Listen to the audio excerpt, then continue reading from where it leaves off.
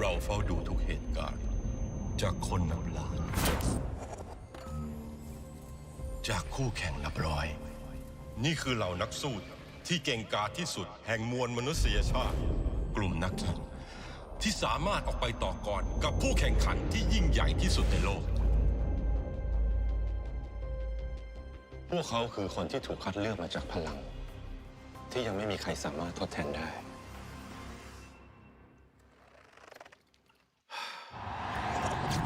ความสามารถของคนนิ้วเดิมพลังอำนาจความไวและการควบคุมในระดับโลกพลังแห่งการสื่อสารประสานกันเป็นทีมสร้างพลานุภาพตีบอลเสริมพลังอย่างหนักหน่วงและการซุ่มระดับเลเวลเทพ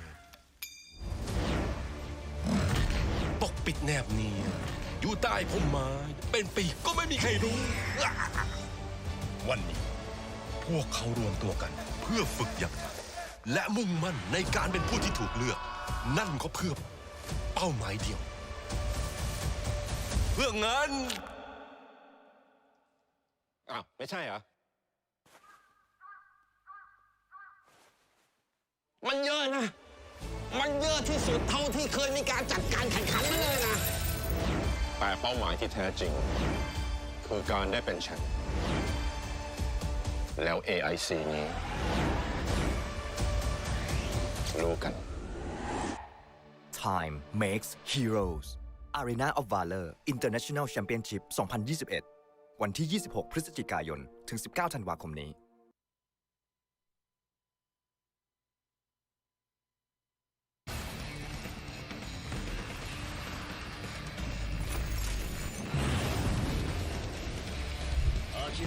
俺から逃げられるわけだお前を排除するそのまま Justice One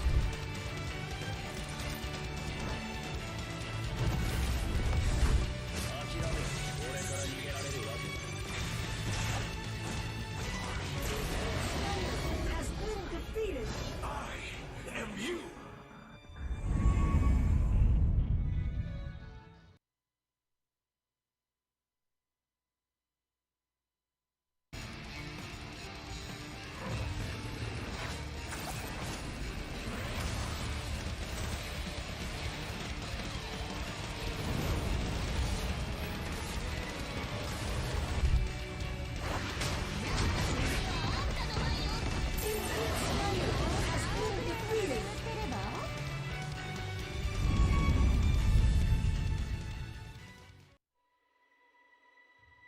We were born at the beginning of time.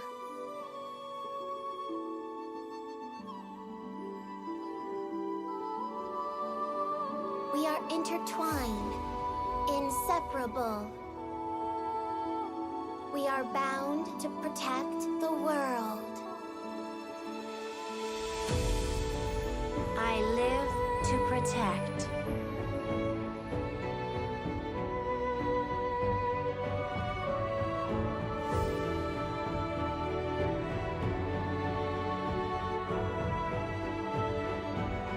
I'm in a bit of a mess, but I have your back. This time, let us stand our ground. I feel I am where I belong. You are. How have you been? We will meet again.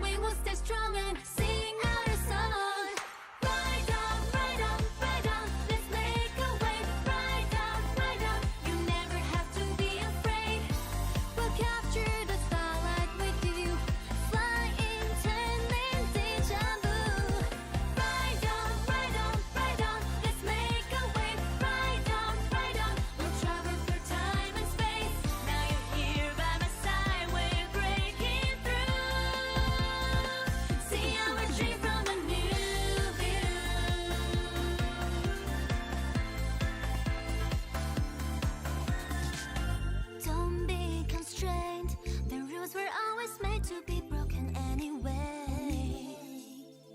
People may talk, but take control and change your fate. I still remember the day when you encouraged us to find our own way. So let's start a chase and keep making waves. We'll find all the answers somehow. We're never alone. Soon we will be head all over the world.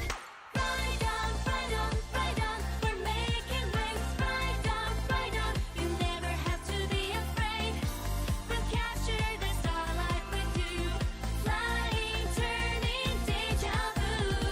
Ride on, ride on, ride on. Let's make a wave. Ride on, ride on. We'll travel through time and space. Now you're here by my side. We're breaking through. See our dream from a new view.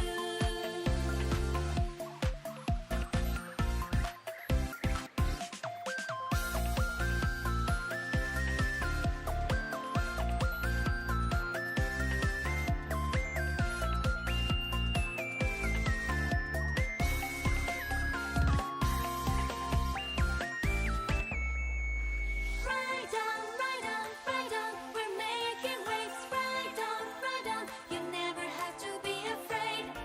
We'll capture the starlight with you. Flying, turning, deja vu. Ride on, ride on, ride on. Let's make a wave. Ride on, ride on. We're traveling through time and space. Now you're here by my side. We're breaking through. See our dream from a new view.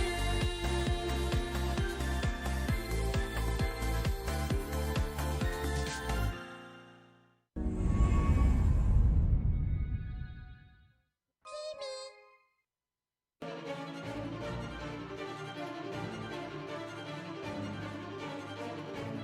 私が言った方が手っ取り早いのに本当バカ。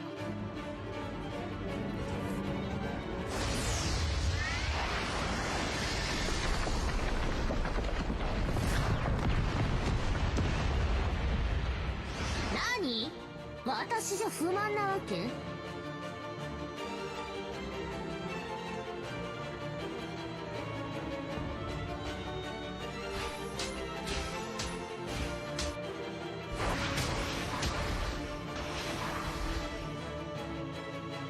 ほら、最初から私が行けばよかったじゃない。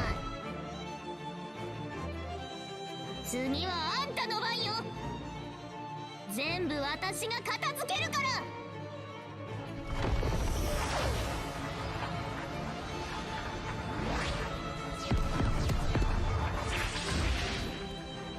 ほら、最初から私がそれで怖がるとか思ってるの？ほら、最初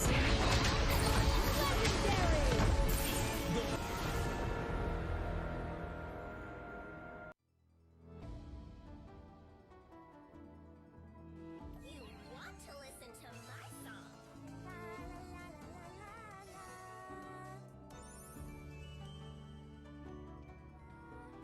Aya Flurry Voice. As the best elf idol, she can greatly enhance the survivability of her teammates. In battle, she can frequently possess teammates to provide protection and defuse the enemy's attack. Aya can also use sound wave attacks against her enemies. They start small and gradually get bigger, which her enemies will not be able to defend against. Once Aya unleashes her magical stage, her opponents will be lost in her singing and be transformed into cute animals. Even if she is attacked, Aya can transform into a squirrel to protect herself.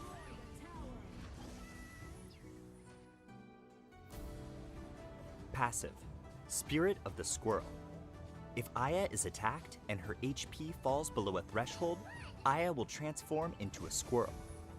Whilst in squirrel form, Aya cannot be targeted, nor can she attack enemies. Receive 2 new basic skills. Skill 1 will revert her into human form immediately. Skill 2 will leap forward some distance.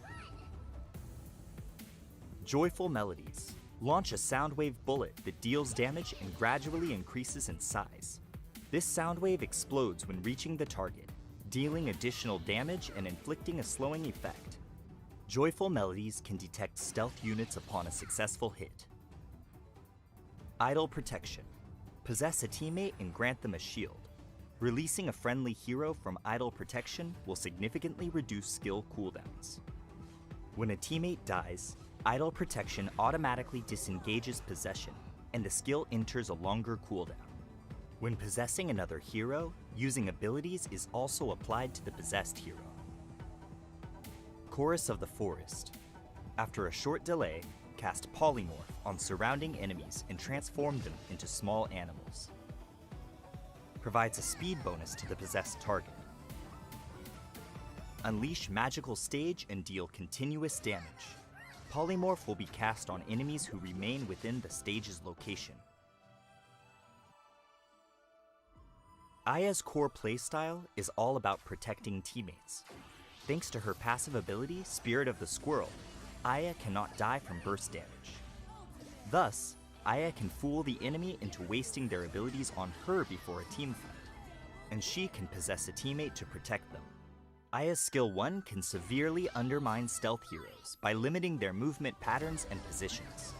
Whilst possessing a teammate, Aya can utilize the AoE slowing effect of skill 1 to help her teammates secure a kill. When a teammate is attacked, frequent usage of skill 2 as well as healing abilities can greatly increase the survivability of her allies. If a teammate is cornered, Aya can escape through walls to continue providing support for the next teammate. The best timing for Aya to unleash her ultimate is right before a large team fight. If her team strikes first, then Aya can help teammates by suppressing the enemy, whilst if her team is struck first, Aya can limit the enemy's incoming attacks.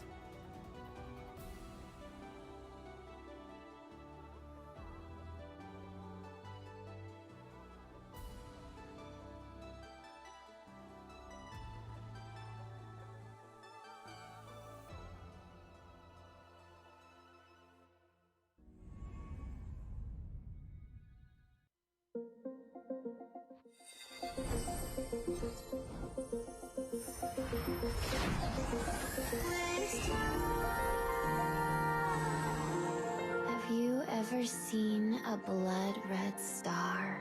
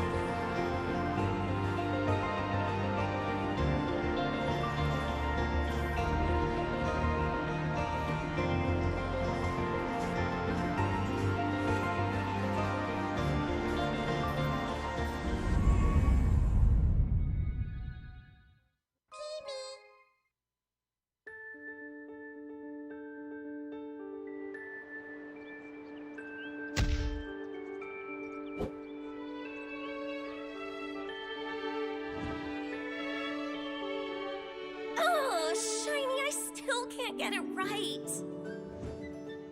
Maya, can't you do anything right? Yeah, I don't see any magic. My voice. I'm still unable to protect everyone.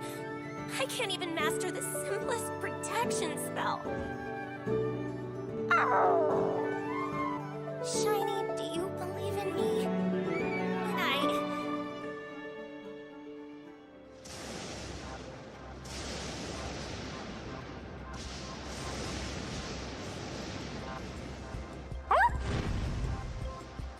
What was that? Oh no, the forest!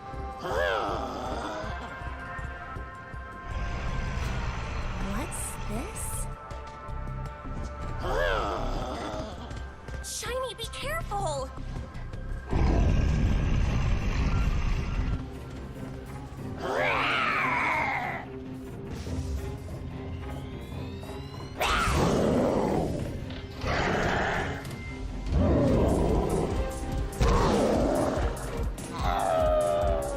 Shiny!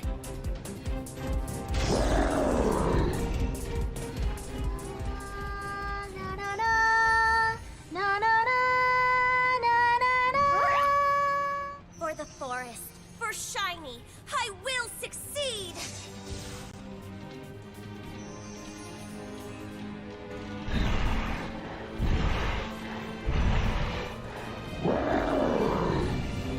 Shiny, let's go! Shiny, watch out! Ah! Ugh.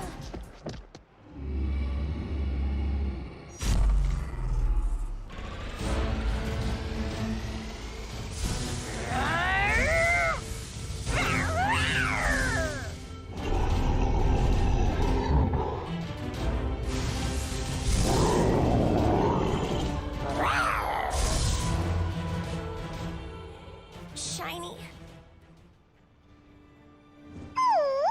Why do you think I'm capable?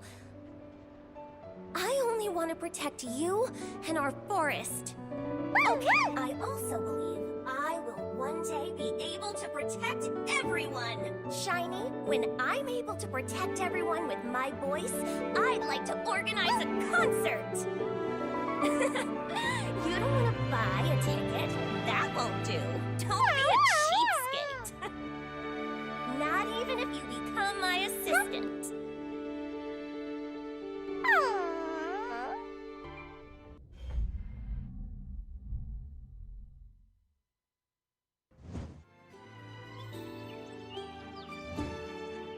The star of Athenor and Avada is here. Are you ready?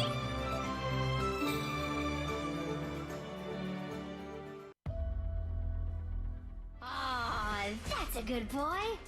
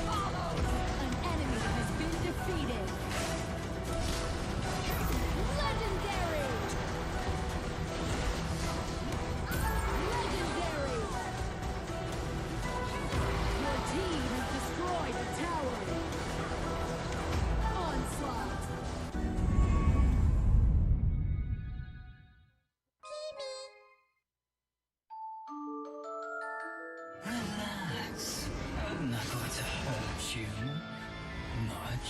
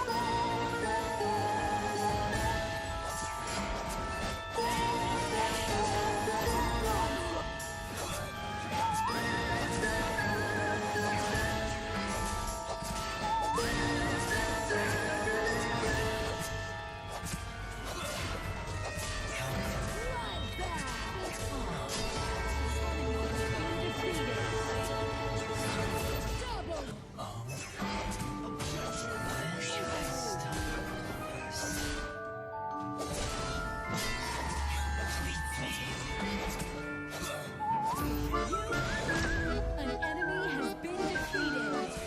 You have defeated an enemy.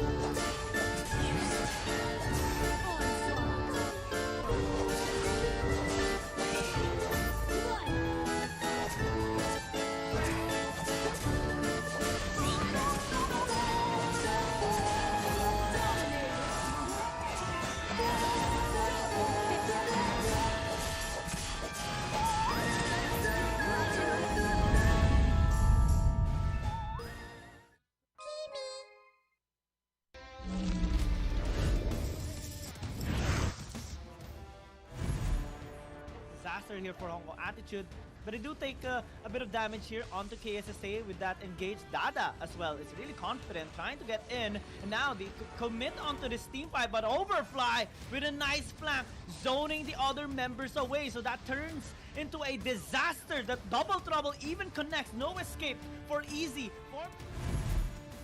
On the bot side, split pushing, but he's gonna get caught here by Overfly, so not the best scenario now for Hong Kong Attitude. Can they actually contest this in a 4 versus 5? The answer is gonna be yes, in the sense with the damage that they are dealing, but same goes for BRU, taking out Easy and a bow almost immediately. Dada is here dealing lots of damage, taking 3 members, and with Shaolin free hitting for so long, they take out 4 in exchange for 2 in that 4v5 team fight, and now they're trying to get a kill here onto Overfly. He is relatively tanky, but he is really getting railed here by Shaolin with the long death timers. I think it's gonna be inevitable. It's gonna be game.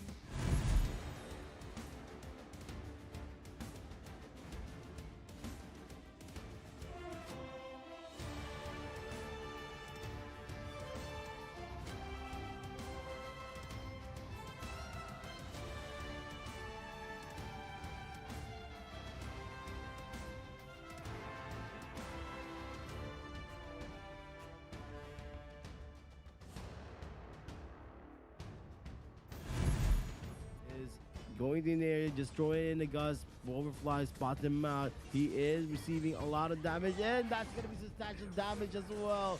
And it is gonna be the Richter being taken out, but we are gonna see a backdoor from Buriram United. Is it gonna be enough? Let's see if it is.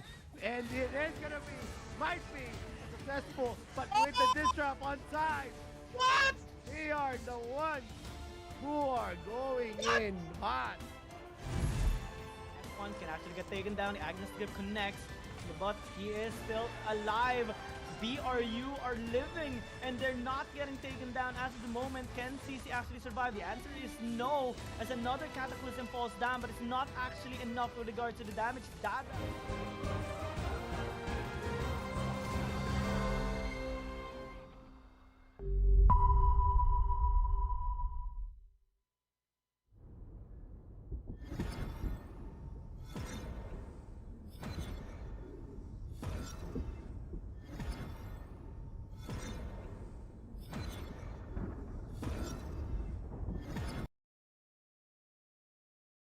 kill here onto Overfly. He is relatively tanky, but he is really getting railed here by Shaolin with the long death timers. I think it's gonna be inevitable. It's gonna be game.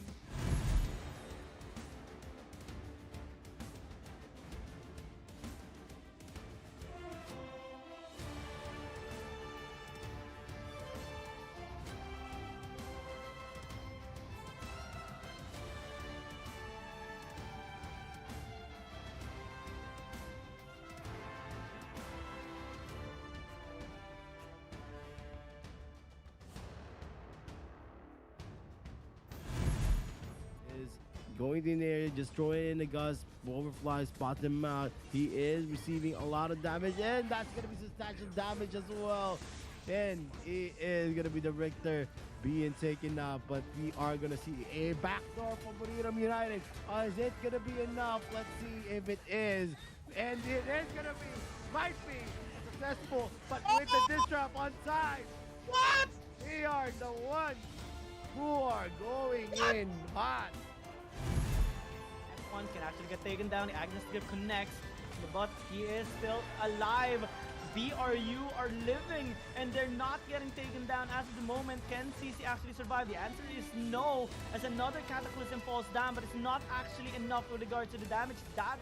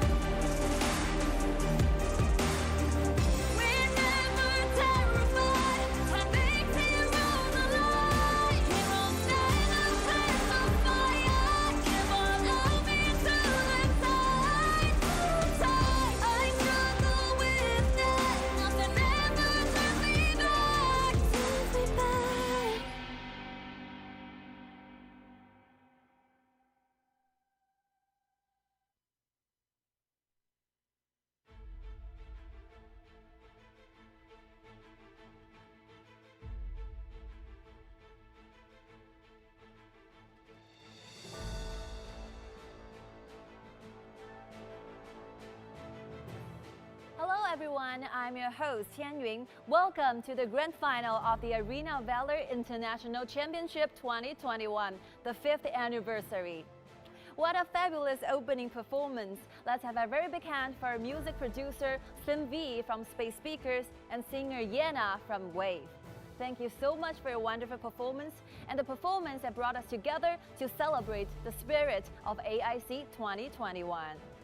We hope this performance will finally inspire our teams and every one of you in the AOV community. The orchestra medley features all of the signature and famous songs from the history of AOV, followed by the performance of AIC 2021 theme song Time Makes Heroes by our beloved Yana. As we unite during this challenging time, we hope that this epic tournament will exhibit the best heroes who will take the trophy, bring the pride and glory to their team, and also shape the history of AOV tournament. Time makes heroes. Only by overcoming challenge after challenge together can the forge of the time turn 5 great players into an even greater team. While each player brings their own strengths to their team, 5 fingers must form a fist and work together if they are to rise up and become the final champions. Today marks the exciting finale to an incredible journey. After weeks of fierce competition and breathtaking battles, we are finally here on the final stage to witness the rise of AIC champions. I would like to thank the organizers of this competition, Level Infinite and Garena, for bringing this incredible event to us live. Before our much anticipated final, we would like to introduce to all AOV fans a special press conference with many interest updates of AOV Esports in 2022. Players from all over the world will witness the most skillful AOV fighters dueling together, and now a surprise announcement about upcoming AOV events. I would like to introduce the representative from Level Infinite who will be informing us about the exciting news of AOV. Hi everyone, my name is Bernd.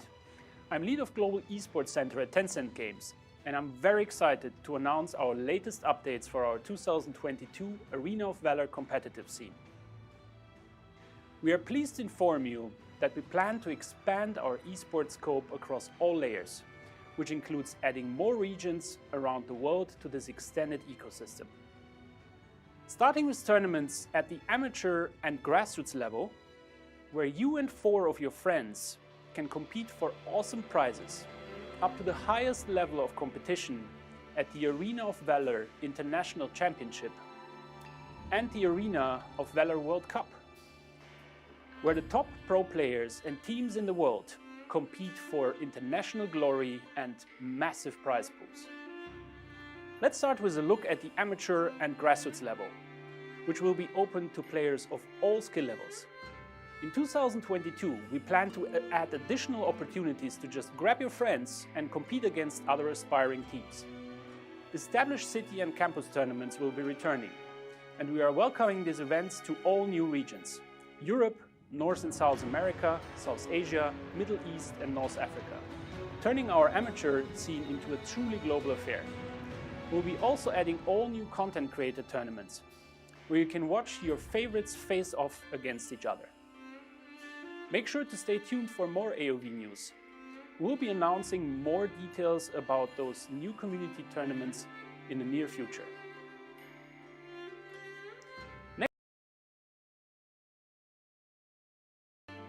As soon as you and your team start to be successful in our amateur tournaments, you will earn the chance to start competing at the regional level in tournaments such as the brand new regional cups and other semi-pro tournaments. Those tournaments are a perfect platform for teams to show off their skills to pro teams and proudly represent the local Arena of Valor scene to fans in their region. Let's talk about the pro layer of our ecosystem. Your favorite pro leagues such as the ROV Pro League, Arena of Glory, Garena Challenger Series and AOV Star League will of course return next year, but we'll also be adding new regional pro leagues to bring you more Arena of Valor action at the highest level. This means we will soon see new local and regional stars rising up and getting their chance to perform on international stages. Next, let's talk about our international tournaments. In 2022, the Arena of Valor International Championship will move from late November to June. And we will be seeing even more regions fighting over the honor of winning and wearing this international crown. This year's AIC prize pool already doubled from 500,000 to $1 million. But we won't stop there. Next year we are committing to doubling it again, making the total prize pool for AIC the largest in Arena of Valor history, an impressive $2 million.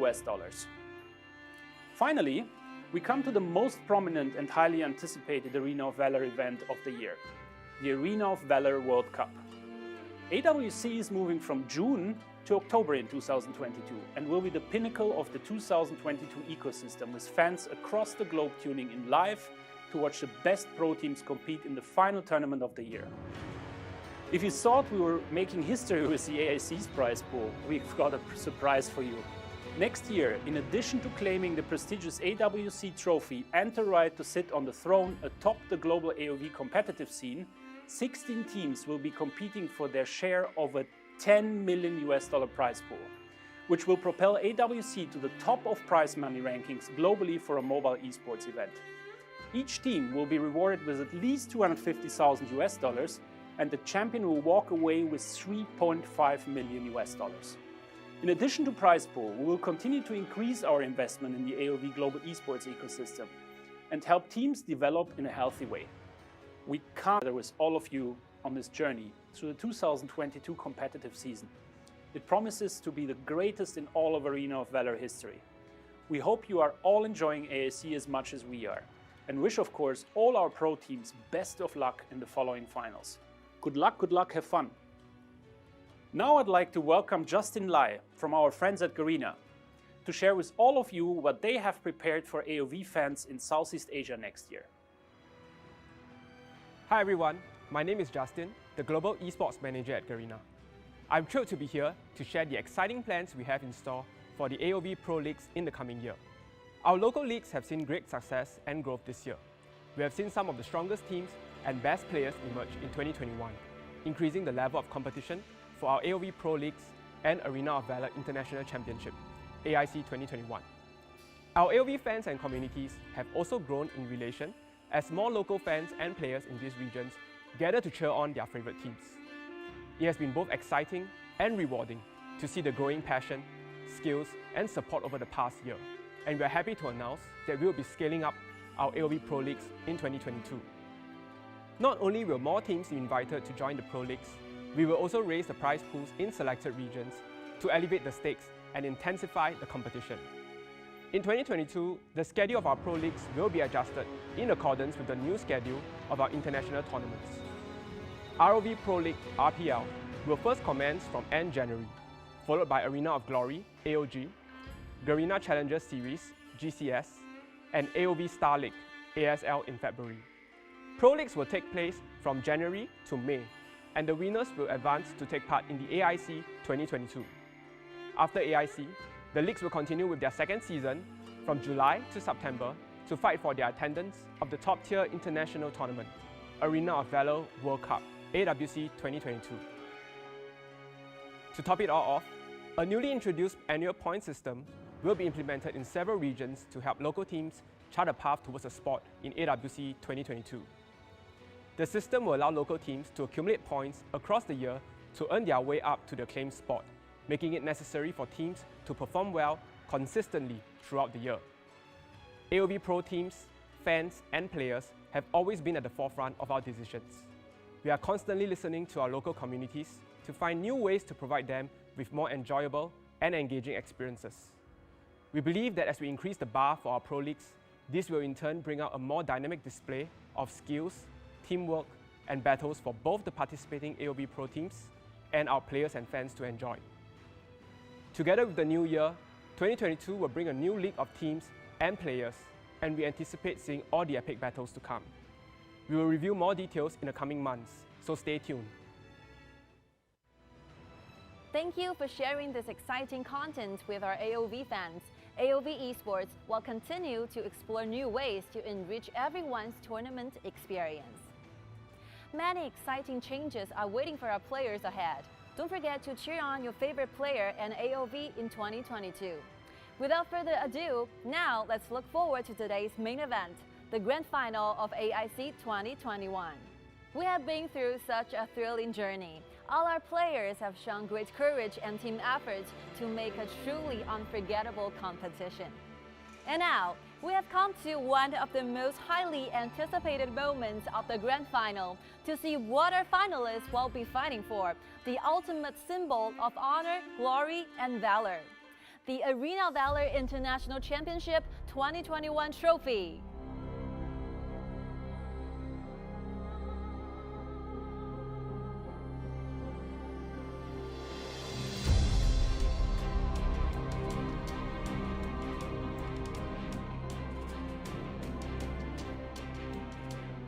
For the past few weeks, Arena Valor has seen the best teams in the world battling for glory and honor at AIC 2021.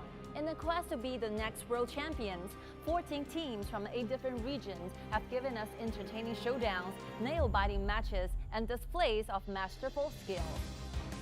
Let's now look back at the journey of the 2 best teams of AIC 2021. Who will emerge victorious in this best of 7 grand final, bring the $400,000 home, and lift the Arena Valor International Championship 2021 trophy.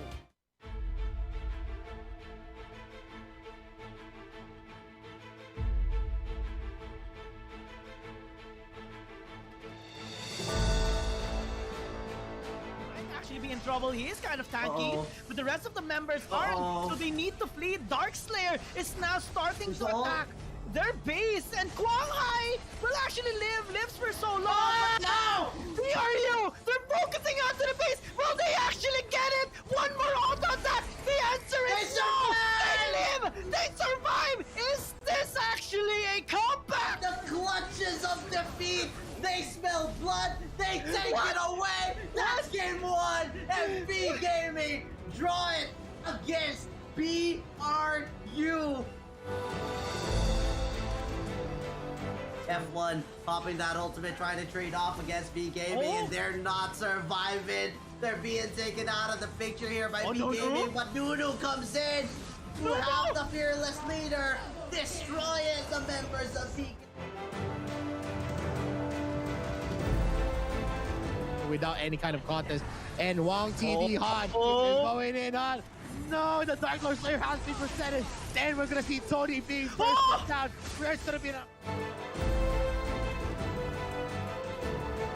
lots of shields. He tries to survive for so long. They get the kill onto the support, but BRU slap back with a kill of their very own. So that 1-for-1 trade has been a favorable trade for BRU as they look to flag upon with the help of Overfly.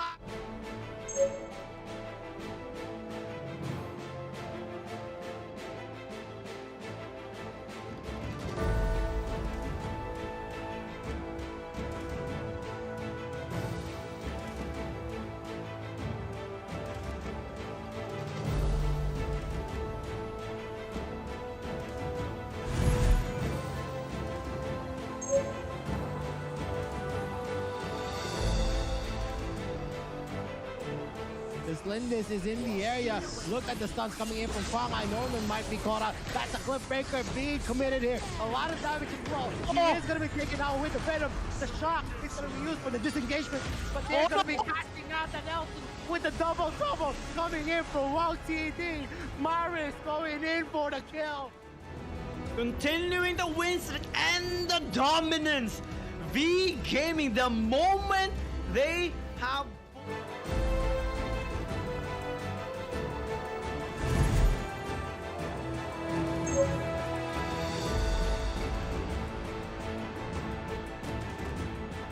here now, knocking into the door of Valencia TF. That's going to be the Desert Face starting in the clash, but we're going to see Overfly going in for the kill. Pichu and also the Quixie is going to be bursting out. Viper does his best, but he's also going to be forced to go back.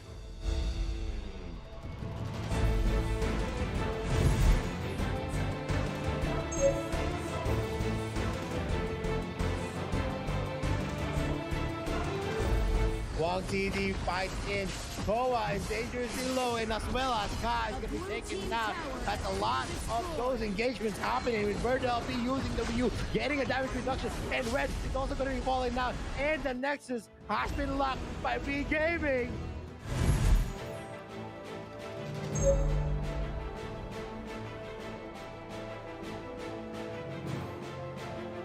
That's a knock-up. And also, you're going to see the boxing going in with a kunai blitz. Ascending's going to be used by Wawa. Its Thor is going to be taken out here with Nunu on the backside. F1 finishes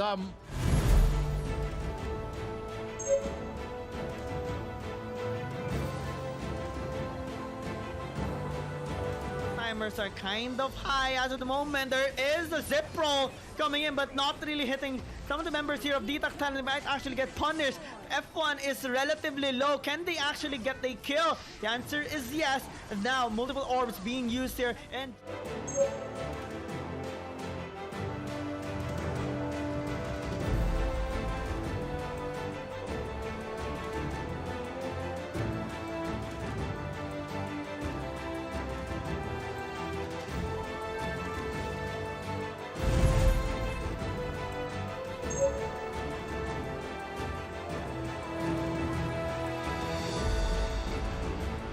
even more.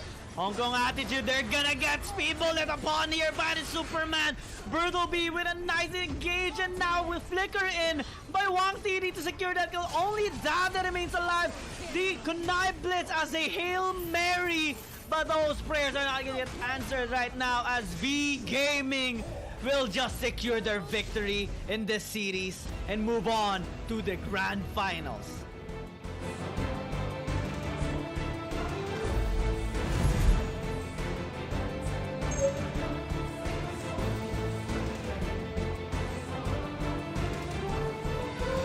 Shaolin, if they actually can dive, that's going to be the go signal. Apao nearly gets caught. They're now focusing onto the Nexus and might as well take this game. BRU, their comeback in the series.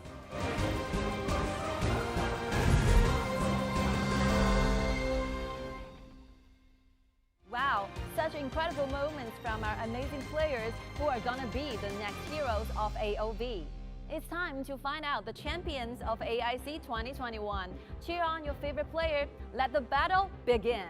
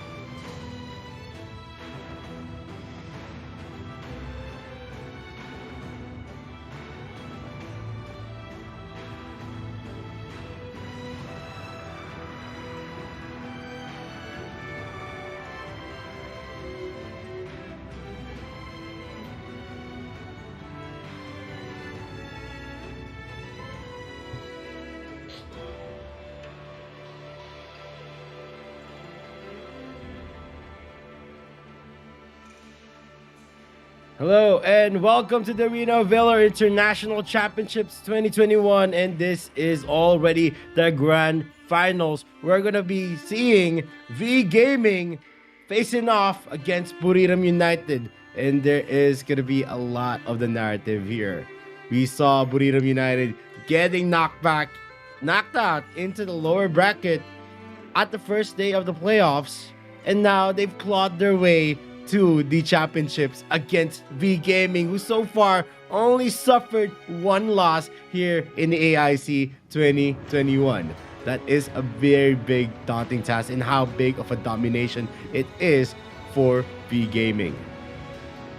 And well, for Buriram United Esports, they have been improving quite a lot, and also, proving themselves that they are worthy in challenging V Gaming in this Grand Finals. They went through a lot, starting with a reverse sweep that happened against them when they battled against Saigon Phantom, and they moved on to the lower bracket. They tried to battle against Valencia CF, and we all almost thought that the curse won't be removed, but no.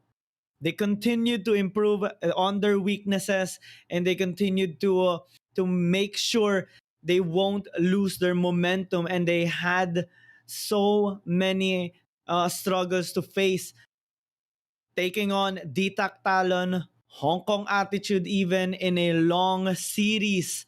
And during their battle against Hong Kong Attitude, we almost thought that they would be swept because the score was already 3-1 in favor of Hong Kong Attitude. But then the fire kicked in on BRU side, and they just went on in a very nice sweep, taking us to game number 7 in a dominating way to end that game as well.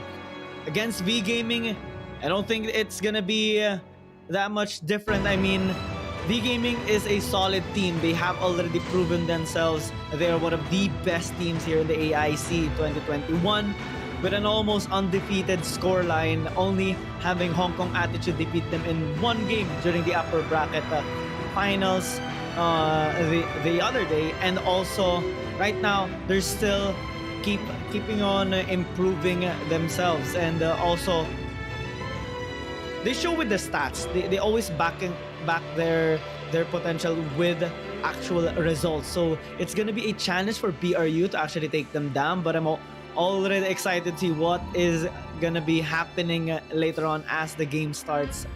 Well, in a while. Yeah, and we are now actually gonna be starting game number 1 of this best of 7, and of course it is gonna be very, very exciting. Is it still gonna be the dominant V Gaming we've seen so far here in the AIC, or are we gonna see a clawback coming in for BRU? Because so far in all of their matchups, we saw V Gaming actually overturn the tides on BRU. Even in the best of 2, they have not won even a single match onto V Gaming, and this might be the chance of BRU to actually redeem themselves from those defeats. But if V Gaming still gumps in hot with all of those strategies, all of those draft picks, and even of all those aggressions, we're gonna see V Gaming still coming out on top. And BRU is being shown in your screens. It is gonna be KSSA, Defoxen, Nunu, F1, and then Overfly to represent the RPL region. BRU is still looking strong coming in from the lower brackets. And of course, the champions of the upper bracket, it is going to be Han, Wang TD, Maris, Huang Hai, and Bird LB representing V Gaming of the AOG region. The AOG region and the RPL are going to face off again here in the AIC 2021. Let's see what is going to be the draft.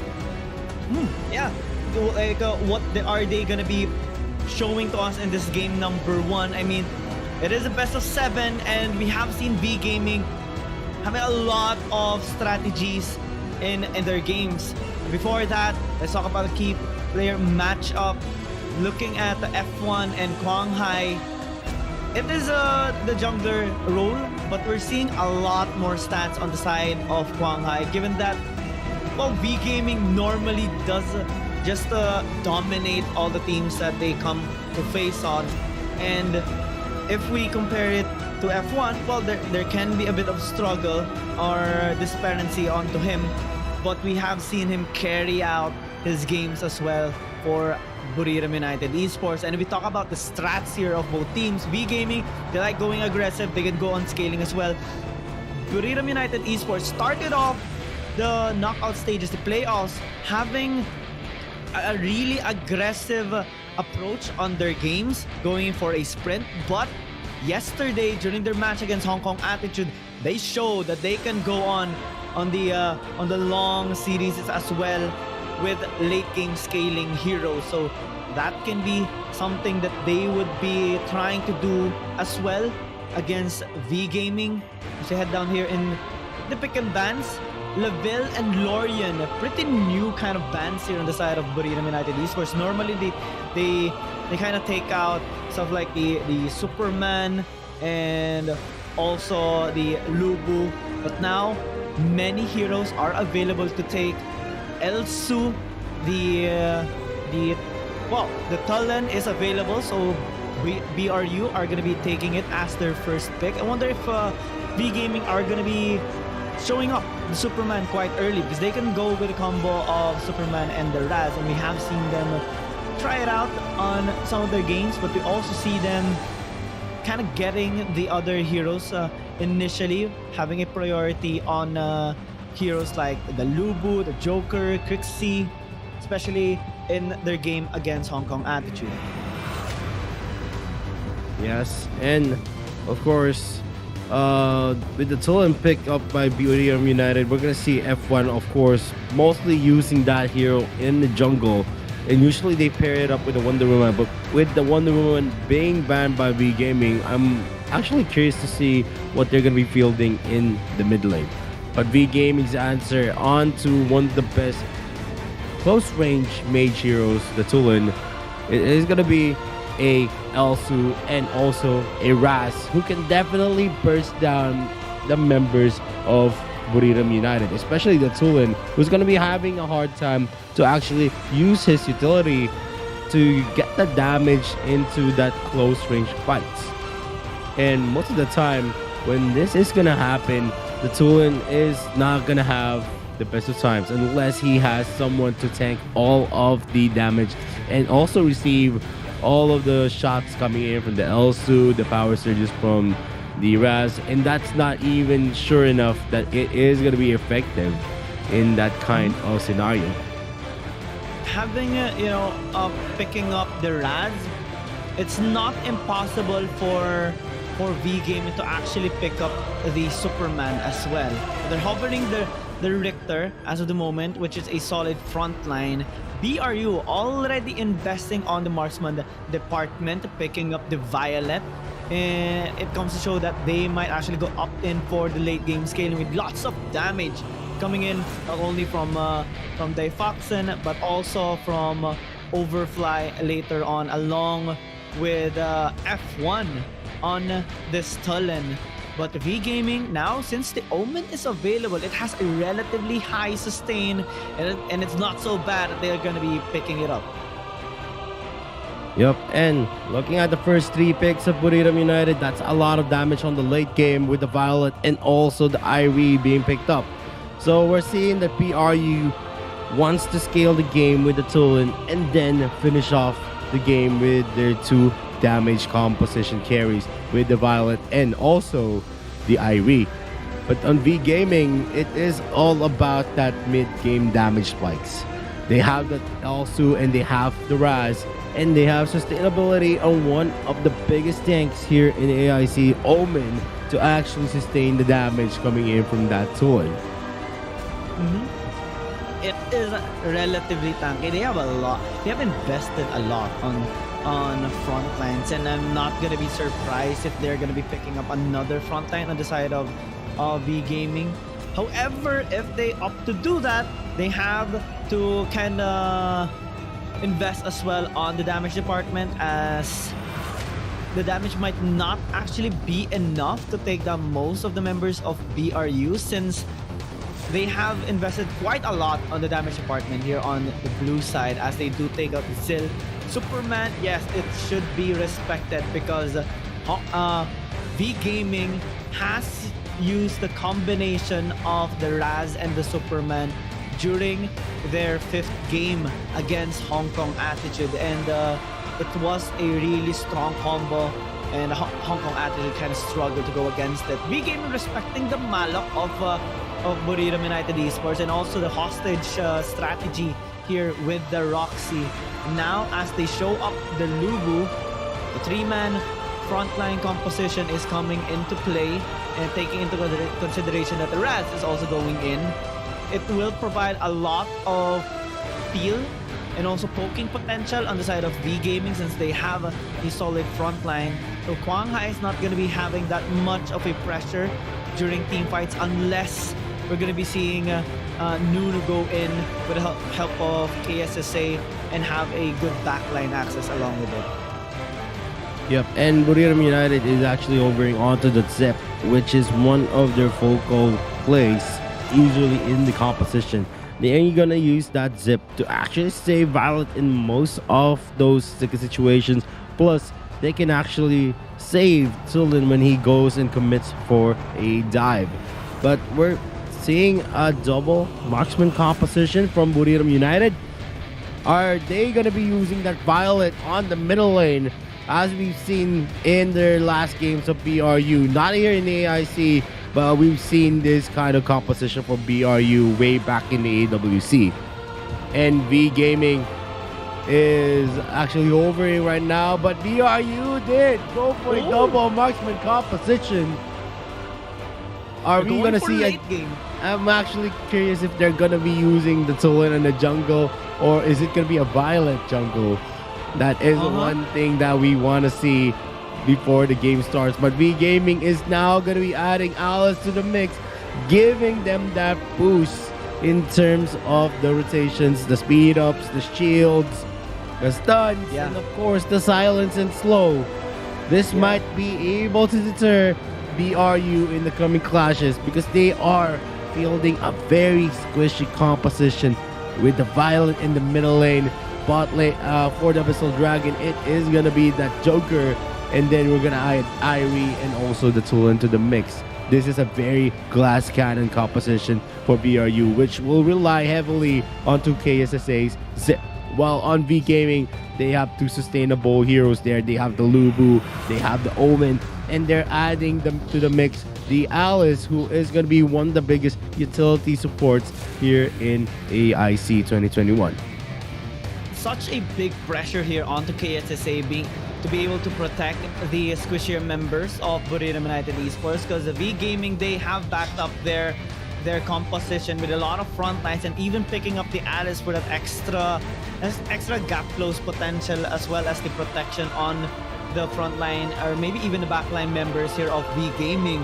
They're gonna be trying to muscle out Buriram United Esports, especially in the early game, since we do know that the power spike potential of Iraj is usually happens quite early, and if they are going to be able to shut down most of the members of BRU, in which we have seen on the side of Hong Kong Attitude trying to bully the mid lane and the Dark Slayer lane, that is one of the kind of weaknesses of BRU during their last series against HKA. And if V Gaming are going to be able to do that, that's going to be spelling out trouble. But let's see what's going to happen in this game number 1 of this best of 7 series. Again, this is the grand finals of the Arena of Valor International Championships. SCU is going to be coming out on top in this first game. Yep, and we're gonna see a kind of normal start for both sides, with Alsu being facing off against a Joker here in the top lane, who gets that first damage in, and KSSA and F1 is gonna be in the area, and the small cap has already been started by the Raz and the Omen, and Wang TD is just giving it hot onto the Foxen, getting that bullet in.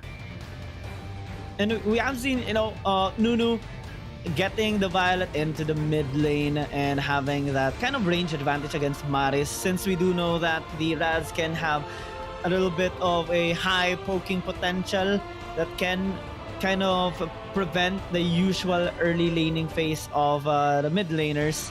So having the Violet gives a little bit of security on the side of BRU, especially that there can be a big gank potential coming in from Huang Hai later on, as he tries to kind of pressure the members of BRU.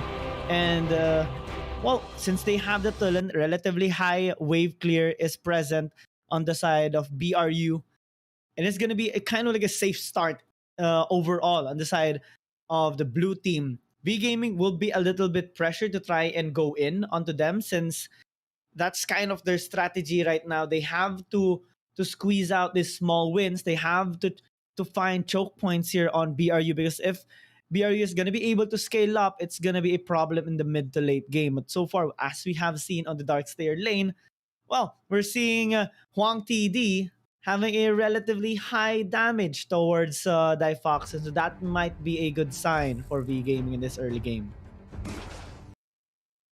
Yep. Sorry for the technical difficulties. We are having some kind of problems with the feeds that we are receiving for the production, but we are going to be getting back to the game again. It is gonna be continued in short plan, and here we are. You know, Nunu is trying to play it out safe. Maris continuously looking for an angle to go in with the power surges. And since, you know, the Valor has a relatively high wave clear as well, he's gonna be able to go in with a cheater recall and just go back to the base and reach the lane without even losing any of his minions. Because of this kind of strategy, BRU is having a little bit of a gold lead, just enough to have that extra security in the laning phase as they do make their rotation around the map. Overflying doing a relatively okay damage here on the Birdleby, but it's not going to be that much pressuring him. F1 with a burst here on Tournamet, nearly taking him out, but he's going to be forced to recall, so he's going to be losing a little bit of his economy here in the mid lane. Yep, and we're going to see here some trades happening with Buriram United still having that damage advantage and also the range damage. And so far, V Gaming has been having difficulties on actually finding some ways to catch out those squishy heroes, and Birdleby is going to be in the area trying to go for that pull, but he might be caught out. Overfly is going to be missing that Gus, and it is still anyone's game right now. And again, we do apologize for the technical difficulties, but rest assured we are trying to fix it as soon as possible to give you guys a wonderful experience, especially that this is the grand finals of the Arena of Valor International Championship. Wang TT is very low, taking that poke from Difoxen as the rotations come here on the side of Buriram United Esports. They're trying to get vision. Nunu attempting a steal here onto Quang Hai. They are having a really high confidence here on the side of BRU, tracking down members of V Gaming, but they have to lay this out relatively safely because they can get punished here by V Gaming if they overstep their boundaries. Again, F1 with a nice burst coming in here onto Maris, forcing him to constantly go back towards his base to restore his health. But it's not going to be affecting him that much. We're actually seeing V Gaming coming out on top in the gold department as they do start this Abyssal Dragon. BRU is looking to actually contest. Overfly being in the front line as the rest of the members try to damage this Abyssal Dragon. They have to be very careful because Han is on a flank position along with the other members here of V Gaming, trying to clear out the way to get the priority towards the objective. They are going to be passing top side. They are just going to be having this trade-off on the objectives, but maybe not so because Quang Hai is still here on this Abyssal Dragon. Can he actually get the steal? The answer is no. F1 gets it with the punish. Yep, and so far there is going to be a lot that is happening here with BRU always on top of V Gaming, but so far no goal advantage is being felt here, and Mars is going to hit that power surge. And so far the Violet mid has not been so hot for Buriram United, but it is going to be clearly felt when we come into the parts wherein there is going to be a lot of damage items. Rank Breaker is already there for the Violet, and I think he is going to be using a itemization wherein Oriel's brand is going to be his next item, so that is going to be adding some damage, but it is not going to be big damage as well. But Quang Hai is being harassed here by Nunu, and Quang Hai goes in hot, and the Devour of KSSA is going to be used, and they are going to be able to disengage. Yeah, that is the strategy here of BRU, constantly protecting the Squisher members of them. But that was kind of scary. If the follow-up of the other members of V Gaming were there, I think it's going to be a bit of a challenge for KSSA to save his teammates. And right now we're seeing V Gaming really making their rotation across the map. Matt is even planning on an invade here to try and catch out anyone on the side of BRU, and he can actually do that because he's using Iraz, which can relatively burst out anyone in a blink of an eye if it's a 1v1 scenario, as they are setting up a death brush. F1 might actually get flanked. KSSA is ready for the defense. Bertleby with a pull, attacking the members here of BRU, but as they lose some of their HP bars, they are going to be losing the outer turret here in the mid lane as well. Fantastic execution here by BRU. V-Gaming not really getting any trades as of the moment, and we're seeing BRU actually having a relatively high gold gold lead here in this game number 1. As we see the stats, 61.9% win rate of BRU whenever they get the first turret. Yep, and with BRU taking in the first turret here in the middle lane, it is going to be opening up some advantages for them. But Quanghai is going to be into the brink of actually trying to take down Nunu. But with KSSA in the area, it is not going to be a sure thing. F1 is going to be using the Thunderclap. The Zip Roll is going to be used, and the Thunderclap is going to be body blocked by Han. The Foxen is also in the area. F1 is just going to be putting in the stacks on his passives, and the Holy Dragon is going to be started here by Quanghai. Bird LB is in the area just to navigate and see if there is any type of contest that's going to happen, and the objective is not going to be traded out. With the Infinite Slayer still up, United opted to just go in for the tower. KSSA might be taking out one more power surge. The Zip Roll is not going to connect. Bird LP connects the Death Embrace, and a double kill for V-Gaming, securing that with all of the ultimates being expended. Yeah, it could have been okay for BRU to take down that tier 1 tower at top, but the problem was rotations were already being made by V-Gaming. They get 2 kills, and that tower is not going to be helping them that much because it is immediately traded out onto the top as well. So far, with regards to the structures, we're seeing BRU coming out on top, but in the gold department, it's still V-Gaming, and that's going to be spelling out trouble for them, especially in the mid-game. Snipe nearly takes him out, but Nunu is going to be here trying to take out Huang TD as well. They disengage for the meantime as BRU tries to start this Infinite Slayer. There's not going to be any contest here by V-Gaming since most of the members of them are relatively low. They're transferring their attention here onto the bottom side instead, with Bertleby taking it out. Gold lead still in favor of V-Gaming, but it's not that much anymore. Yep, and that snipe connects onto Nunu. It is definitely going to be felt with more of those shots hitting from Wrong TD. But so far, we have seen a lot of those snipes missing the mark, and it is kind of affecting their gameplay, because if they want to have that advantage against this type of composition from Buriram United, they need to get those shots into the right persons like Nunu and F1. And you can even count the Foxen to actually be a viable target. The Thunderclap is going to be used, and it is the Infinite Slayer already spawned here into the middle lane.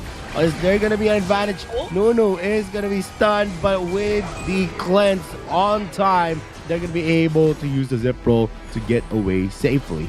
And this is the game that's been happening. The Can Laughter is going to be used here into Omen. Omen uses the Death Embrace, and they are going to be able to secure that kill. It's a 4v1. While Wang TD is running for the high heels, Nunu is on the front, and the grenade slows him up, and the snipe is not going to get the kill. Nunu is getting a lot of the damage in KSSA here onto the middle lane. They are trying to go for a push, but with the members still of V-Gaming alive with the Lubu and also the Raz, they're not just going to risk it just yet. F1 is in the area. Maybe they are going for the outer turrets instead of the third tier, which is more riskier for them. Nunu is in the area just getting all of those damage in. And this has been one of the stories we're in. There's a lot of pushing power on the side of Buriram United. Yeah, right now they are about to get choked out. Han is increasing his movement speed towards their location, but as that goes on, there is a split push onto the top. Overfly, overextended a little bit, is going to get chased down, but he's going to be able to disengage. Holy Dragon going to be uncontested here for BRU as Bertleby just tries to get some vision to know where they are. And it started with a clash in the mid lane wherein execution was really good on the side of BRU, avoiding the potential multi-kills coming in from V-Gaming with the help of KSSA's zip roll. And when V-Gaming actually was a little bit scattered in their positioning, BRU choked them out, taking out Birdle B and another member in the process, translating it into towers, and now they're sitting at a 2,000 gold lead at this 13-minute mark. But however, onto the top side might be detrimental for BRU. KSSA with a nice save, but F1 goes in once again onto Birdle B. They aren't overextended. Maris tries to burst them down. 3 gets bursted instead. Now with a 1-member deficit on the side of B Gaming, they are going to be losing their top lane inhibitor tower. BRU investing on siege damage, and they are making it work. There's also a fight onto the bot side. Orb used to try and survive, but Overfly will still secure that kill. Yes, and the snap is going to connect again on the F1. But with the mounting pressure coming in for Buriram United, the mid-game that we were expecting from BRU is already popping off. All of them has those items, and they have the range to actually call for it. And with Wang Zidi not being able to use the damage per second that an Elsu cannot really bring into the table, it is getting harder for V Gaming. And with Infinite Slayer being secured again by Buriram United without any type of contest, they are going to look to a better chance of pushing another lane again. It's either the bottom lane or the middle lane. Yeah, I mean, BRU so far is doing so well in this game number 1, having a 3,000 gold advantage, avoiding the team fight setups here being made by V Gaming and crafting their very own responses. If they avoid the initial engage, they can actually punish, since they have invested quite a lot on the siege damage coming in from Daifoxin and Nuno. But right now, Daifoxin's being engaged, might be in trouble, gets taken down. Birdle B is just being a monster right now, taking out 2. KSSA tried to save Daifoxin, and it turned out to be disastrous for BRU. Now, with a numbers advantage, with an objective spawning up in the next 20 seconds, V Gaming are looking to strike back here onto BRU, but we do apologize for that minor technical difficulty. You are going to be seeing us on the caster desk for the meantime while we do try to resolve the issue. Unfortunately, things are not going well that much for our status as we check out this small replay of Daifoxin getting caught out. Birdlebee's engage is just phenomenal, along with the other gap closest of V Gaming, Wang Hai, Maris. BRU has to respect the gap close potential here of V Gaming, because if they don't, it's gonna be spelling out trouble for them. Even though V Gaming is kind of lacking on the damage department, if they can just take out BRU one by one, well, that is gonna be their key to victory. Yep, and definitely we saw in the game that it is V Gaming who got those. They already got those kinds of new looks, and them having the advantage on that double kill onto Defoxin and also to KSSA, it might be dangerous going forward for Buriram United Esports, because they lack the sustainability and tank ability. Only KSSA is already ready for them to actually tank for them. And well, let's see if how V Gaming is gonna be responding to this advantage that they have, since it can be a big hassle onto BRU's side, having 2 casualties, both the marksman and the support taken out, so they can't really contest the Infinite Slayer take here of V Gaming, since we do see them kind of making the rotation already towards that objective after they killed both Daifoxin and KSSA. Pot over the path. And well, we can just we do apologize once again here on for the technical difficulties. Well, rest assured, we are trying to fix it as soon as possible, as we do know that this is a very, very important event. The AIC 2021, looking to who is going to be coming out on top here, who is going to be the grand champions of the Arena of Valor International Championships. It's just kind of sad that we're experiencing this as of the moment, but we're trying to fix it nonetheless.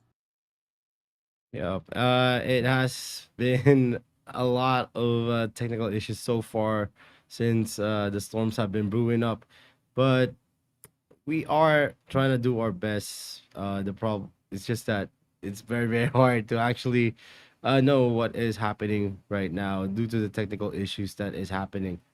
So, yeah, I hope you guys are doing great in the chat, even though I know it is not that great just because we're not able to watch some of the actions that's happening. But rest assured, we're not going to be skipping out any parts of the match just yet. Mm-hmm. Yeah, we are gonna be going back as soon as possible. We're also as excited as you guys, wanting to know what the result is, what's going to happen, and we're back, guys.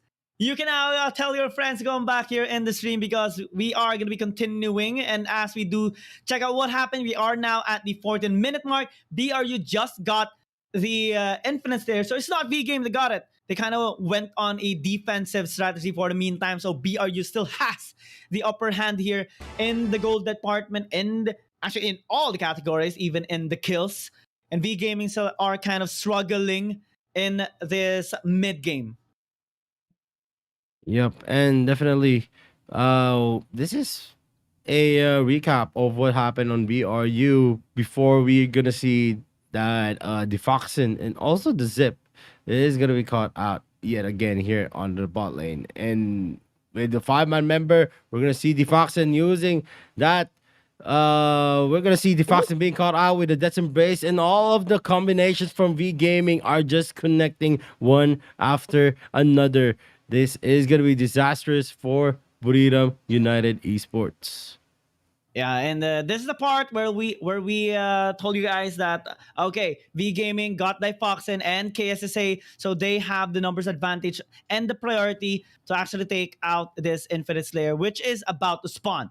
And BRU should not be able to contest this as it is still 10 seconds and 12 seconds death timers rolling on the side of Difoxin and KSSA, and Yeah, I mean, it is gonna be problematic with all of the streams so far are having some problems in this kind of regard. So I do apologize sincerely from all of the production staff that is here. Why are you laughing? Why are you crying? I want to see what happens next. I just want to see. I just want to see what happens next, man. But yeah, we are we are gonna be fixing it in a show. Don't worry, guys. It's just a slight issue we are experiencing as of the moment, but we are gonna be continuing as soon as possible. At least we had a little bit of info on what's going on. Uh, that V Gaming is already starting the objective, at least having that set up with regards to the vision onto the Infinite Slayer. If we are trying to fix the issue as the moment, there appears to be a bit of problem because of the storm coming up. On There is a big typhoon already that is kind of might be affecting the connections and also the live stream in general. Let's see if it's gonna be resolved in a short while. As we know, you guys here in the comment section want to see what is going to happen as well. It's just a bit of a struggle right now for all of us. But rest assured, it is gonna be fixed up um, as soon as possible. We are doing our very best to make sure things run smoothly and give you guys the best possible experience that we can provide. Yep, and because of the ongoing technical issues, we're actually gonna go for a very very short break first, so that we can actually assess what is happening, because I think it is more of a It is more of a technical issue and a network issue as well, since there has been some problems so far in the connections. So I hope you guys will just still stay in the stream, and we'll see you guys Yes. later.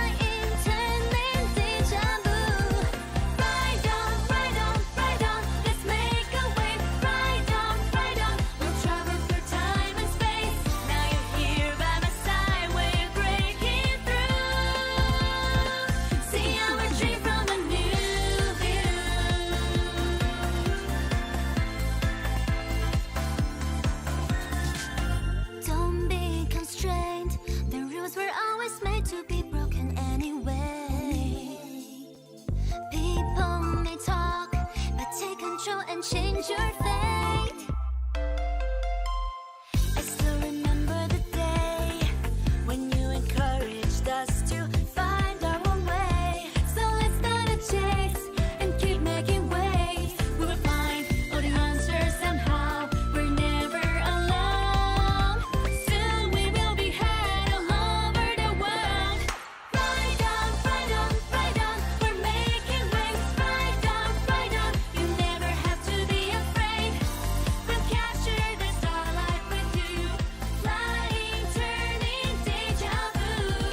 Ride on, ride on, ride on. Let's make a wave. Ride on, ride on. We'll travel through time and space. Now you're here by my side. We're breaking through. See our dream from a new view.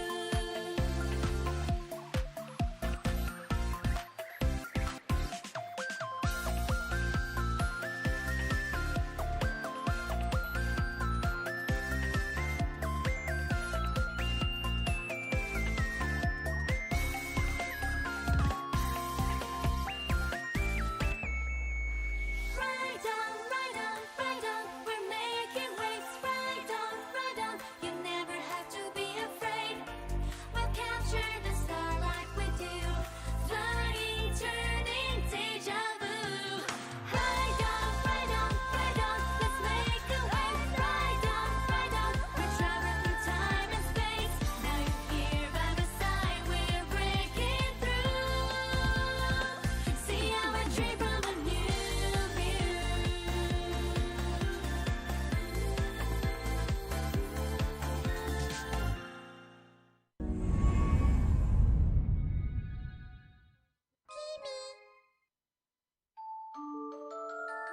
Relax. I'm not going to hurt you much.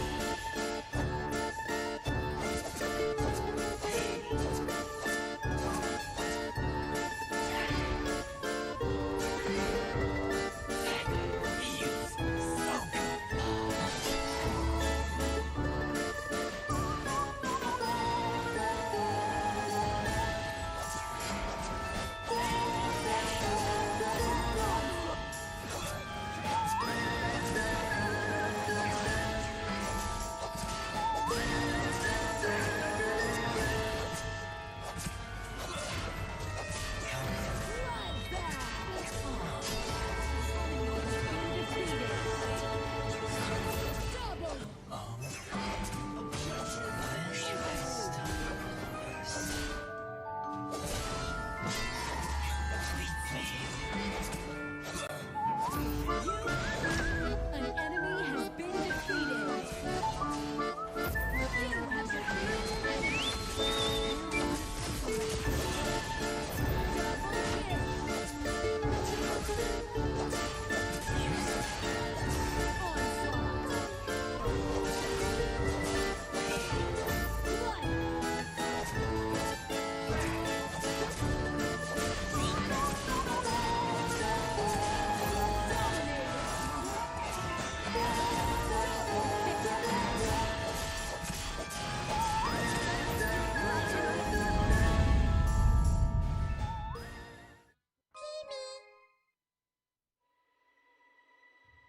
We were born at the beginning of time.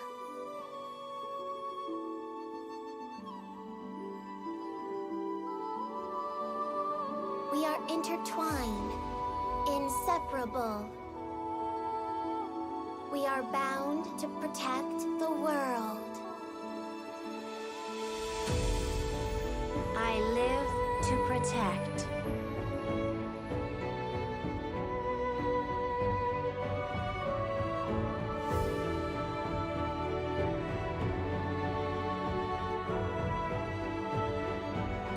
I'm in a bit of a mess, but I have your back. This time, let us stand our ground.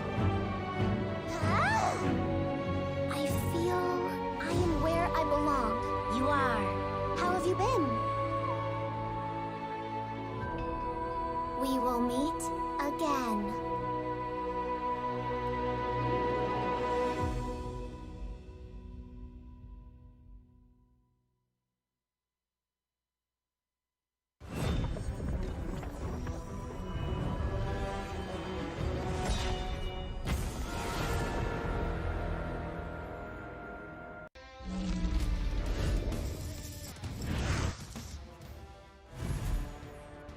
disaster here for Hong Kong Attitude. But they do take a bit of damage here onto KSSA with that engaged Dada as well. It's really confident, trying to get in. And now they commit onto this team fight, but Overfly with a nice flank, zoning the other members away. So that turns into a disaster. That Double Trouble even connects. No escape for Easy. On the bot side, split pushing, but he's gonna get caught here by Overfly. So not the best scenario now for Hong Kong Attitude. Can they actually contest this in a 4 versus 5? The answer is going to be yes, in the sense with the damage that they are dealing, but same goes for BRU, taking out Easy and a bow almost immediately. Dada is here dealing lots of damage, taking 3 members, and with Shaolin free hitting for so long, they take out 4 in exchange for 2 in that 4v5 team fight, and now they're trying to get a kill here onto Overfly. He is relatively tanky, but he is really getting railed here by Shaolin with the long death timers. I think it's gonna be inevitable. It's gonna be game.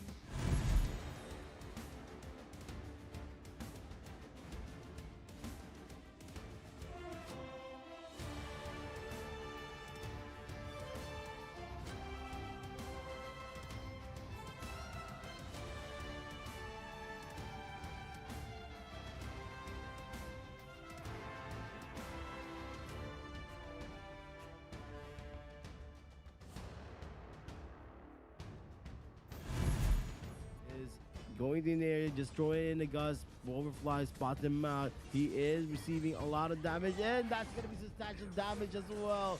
And he is going to be the Richter being taken out, but we are going to see a backdoor from Freedom United. Is it going to be enough? Let's see if it is.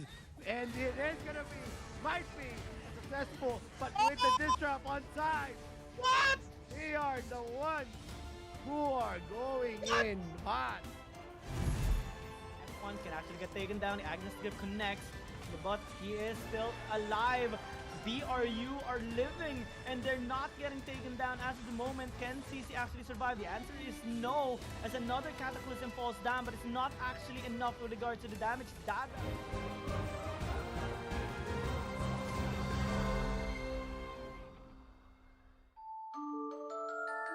Relax. I'm not going to hurt you much.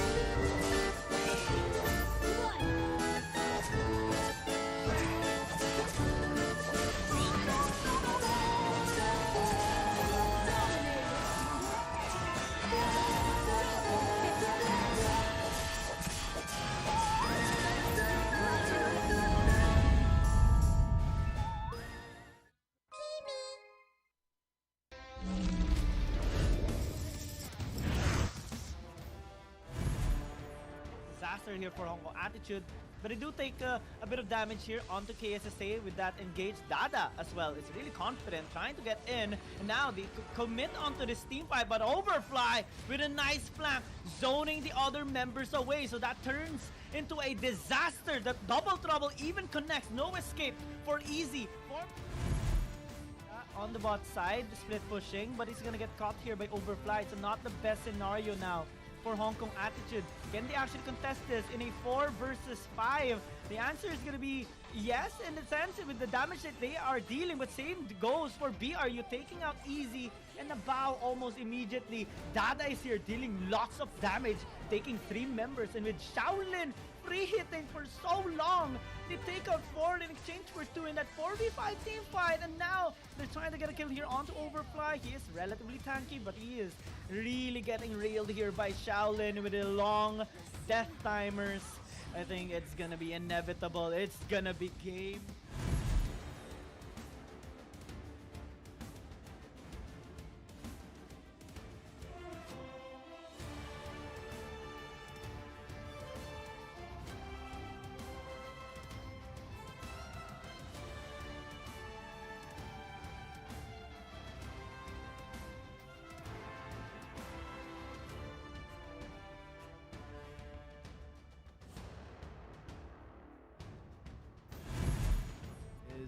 Going in there, just throwing it in the Gus. Overfly spots him out. He is receiving a lot of damage, and that's going to be substantial damage as well.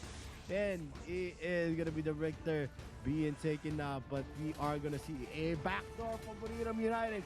Is it going to be enough? Let's see if it is. And it is going to be, might be successful, but with the disc trap on side. What? They are the ones who are going in hot. One can actually get taken down. Agnes Gift connects, but he is still alive. BRU are living and they're not getting taken down as of the moment. Can CC actually survive? The answer is no, as another Cataclysm falls down, but it's not actually enough with regards to the damage. That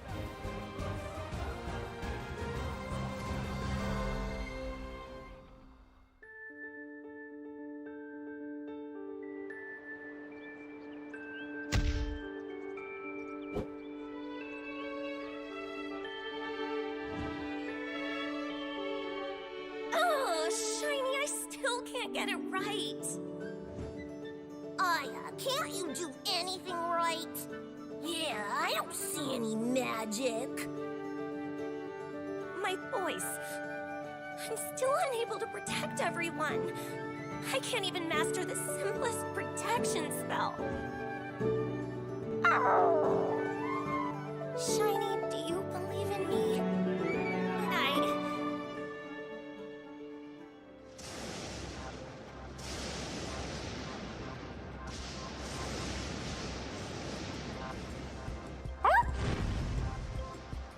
What was that?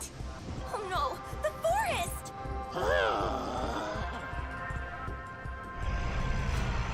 What's this? Shiny, be careful!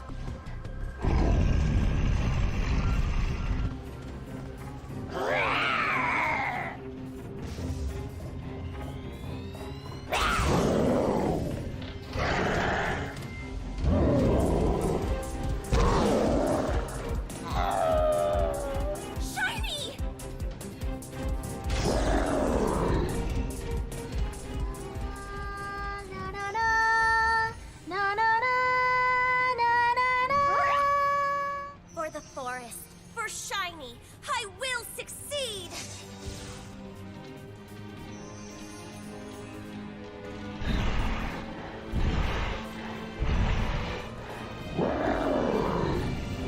Shiny, let's go! Shiny, watch out!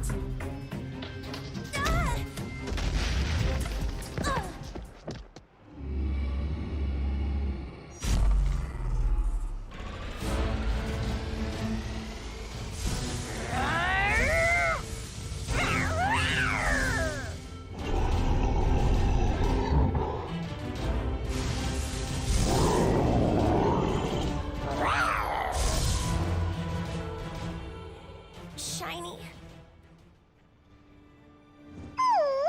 Why do you think I'm capable? I only want to protect you and our forest. Okay! I also believe I will one day be able to protect everyone. Shiny, when I'm able to protect everyone with my voice, I'd like to organize a concert. You don't want to buy a ticket? That won't do. Don't be a cheapskate. Not even if you become my assistant.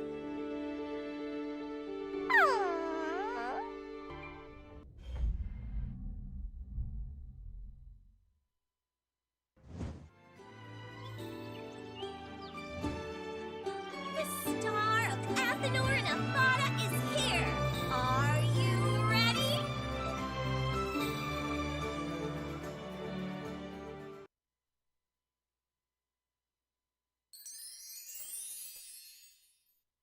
Ride on, let's make a wave. Ride on, we'll travel through time and space. Now you're here by my side, we're breaking through.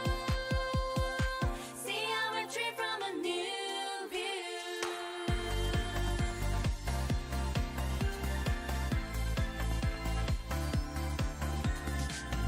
Don't be afraid, you need to find a carry deep inside of your heart. This dream is real, be brave enough to take your shot. Although the journey is hard, we're always gonna try to reach for the stars. The pathway is rough, we may stumble and fall, but we won't let fear hold us down. We won't hide ourselves. Yes, we will stay strong and sing our song. Ride on, let's make a wave. Ride on, you never have to be afraid.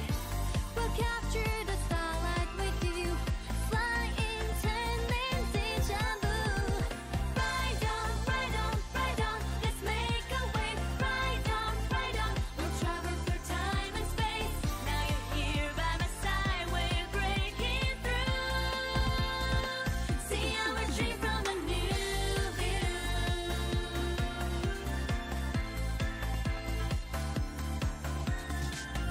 Don't be constrained. The rules were always made to be broken anyway. People may talk, but take control and change your fate. I still remember the day when you encouraged us to find our own way. So let's start a chase and keep making waves. We will find all the answers somehow. We're never alone.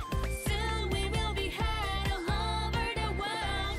Ride on, we're making waves. Ride on, you never have to be afraid. We'll capture the starlight with you, flying, turning deja vu. Ride on, let's make a wave. Ride on, we'll travel through time and space. Now you're here by my side, we're breaking through.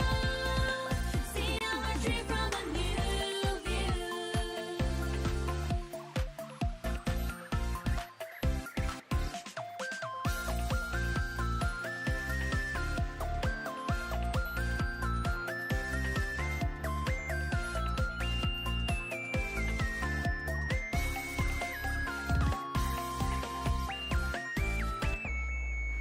Ride on, we're making waves. Ride on, you never have to be afraid. We'll capture the starlight with you, flying, turning deja vu. Ride on, let's make a wave. Ride on, we're traveling through time and space. Now you're here by my side, we're breaking through. See our dream from a new view.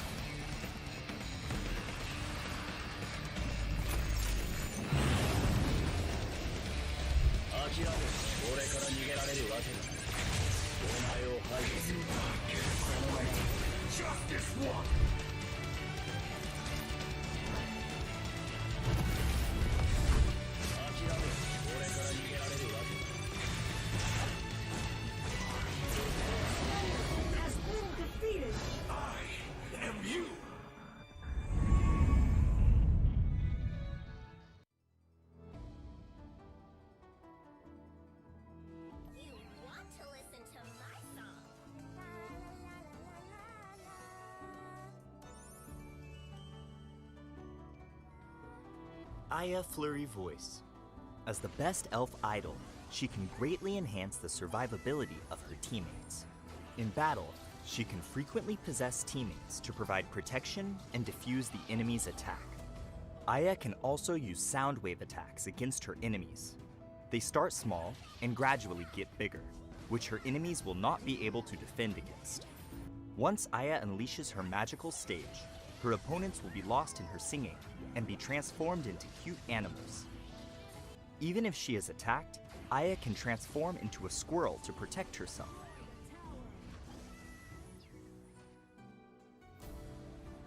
Passive, Spirit of the Squirrel. If Aya is attacked and her HP falls below a threshold, Aya will transform into a squirrel. Whilst in squirrel form, Aya cannot be targeted, nor can she attack enemies. Receive 2 new basic skills. Skill 1 will revert her into human form immediately. Skill 2 will leap forward some distance. Joyful Melodies. Launch a soundwave bullet that deals damage and gradually increases in size. This soundwave explodes when reaching the target, dealing additional damage and inflicting a slowing effect. Joyful Melodies can detect stealth units upon a successful hit. Idol Protection. Possess a teammate and grant them a shield. Releasing a friendly hero from Idol Protection will significantly reduce skill cooldowns. When a teammate dies, Idol Protection automatically disengages possession, and the skill enters a longer cooldown. When possessing another hero, using abilities is also applied to the possessed hero. Chorus of the Forest. After a short delay, cast Polymorph on surrounding enemies and transform them into small animals. Provides a speed bonus to the possessed target. Unleash Magical Stage and deal continuous damage. Polymorph will be cast on enemies who remain within the stage's location. Aya's core playstyle is all about protecting teammates. Thanks to her passive ability, Spirit of the Squirrel, Aya cannot die from burst damage. Thus, Aya can Welcome back to the Arena Valor International Championships 2021. We are going back into the game again where we left off on the last showing that we actually saw. So I hope you guys have been doing well. We are now going back into the game. Yeah, it has been a long wait, but finally we are back.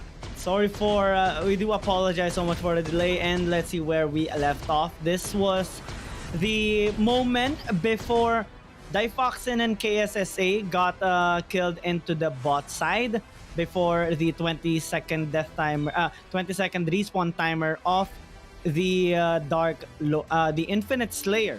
So let's see how it will happen once again. Difoxin initially overextended a little bit, trying to get vision over the bot side river, but unfortunately he didn't see that Birdleby was there. An initial gap closed. KSSA tried to rescue, but it turned out disastrous for the side of Buriram United. Esports now with the same score line and only a 2,000 gold advantage for BRU. V Gaming looked to secure an Infinite Slayer for their side, but still with the lead that BRU has, they are trying to zone out the members of V Gaming with a 3 versus 5 matchup here before the Infinite Slayer spawns. There isn't a priority by V Gaming though on the Slayer take because Kwanghai is located towards the bot side, but the other members are trying to secure this mid-tier 1. With a clear of Nunu, they translated their focus on the Dark Lord Slayer instead. Overfly looking to contest along with Nunu, and as the respawn happens here on the side of Difoxin and KSSA, they actually collapse onto the members here of V Gaming. Now look to steal, and Difoxin actually gets the objective. A very nice comeback after that unfortunate death on the bottom lane. Yep, and now you're seeing Buriram United, who is going to go in for the defense. If they can actually pull this off, Buriram United can get home with the win. And since they've stolen this Dark Lord Slayer, they are going to be in the offensive. V Gaming now is going to be going in for the defense. It's a 5-man Comet. Quang Hai is going to be hot, but he is going to be bursted down with all the damage coming in from the Joker and the Violet. And Maris is still going to be running for the high heels. And Nunu is going in hard with a tumble, and they are now at the doorsteps of V Gaming. It's a 4v5 with a lot of damage coming in from Buriram United. Can they stand? The Hizifit is there, but it is going to be a Nexus Lock. Buriram United is going to be taking home the win. Oh my, that was a fast game nonetheless. BRU with a strong start in this game number 1 of this best of 7 series. V Gaming now has a second scratch on the record, and what a dominating game that was from BRU. Yes, and Buriram United Esports taking that steal on the Dark Lord Slayer was very, very crucial. And with the damage that they've been accruing, it is just BRU all the way going there into the matches. We saw some amazing plays from V Gaming, but it was not enough. The mid game was always with the side of Buriram United because they had the damage on their side with all of the ranges and with the DPS not being secured by V Gaming, like Wang TD, who is just gonna be sniping in the back. They are very outscaled in terms of the damage that is being dealt.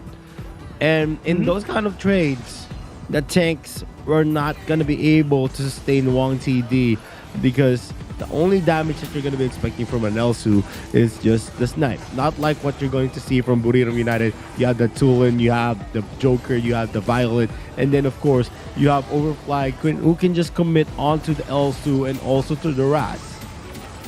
Yeah, and we saw BRU playing a relatively safe early game to allow themselves to snowball and also scale up. And then when the fights actually occurred, well, it's BRU taking the upper hand.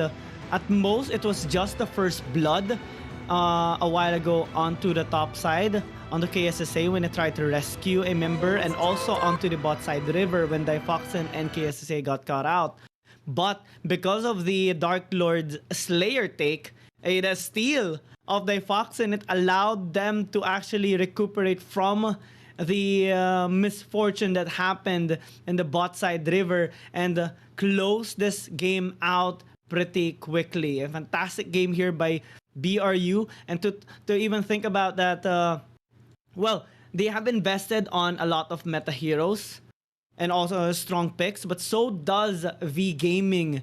They even picked up the Lubu along with the other heroes they have picked up to try and maybe clinch out a dominating start for this game, for this series. But no, it didn't pan out well for them. I think one of the problems was Maris not being able to kind of snowball in this game, taking out some members of BRU with some assassinations. We didn't see that much of a high DPS, a consistent DPS from V Gaming, because Wang TD with an Elsu is not going to be able to do that, unlike Nunu and Difoxen and also F1, constantly dealing a lot of damage and being even able to burst out V Gaming.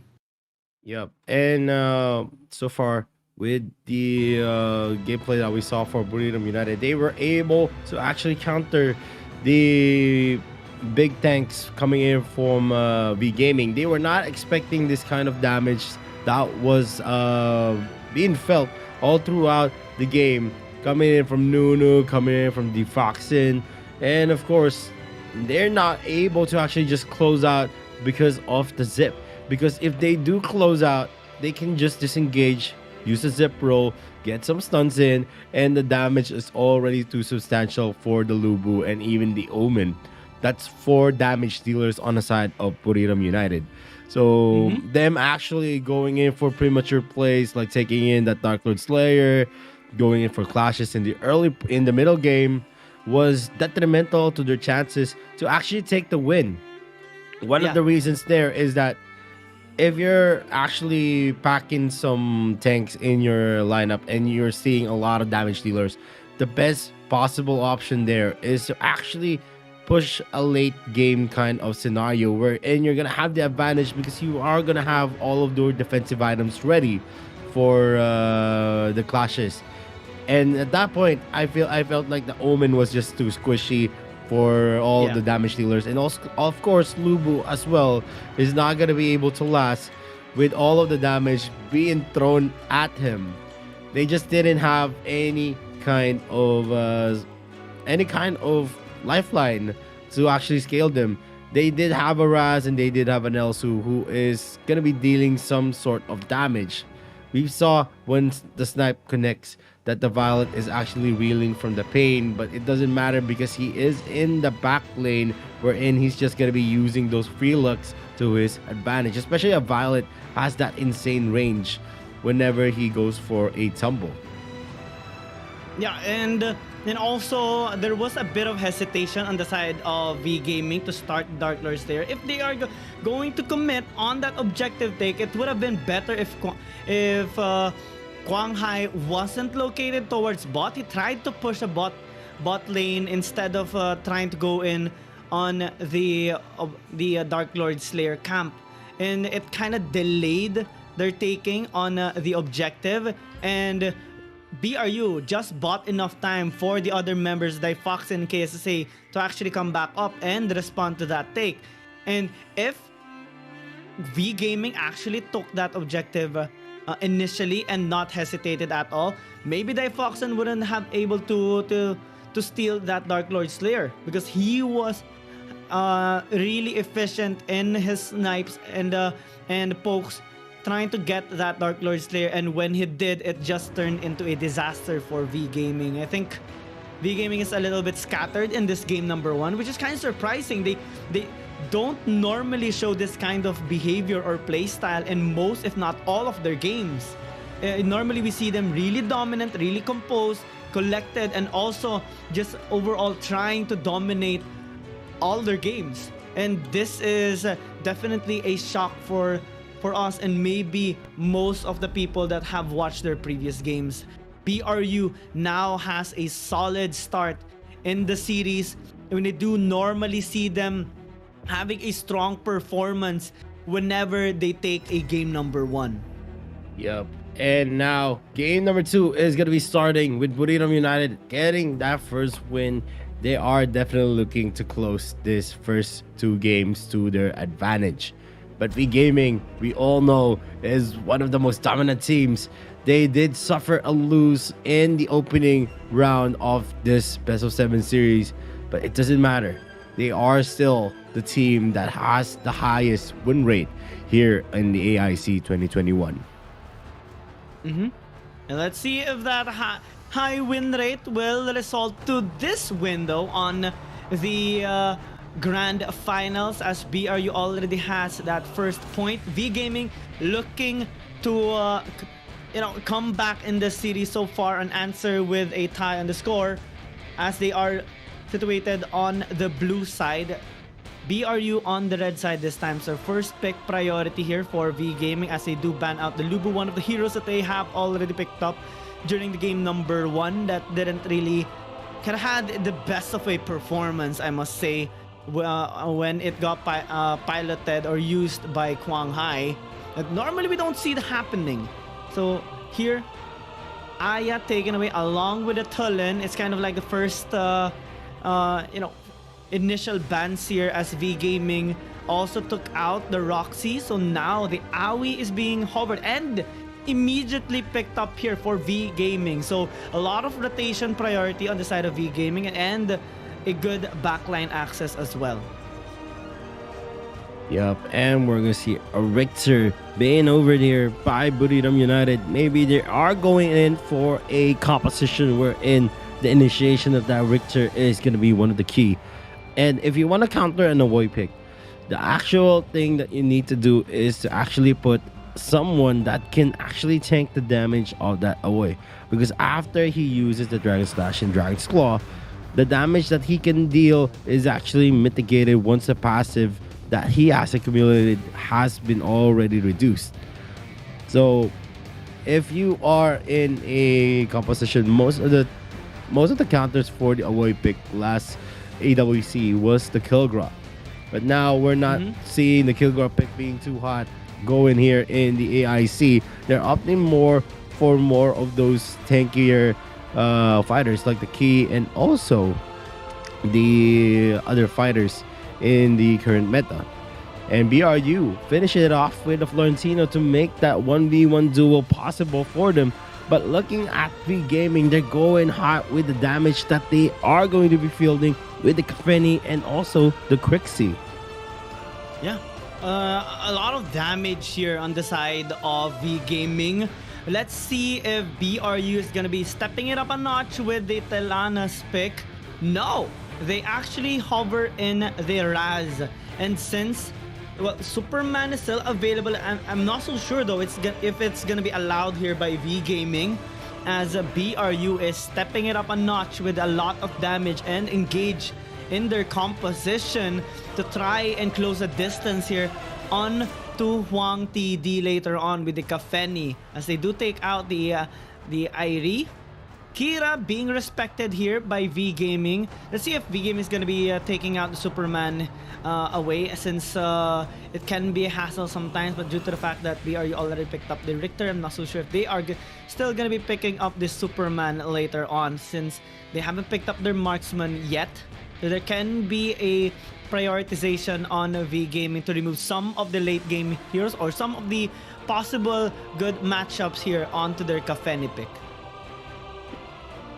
Yep, and looking at the first 3 picks of Buriram United, it is a pick wherein we're seeing a lot of those assassinations that can actually work for Buriram United. The ambushes are going to be there with the Richter and also the Raz in play.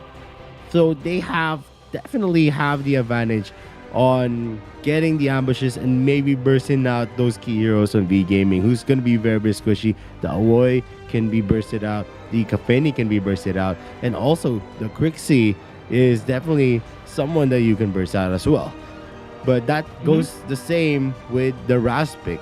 And now they're actually hovering onto a Telenas and then switching it up with a Wisp. Is this going to be a pocket pick waiting to happen for BRU, which they're going to be using the Shock and Gnaw to actually deal damage in a clash? Yeah, and well, I kind of like this pick with the Wisp, since we already saw a strong performance with the Wisp, although it was not for BRU but for Hong Kong Attitude during their match against BRU yesterday. Maybe that is something that they are looking to adapt with regards to the damage. But now, V Gaming are also investing on some of the front line and also some protection here, with the Paina being hovered and also the Ryoma in their composition. So far, they have a lot of engage and also overall balanced composition on their side, with a utility being provided here by the Paina. So let's see how BRU is going to be solidifying their draft. Are they going to be picking up the Superman? But no, they are hovering the Zell as of the moment, since it is available for the taking. A while ago during game number 1, it has been banned out, but now since it's free to take, BRU is going to be completing their draft with more damage. Comparing it to the composition of V Gaming, we're seeing a more balanced side on V Gaming. However, BRU is gonna be threatening fights in this game number 2. Yep, and V Gaming actually went in for the Paina pick to synergize well with the Kafeni pick as well to add that health region. But is it gonna be enough? Because we're gonna see a lot of assassin heroes onto BRU. That's 2 assassins on the Raz and also the Zil, who can definitely deal a lot of those damage, especially if they are gonna be able to lock into the Kafeni. So it is gonna be a key on how the Paina is gonna be able to make a safety net for that Kafeni in the clashes that is gonna happen. Because if he's not gonna be able to sustain Kafeni in the clashes, they're gonna be losing out. That is their only sustainable DPS. Although there is gonna be a lot of burst damage onto V Gaming, we're still seeing that KSSA is gonna be the Richter, and of course with the Florentino on the side of BRU, they're gonna have sustainability as well, as long as they're not gonna be bursted out. And this is one of the more balanced kind of draft that we're gonna seeing. Both of them are just hoping to get the damage in as much as possible. These are the compositions that we can consider as class cannons. So which cannon is actually going to be stronger, we'll find out in game number 2 as the heroes are being spawned here into the map. Let's see game number 2 in this best of 7 series. V Gaming looking to strike back at BRU after that dominating win by Buriram United Esports in game number 1. Starting things off with some pokes and engage actually here by KSSA, but he took more damage than death. And as he closed the distance here onto Maris and Han. But with the help of Nunu, they are just trying to clear out the wave as quickly as possible. KSSA getting caught out, forced to use that flicker. But Maris taking a bit of damage here from Nunu, especially with the rising uppercut. But that power surge is not going to be hitting him as of the moment, as Overfly is just trying to get his win. Trying to get this win in the 1v1 situation against Birdle B. Yep, and we're gonna see here that both of these teams are going to play it as safe as it gets. No risky invades, no risky plays at all. They're just going in for the leash. And Buriram United is going to be the first one to clear down their lanes. And this is Quang Hai going in and trying to go for a kill. And Nunu is going to get that kill on F1. Gets the secure kill on Quang Hai as well, with the uppercut from Nunu helping him secure that first blood. Yeah, rising uppercut into a flicker to close the distance and make sure they land all the damage, since Nuno already tried to go in with the power surge, which unfortunately did not hit. And now with the first blood, they are solidifying this early game. And to talk about BRU on this aggression, I mean, we already know this is their kind of play style, but to see that it is actually kind of working against V Gaming, it might be detrimental to this blue team right now, as they might lose this Abyssal Dragon. They are trying to trade it out onto the top side objective, but Difoxin is just looking at them, maybe trying to go in with a steal since he successfully did it a while ago. It is not gonna be enough as Maris takes the objective for the team. With a one-to-one trade here with the objectives, BRU still has the upper hand with regards to the economy, just a little over 500 gold as they look to dive onto the bot side. 1 versus 2, make it a 1v3 as Noon is also here. Overfly will secure that kill, and now we're seeing a 2-0. KSSA though looking to disengage as Han and Maris spots him out, but so far things are looking really good for BRU. Yep, and actually with them getting that double kill, they are gonna have the better time. Wisp is gonna be someone that needs a lot of resources, and this is gonna give him a lot of breathing room, with much of the kills going into Florentino and also to Zell. They're gonna be able to secure more item advantages, and they can definitely burst out someone on V Gaming right now, with the things actually playing out with the gold advantage with them as well. Buriram United is just going in for all of those rotations, and Han is going to be spotting out KSSA. Wang TD uses the railgun, the jungle strike used by KSSA to get some damage in. He's going to use the restore, and still no push is going to happen. They are going to be securing that Sentinel though, with 3 of the members of V Gaming there, but there is going to be a pick off with Birdle B falling down on that tornado of F1. Is just disaster right now for the solo laner here of V Gaming, as Birdle B dies once again. He is suffering a lot of losses, with regards to the economy, as BRU just looks to snowball even further. Now Han being the front line, they are getting collapsed from all angles, but can they actually escape? The damage is relatively high on the side of V Gaming. They get a 1-for-1 trade, as Wang TD is gonna be the sacrificial lamb, but BRU still maintaining aggression. Although that 1-for-1 trade is gonna be okay for V Gaming, they still need to keep watch on those ganks. Yes, that was a very nice attempt. We saw V Gaming getting that positional advantage, but the problem here is that there is some kind of lead on Buriram United as well. So they are able to actually sustain the clash and get that trade in. And Wang TD is actually a crucial target for Buriram United, because for sure that is going to be someone that is going to be sustaining them, and that's the Dragon Strap being used with Overfly, getting that combination in. And with Nunu being able to steal that red buff, another stack is going to be denied onto the jungler of V Gaming. They have been successfully harassing Quang Hai all throughout this game, and this might affect the rotations that he can do. He's been shut down one time already in this game as well, so he is going to be trying to trail down to F1's lead, which is at an 800 gold advantage in terms of matchup. Yeah, and right now Quang Hai spots out Overfly going in for the 1v1. It flickers out as Maris looks to close the distance. Can they actually secure the Abyssal Dragon? The answer is yes, with a punish here by Quang Hai.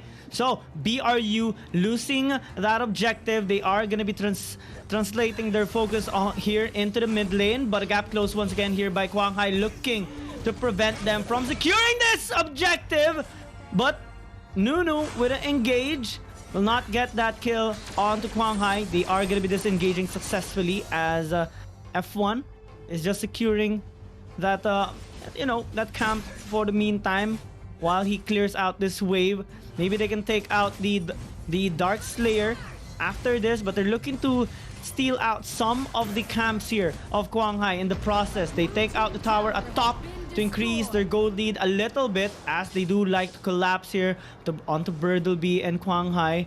Maybe try to steal out their blue buff. Now, as we see a collapse here into the mid lane by V Gaming, they are trying to clear out the wave to prevent that objective take here by BRU, and that strategy is halting the snowball capability of V Gaming as of the moment, as they are looking to actually defend this tier 1 turret at the bot. Will they actually engage here, as they are going to be losing this tower due to Wang TD's relatively high range, as Han is just setting up vision for them. He is relatively tanky, and he is not a priority target here by BRU, as they actually get collapsed upon here. Quang Hai gonna disengage for the moment, canceling that gap close onto BRU. And V Gaming right now is still trailing by 800 gold. Not much. It is still gonna be winnable, but we are still in the early parts of the game.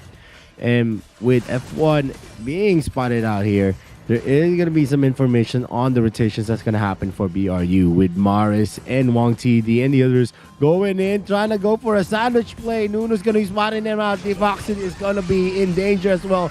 And Devoxin tries his best to outlast them. But without any kind of support from the tanks, the assassins, and even the Dark Sailor lane, they're going to be able to get that double kill. And the problem here on why BRU is getting caught out is that F1 is kind of trying to focus on the farming, taking some camps even, or like the waves on their laners, but without him being there to actually rotate towards his teammates, they become a little bit more vulnerable, and V Gaming is making most out of that situation. They take 2-3 towers already, and they have secured a 1.2k gold lead, as they are also securing that Infinite Slayer. Wang TD is getting collapsed upon, pops out the orb for KSSA, but now he is also gonna get taken down. Overfly being overextended as well. Nunu can't do anything along with Difoxin, since they know nobody's gonna be there to act as the front line for your team, for them to be able to dish out their damage. Because of that, V Gaming is just continuously punishing them for their mistakes. 5-5 on the scoreboard, but as we're seeing on the objective side, V Gaming is coming out top, especially for the economy. Yes, and with Bird LB being able to box out Nunu and also Defoxin, that opened up a spot for V Gaming to actually engage onto Overfly, who was dealing a lot of those combination damage with the Florentino. And with this kind of lead, V Gaming is now the one on top in terms of the equilibrium and the gold advantages as well. KSSA is going to be spotting out Bird LB here onto the top lane. Nunu is going to be using the power surge, the shock, and being procced out by Defoxin, but just repositions himself again.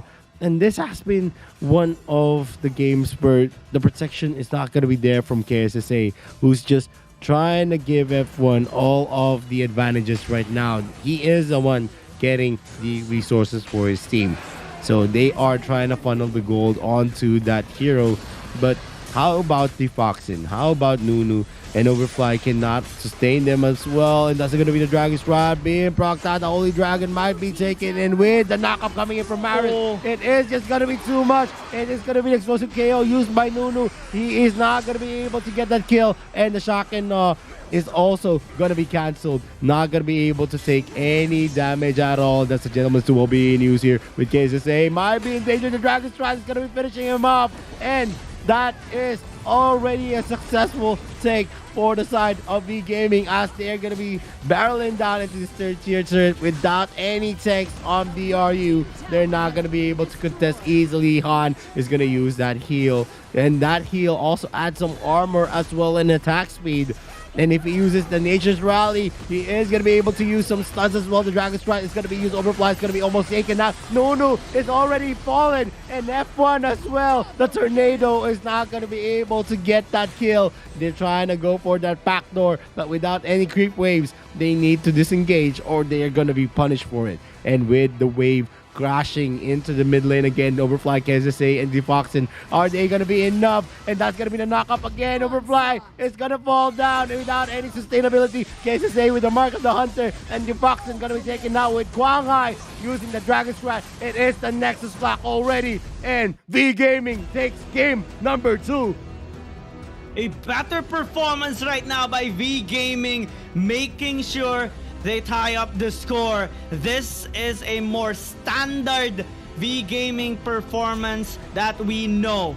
Taking this game number 2, and now they're looking so strong. BRU, we saw more mistakes coming in from them, particularly with F1 questionably not being able to be there for his teammates, especially when the rotations came from V Gaming. They started out strong. F1 was always there, but for some reason, he focused more on to just farming in the lanes, taking the waves of his teammates, and then because of that, V Gaming knew that was happening. After this fight that we see here on the screen, the 1-for-1 trade, rotations came from V Gaming, and there is no Zill to be seen following up and also collapsing with the members of BRU.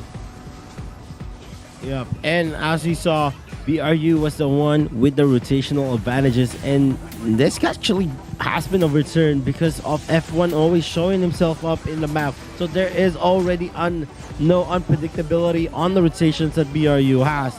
And if they keep on playing this kind of strategy where in F1 is just going to be showing himself up, or most of the players are actually showing themselves up in the map, it is going to be detrimental to them. And they already knew that KSSA was not always there for the protection of Yunu and also Defoxin.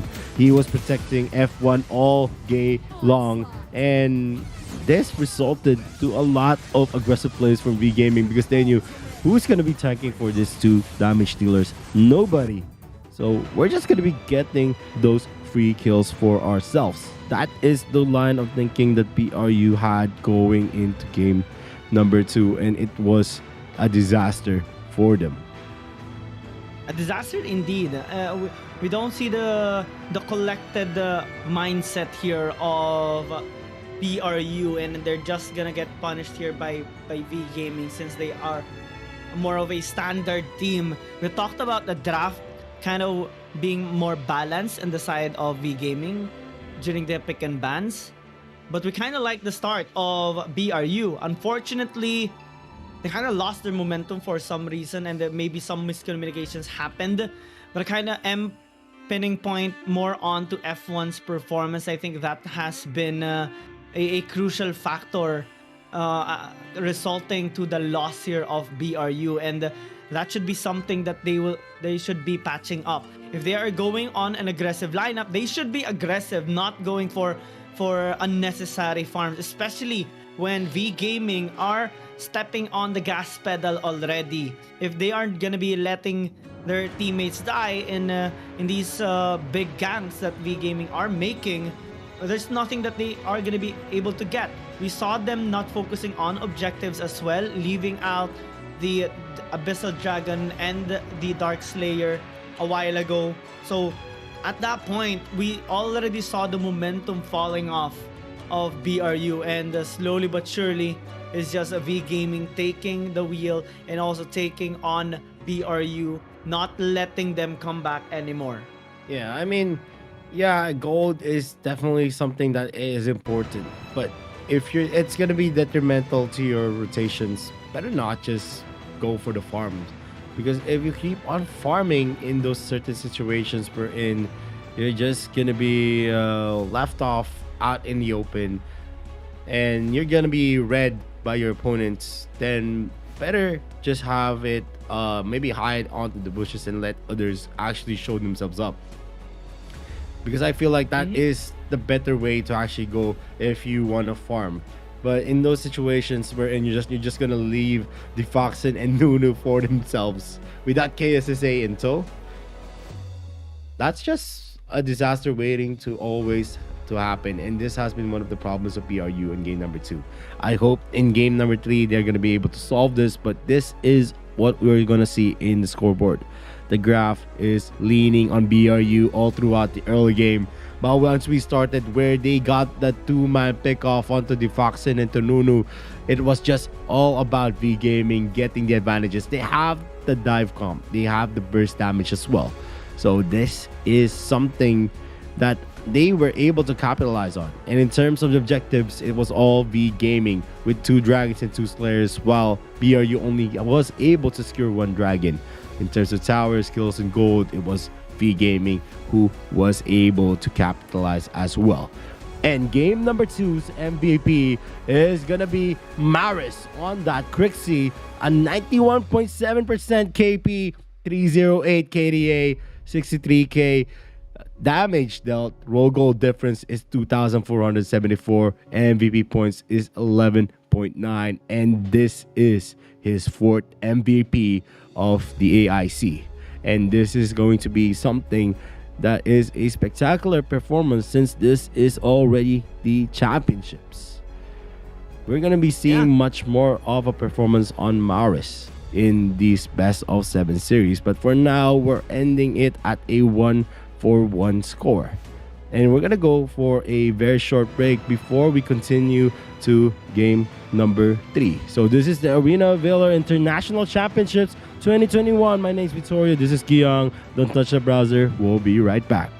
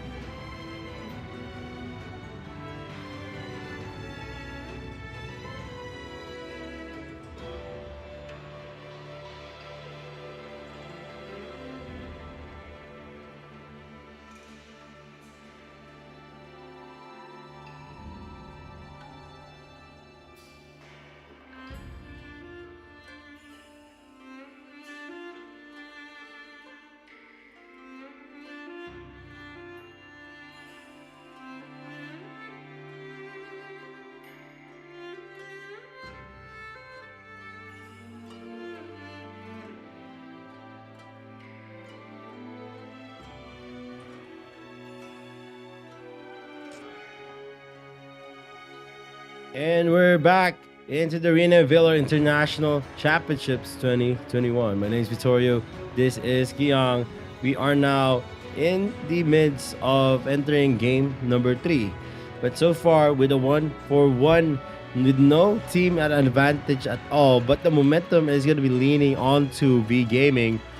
We're going to be expecting a lot more in game number 3. Is there going to be a comeback again wherein we're going to see BRU taking it back from V Gaming, or is it still going to be the momentum from V Gaming spiraling here to game number 3? So that is something that we want to see. And yeah, we are seeing a lot of good performances from both teams. It's just that there are situational mistakes that we've already assessed, just like how BRU wants to funnel all the gold to F1. But in that kind of scenario, you actually need to have a lot of distraction as well, because if they're not going to be adding that distraction into that gold funnel, they are going to be having a hard time in maintaining their lead, because for sure V Gaming is going to be spotting out F1 all throughout the game, and that is what happened in game number 2. Game number 3 needs to be different. BRU needs to field something like a 3-man composition that can hold the line for them, or at least have a lot of sustainable heroes onto their side. V Gaming so far knew how to play out their conditions. They knew how to stick together and know how to actually press the advantage whenever they have the opportunity. Yeah, and now let's see with BRU on the blue side once again, after their kind of struggle during game number 2 and not at all collected form of them. We're seeing one of the coaches here of V Gaming giving their players a bit of a massage on their arms, maybe to give them a slight boost. Let's see if it's gonna be BRU coming back on this game number 3 though, because game number 2 was definitely questionable in a sense, and we saw more of a redemption on the side of V Gaming during that game, as they just steamrolled after finally catching out BRU, slowing down. And that's one of the problems here of BRU. Sometimes when they lose the momentum, it's just hard for them to get back up, and they have to prevent that from happening, and also from them being distracted in certain scenarios. As the pick and bans come through, Florentino and Hayate taken away right now by BRU, so that can be a ban here by V Gaming onto the Omen, since they have used it already during game number 1. The Elso is still available on the side of BRU, but they're not going to be picking it up. They are focusing on getting DeLorean for the meantime, as V Gaming can't really pick it up anymore due to the fact that they have already used it in game number 1. The other options can be going on engage heroes. They haven't picked up the Superman as of this series. They are going to be hovering it for the meantime, and that would be a really nice pick for them if ever they do decide to lock it up. Yep, and with the DeLorean pick, they are going to be able to use that to their advantage in terms of the zone control that the DeLorean can actually bring to the fight. Most of the time, if the Starry Sky is not going to be committed in the opening seconds of the match, he is going to actually be wreaking havoc and actually going in for psychological warfare, wherein they're just going to be scared to actually just engage because of the Starry Sky not yet appearing. Because when you are hit with the Starry Sky, that's a long time where you're going to be knocked up. And V Gaming going in for that 2 combination of DC heroes on the Superman and also the Wonder Woman. This is a strong set of a duo. Just because the Superman can set a lot of times in the clashes, he can go in for the disengages, re-engages, and also pushing the enemies into the kill zone or into the right spot where they want to get the pick off.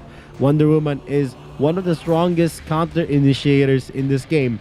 because once he pops off that raises a submission, he can stun the enemy in his front and also gets that boost of a shield to everyone who is in the range. If it's his allies, they're gonna also get that shield and speed up. That is one of the biggest factors why Wonder Woman is one of the most picked up heroes in the AIC, and Tulin has been locked in by V Gaming. I'm wondering, is this going to be a mid Tulin again for V Gaming, or they're going to be using that in the jungle? Yeah, lots of flex picks here on the side of V Gaming that can mess with the mind here of BRU if ever they are not going to be able to predict the lanings here of V Gaming, but they are having a solid front line nonetheless. Roxy gonna be respected here by V Gaming as they do take it away along with Itachi. BRU removing some of the frontline heroes that V Gaming can actually take, particularly the Richter and the Violet gonna be prioritized as well with regards to the bans, as V Gaming already picked up the Kafeni and the Elsu during their initial games. But right now with the Joker hover, it's not gonna be so bad for V Gaming as well. They have used it with a high synergy onto the Superman and the Tulin already, and it's gonna be threatening the early to mid game for sure. And looking at BRU's first 3 picks as well, if we're gonna analyze that V Gaming has a lot of those sets and kata initiates, we're gonna see BRU actually, of course, picking up their favorite marksman on that level, who has so far been one of the boon on their strategy. Once the double trouble gets a hit, it is for sure Nunu getting that Star Sky to get a wombo combo in unison with that double trouble. And that's gonna be a big thing for BRU. If the Foxen is gonna be consistently hitting his ultimate, the double trouble, they are going to be having the better time against V Gaming, because there is still that kind of time wherein the Wonder Woman and the Superman is still not going to be able to tank all the damage from BRU. And that is going to be one of the facts with the Lubu being here onto BRU as well. They have a lot of the probability, especially in the early game, to actually dominate and sustain most of the damage coming in from V Gaming. And them actually hovering into the Malok and also the Yena might be adding more damage to their side as well, especially that Malok is one of the heroes that can actively breach the shield of the Wonder Woman, who is definitely, when he is going to be forced to use a braces as a submission, is not going to be able to take advantage of the shield that it actually procs. And Yena onto the mix, so far one of the heroes that is underperforming here. I'm not really sure about the Yena pick. I think this is one of those counter picks that they have thought out to actually face off as Superman. Yeah. I'm kind of well, this is gonna be the debut though of a Moran marksman on the side of V Gaming, and also Arthur. Well, we don't normally see a superb performance with an Arthur pick, but we do sometimes see a good output with this one. And V Gaming, I think, is one of the best teams to actually be able to fully utilize an Arthur pick, and especially in this game against BRU, as they are going to be investing on the long run still for this best of 7 series. Let's see though if it's going to be working in this game, as they also have invested a lot on the meta picks, particularly the Superman, the Wonder Woman, Tulin being picked up as well. So BRU is going to be having a relatively high pressure in this game number 3, since they have invested quite a lot on the huge picks as of the moment. The double trouble here of Difoxen would be really crucial, that it should hit the crucial members here of V Gaming, particularly the Moran here of Huang TD or even Quang Hai. if it's gonna be hitting the other members, it's gonna be a little bit harder for BRU to take them down, especially with the Malok pick that they do have. They only have one choice, whether to engage or disengage, and that can be something that V Gaming are gonna be looking out for, as we do see BRU's performance during game number 2 a little bit scattered. If they're gonna be having that kind of performance once again, it's just gonna be disaster for them. Yep, and with game number 3 starting, we're gonna have high hopes that we're gonna see a new strategy from both sides. There's gonna be a lot of potential on the wombo combos here for Buriram United Esports. While on V Gaming, of course, this is gonna be also a matchup of the combos. And game number 3 is gonna be starting with V Gaming on the red side and Buriram United in the blue side. I'm just gonna be curious to see who's gonna be able to set who in this type of game, with Mars using the Wonder Woman in the mid lane. KSSA might be going in for the cleave, but they're just saving it to get that fast clear, and a push coming in from Han is gonna be procced out. But the disrupt from KSSA is just gonna be on time for that tower to not actually get that damage in. Yeah, and I'm really kind of curious on Wang TD though, on this Moran pick, how he is gonna be able to fully utilize this particular hero, since it has, you know, some pros and cons. What there is definitely a reason why it is not really that much used in the whole of AIC just yet. But with the composition that they do have, it can actually work, provided the peel that the other members can actually give for him. But with the dive incoming here, Nunu, KSSA, and Difoxing looking to tower dive onto Wang TD.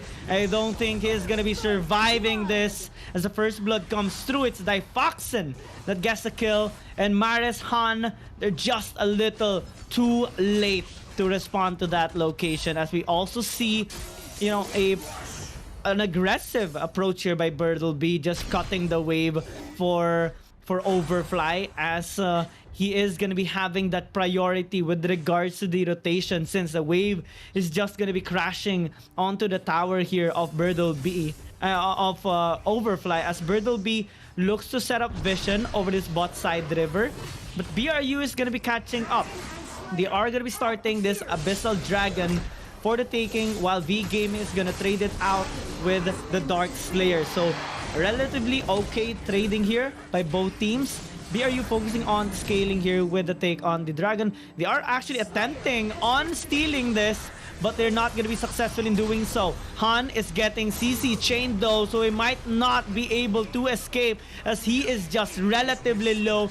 Nunu this time takes a kill, and now we're on a 2-0. A little bit of a deja vu from game number 2, but if it's gonna be the same output, as BRU is gonna be, you know, slowing down, it's just not gonna be that good for them, as V Gaming still has a good chance on coming back from this.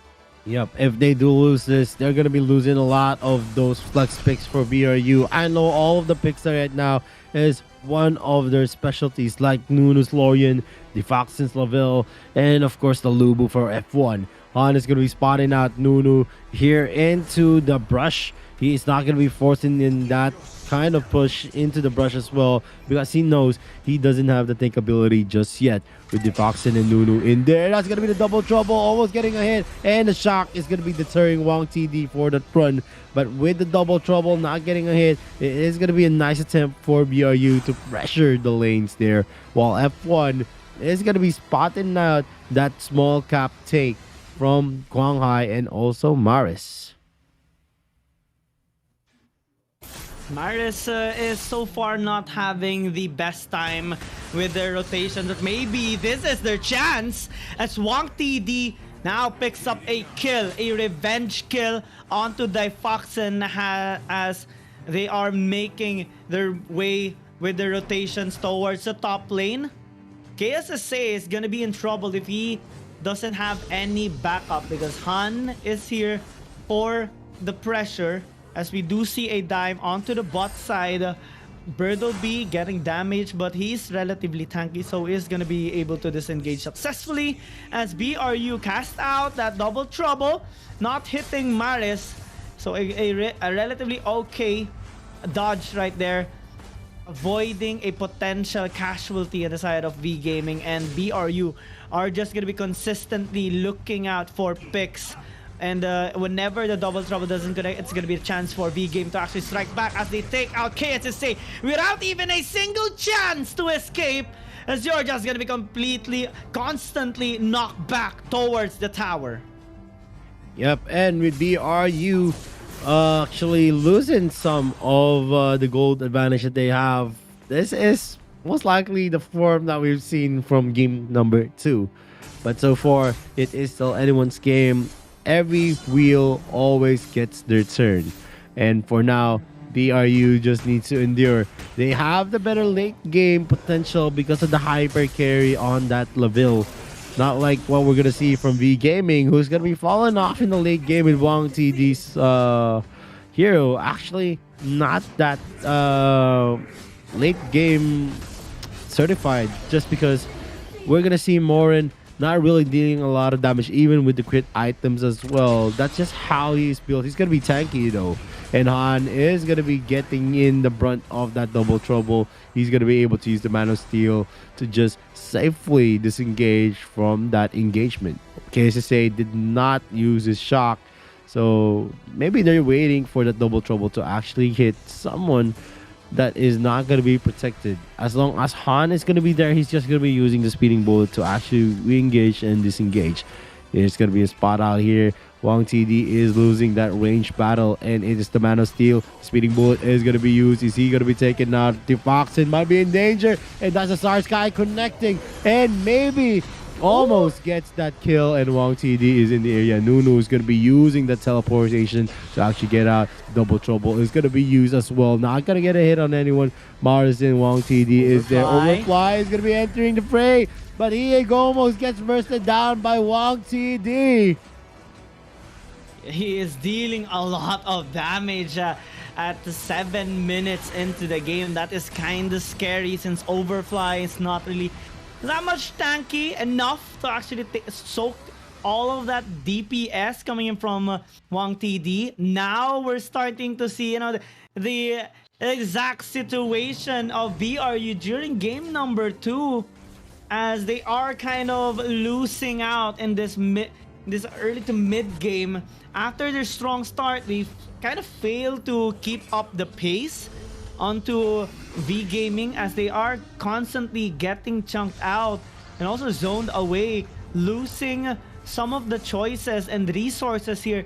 As Birdleby continues to pressure bot lane, there is gonna be an attraction towards BRU to try and take them down, as we do see the double trouble connecting onto Maris. The camera switch here onto Birdleby. Not scared at all on that 2v1, since he knows he is kind of beefy in a sense.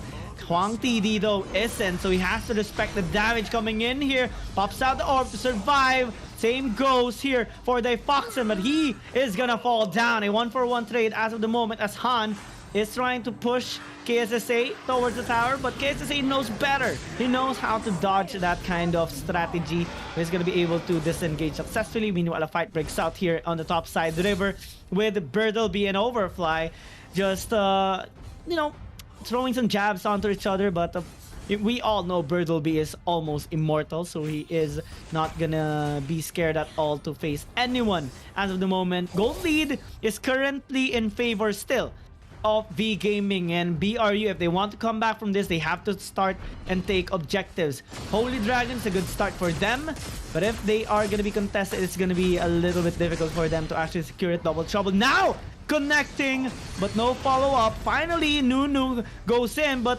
that hesitation kind of hinders them from getting a kill, even almost having a casualty onto Nunu because of it, as the Dark Stair is being taken right now by V Gaming. It is not going to be contested at all, as they are going to be securing this Infinite Slayer with some of the members of BRU located towards the bot side to maybe secure a tower.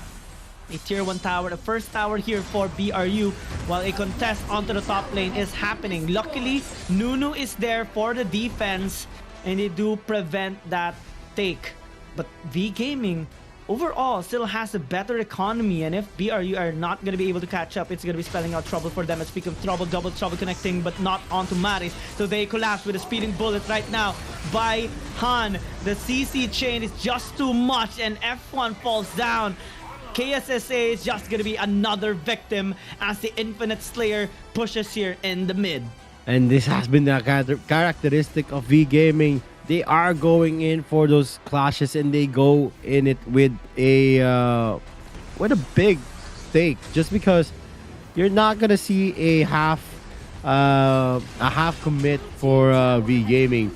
They are always going in on those clashes with 5 of their members ready, always for the taking. And that's Wong TD trying to go for the damage. The 50 players trying to push down, but the second tier turret is not going to be taken easily onto the midst of Nunu, using the Star Sky to go for that clear wave. Birdell B is going to be spotted out here. They are going to have a lot of information though, and with F1 being taken again, that's a double trouble being procced out by Defoxen, getting a miss. They're going to be spotting not F1 onto the brush. Mars might be taken now. That's going to be the Conqueror, and the Razor submission being used. The shock is going to be used to disengage the members of V Gaming, and that is a successful harassment for VGM.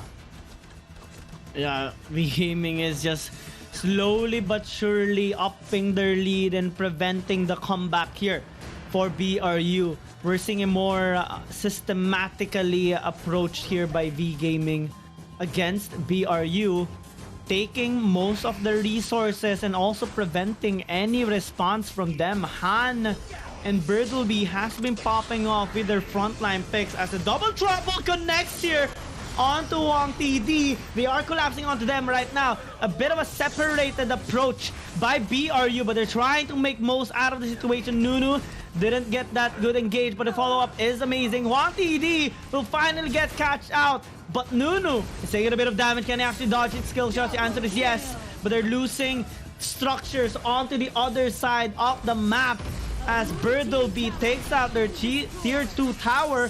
F1 and Overfly are trying to take him down, but it's not gonna be possible at all. He is a beefy boy, and he's gonna be surviving a lot more than they expect as they do transfer their attention towards Maris. He is taking a bit of damage, but he is relatively healthy enough to disengage. Now with the attention dragged to the Holy Dragon, can they actually take this before V Gaming collapses onto them, because they're eyeing on that contest? They want to secure this as well, or maybe go in for a steal, but with the numbers advantage, BRU are still going to be able to take this out. Only suffering for a 500 gold deficit, maybe close down even right now, as they are trying to gain with the economy along with the objective taking. We're starting to see the momentum boost up now for BRU.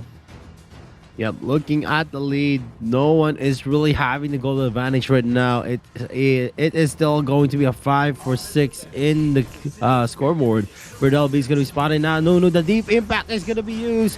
And with the damage to Defoxen, it is still not going to be enough with Nunu and Defoxen only in the area. Nunu is going to have that DPS actually being felt here by Birdell B. The Defoxen's ultimate, which is the double trouble, not getting a hit, is something that has been recurring all throughout here in game number 3. They need to actually hit that shot before they actually get to go for an engage. And without the double trouble hitting, KSSA nor Nunu cannot use their ultimates effectively, and Overfly is going to be taking the brunt of that Thunderbird.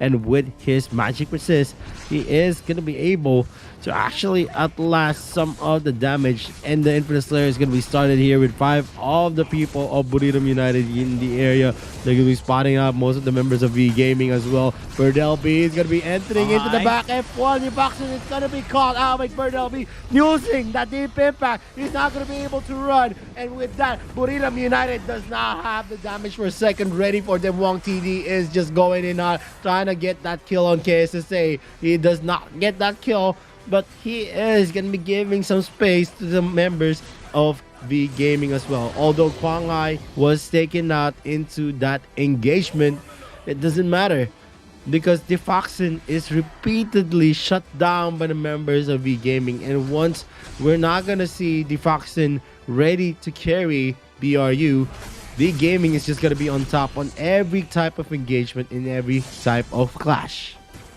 Although it was a little bit scary on the side of BRU, they still managed to secure the Infinite Slayer with a 1-for-1 take. Difoxen died, but so did Kwang Hai, so it's not really that much of a casualty for BRU. They actually came on top on that clash, even if the position wasn't really in favor of them. So right now, with the gold advantage still in favor of V Gaming, due to the fact that Bertleby is constantly making the rotations, now things are getting a little bit out of hand as the Dark Lord Slayer descends. Difoxen is relatively doing a lot of damage right now, even on to Bertleby, so that can be something that V Gaming are going to be trying to avoid. So does Hwang TD, and we saw it, you know, shredding the HP bar of KSSA during that previous team fight. So right now with the pressure building towards the mid lane, the engage here onto F1, can he actually escape? The answer is yes. A nice knock-up though onto Kwang Hai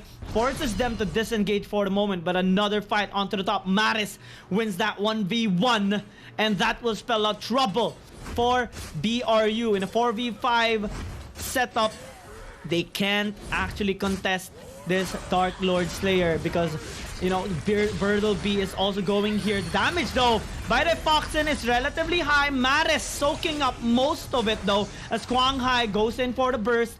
Didn't really spot out the marksman. So now they transfer their attention towards the Dark Lord Slayer once again as the other members of BRU looks to regen their HP. Nunu is right here. The steal will not be possible, and he gets set up with the spinning bull. Can he actually escape? The flicker into that pushback didn't actually work out well, but the other damage is being felt right now by BRU because of Hwang TD and Maris. Now with two members down, they can't really fight the members of V Gaming that well, but they do take out Maris. That is a 1-for-2 trade, but not without a trade once again here by V Gaming as they look to get 4 people in total as they take down KSSA as well. The mid lane is being threatened, the top lane is being threatened as well, and the Dark Lord Slayer is now marching onto the mid lane. Can BRU actually defend? It's gonna be a big challenge for them. Although Han is relatively low in terms of HP, V Gaming are still very confident to engage onto them. A flicker out by Noon, but it takes a little bit more damage than he is supposed to. They're trying to defend. The double trouble didn't connect onto anyone at point blank range, but they take down Hwang TD. They can actually defend right now. The Dark Lord Slayer is gonna get taken down. Nunu falls down too, but BRU living for another day. V Gaming, even if they took out the inhibitor and have a 4,000 gold lead, BRU are still holding their ground. Yep, and so far, it is going to be a 3k gold advantage by V Gaming. Is this going to be enough to actually go for that last push once they get another objective or another clash? Buriram United is going to be coming in strong here onto the mid lane. They're going to be trying to get that first tier turret. And Bertleby and Han is going to be coming back to actually disengage. And Maris is just going out and getting overfly on that 1v1. The double trouble again is not going to connect. And BRU is going to be facing the brunt of V Gaming in a 4 versus 5 situation. Is this going to be a push that is waiting to happen for V Gaming, or is Buriram United still going to be able to hang on? KSSA is going to be able to spot out Bertleby, who's going to be able to slow him down. Hwang TD does some damage to him as well. F1 is going to be their target, but we're going to see KSSA in the area. He is going to be able to disengage them. The rock shield is going to be used. KSSA is going to be falling down. The barrier is not enough to actually live. And Kwang Hai is going to be entering the area. Defoxen is doing his best for the defense here in the top lane. And Hwang TD is going to be late to the party. Buriram United now being pressured with a 5-man engage. There's Overfly going to be adding himself to the mix. but his tankiness is not going to be felt for sure. Bird LB goes in hot, uses that deep impact, and now Nunu goes in with the engagements again. The double toe is going to get a hit. Han is going to be stunned here. Nunu is going to be taken out, and that dead side is going to be preventing Maris to actually succumb to the death of BRU. Yeah, although Difoxin is starting to really hurt. The damage still not enough, and now they're contesting 3 versus 5 setup. This is going to be detrimental on the side of BRU as the focus is onto Difoxin. Maybe so, he is overextended, he flickers out, but the damage is just too much coming in from V Gaming. They can't handle it that much. They only lost Birdleby, but he is A-okay with that, since it will provide a lot of focus onto Huang TD with regards to staying alive. Now, even if Difoxin really hurts, if the other teammates are not going to be able to soak up the damage, he's just going to be falling off. And he's trying to do his very best to dish out the damage and also avoid the damage here of V Gaming as they look to clear out the mid. Nunu is now here. Can they actually push back the wave, since the Dark Lord Slayer is about to respawn, and that will threaten BRU once again, because V Gaming is going to be looking to secure it. They can actually just take it and even force a team fight here onto BRU, since Difoxin is located towards the bot. The double trouble, since it's on cooldown after Difoxin misses it once again, it's going to be a timing that V Gaming are going to be looking out for. Can actually start this objective. Quang Hai starts it up, attracting the members of BRU, as Overfly is gonna be late for the party. Birdleby goes in once again. Difoxin looking to just free hit. The double trouble misses once again. Han with a nice flank along with Quang Hai, and they get F1 in the process. Can they actually fight back? The damage is still relatively high on Difoxin, but he is being piled right now. Nunu tries to go in with a desperation play. The AoE damage is really high, but Quang Hai having to live for so long.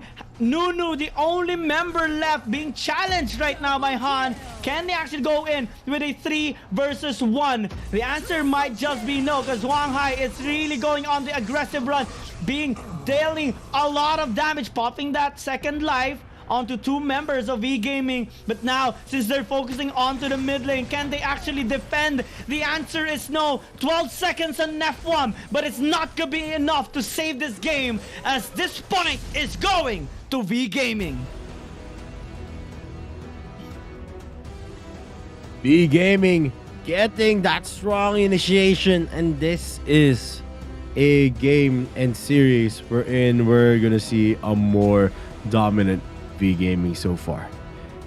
Buriram United always falls off going after their strong start, and it is one of the story we're in. V Gaming, in terms of the situation reads, in terms of the rotations, in terms of the draft, they know how to play their strengths well, and they are going to take game number 3 with a storm. And if this continues in this best of 7 series, we're not gonna see Buriram United taking back what they lost. They are now at a 1 game disadvantage, still winnable if they're gonna be able to take game number 4, but it is gonna be harder if they are gonna be losing out game number 4 after this momentous loss. We are seeing the momentum riding on to V Gaming, and you can see it on how they play. They have been aggressive, and they know how to go to the situations and actually go for the heroes that can actually defeat them in the clashes. They always zero in onto Difoxin, not letting him get those free looks that he wants. And so far, we're seeing that the Malak was not able to thwart any of the plays coming in from the initiators of V Gaming. The braces submission, the speeding bullet was just too much to actually take the brunt. They were getting those new looks with all the towers actually helping them in the fight, but still it didn't amount to anything. And we can see here on to the clash that happened, wherein they were able to overextend their line and then just go for the counter initiates of Maris, getting that stun, giving time to the members of V Gaming. V Gaming just overall has a better performance and also a more collected form, especially in this game number 3. And if BRU are not gonna be able to, to fix their problem, it's just gonna be the curse happening all over again, and we're starting to see it resurface in this game number 2 and game number 3.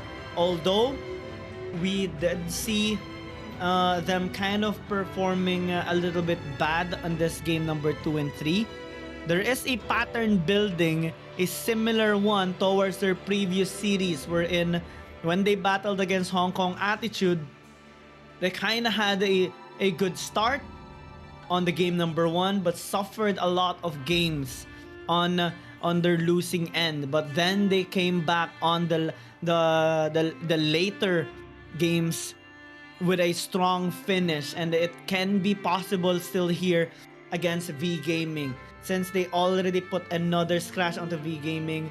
If they are going to be able to collect themselves and maybe go in for this long run, it is going to be a good chance for them. So far, things are looking dim, especially on their performance in game number 2 and 3, onto the performance of F1.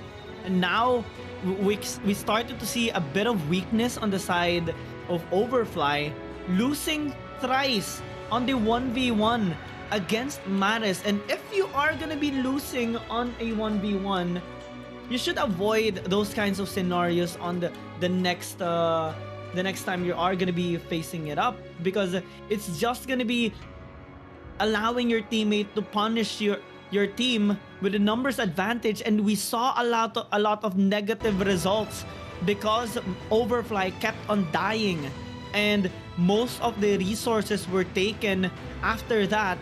And also the objective started by V Gaming with their numbers advantage. And since BRU has to try and contest it, they just decide on forcing that steal, forcing a team fight in which they are just going to be advantaged, and V Gaming just came on top on all those scenarios. Yep, and we're going to see here the scoreboard of game number 3, wherein V Gaming was able to take the advantage onto BRU. There is going to be a lot of deficits here in terms of kills. We are going to see actually a 9-kill deficit, wherein V Gaming is going to take advantage of. In terms of gold, it is mostly V Gaming after the middle game clash. It was just all of the leads piling up for them. They have secured more towers, they have secured more slayers, but in terms of the early game, where we saw the advantage actually leaning on BRU because of their dragon secures and also the slayer secures, they were on their top form on the entry of the middle parts of the game. But having a strong start doesn't mean you're gonna have a strong end, as we saw here in game number 3. It's just that they were not able to play as smart as they could. They were not able to predict the positioning of the members of V Gaming, and that was detrimental to their chances, because most of the time that they go to a clash, they are always outnumbered, or they are going to be late to the party. And the MVP of game number 3 is going to be Quang Hai, using that Tulin, 71.4%, 629 KDA, 246 damage dealt. That's a lot. 246,000 is definitely a lot in any type of game. And roll goal difference is 1,244. MVP points 13.7. This is his 10th MVP of this tournament. And now V Gaming is entering game number 4 with only 2 losses actually being felt all throughout AIC. So this is a very, very good sign for V Gaming. But before we go to game number 4, again, we are going to a very, very short break. So don't touch the browser. This is Arena of Valor International Championships 2021. My name is Vitor. This is Giang. See you guys after this break.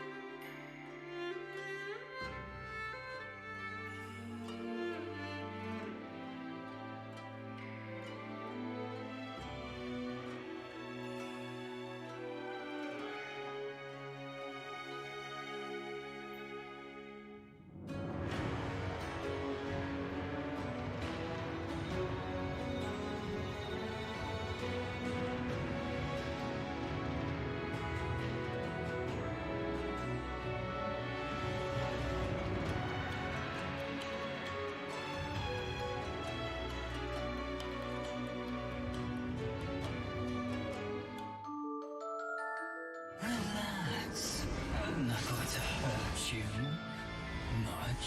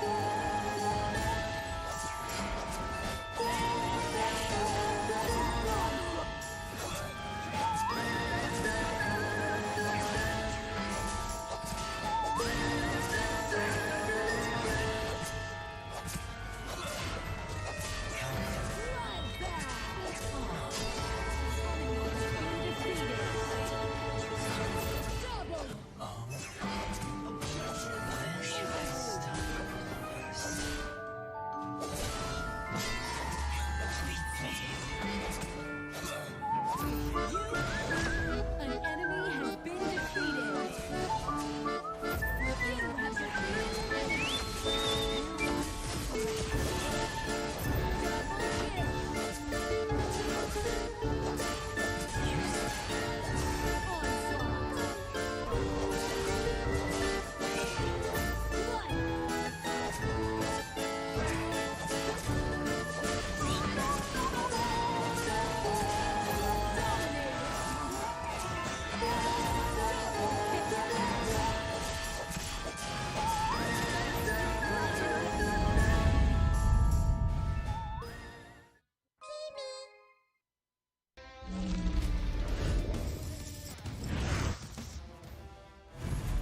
You have disaster here for Hong Kong Attitude, but they do take a bit of damage here onto KSSA with that engaged Dada as well. It's really confident, trying to get in, and now they commit onto this team fight, but Overfly with a nice flank, zoning the other members away, so that turns into a disaster. The double trouble even connects, no escape for Easy.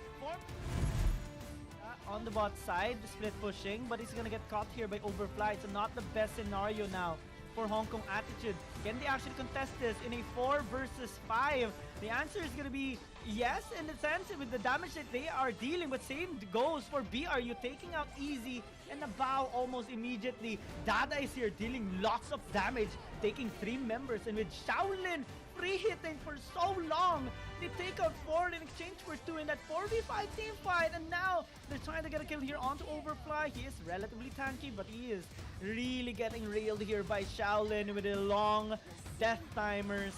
I think it's gonna be inevitable. It's gonna be game.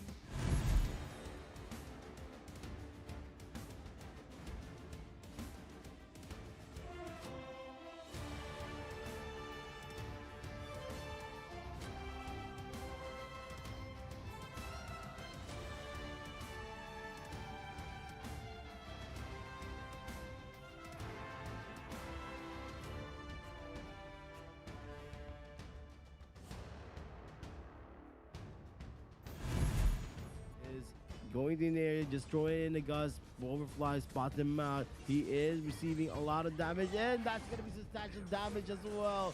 And it is going to be the Richter being taken out, but we are going to see a backdoor for Buriram United. Is it going to be enough? Let's see if it is. And it is going to be, might be successful, but with the disrupt on side. What? They are the ones who are going in hot. One can actually get taken down. The Agnes Grip connects, but he is still alive. BRU are living, and they're not getting taken down as of the moment. Can CC actually survive? The answer is no, as another Cataclysm falls down, but it's not actually enough with regards to the damage. Dada.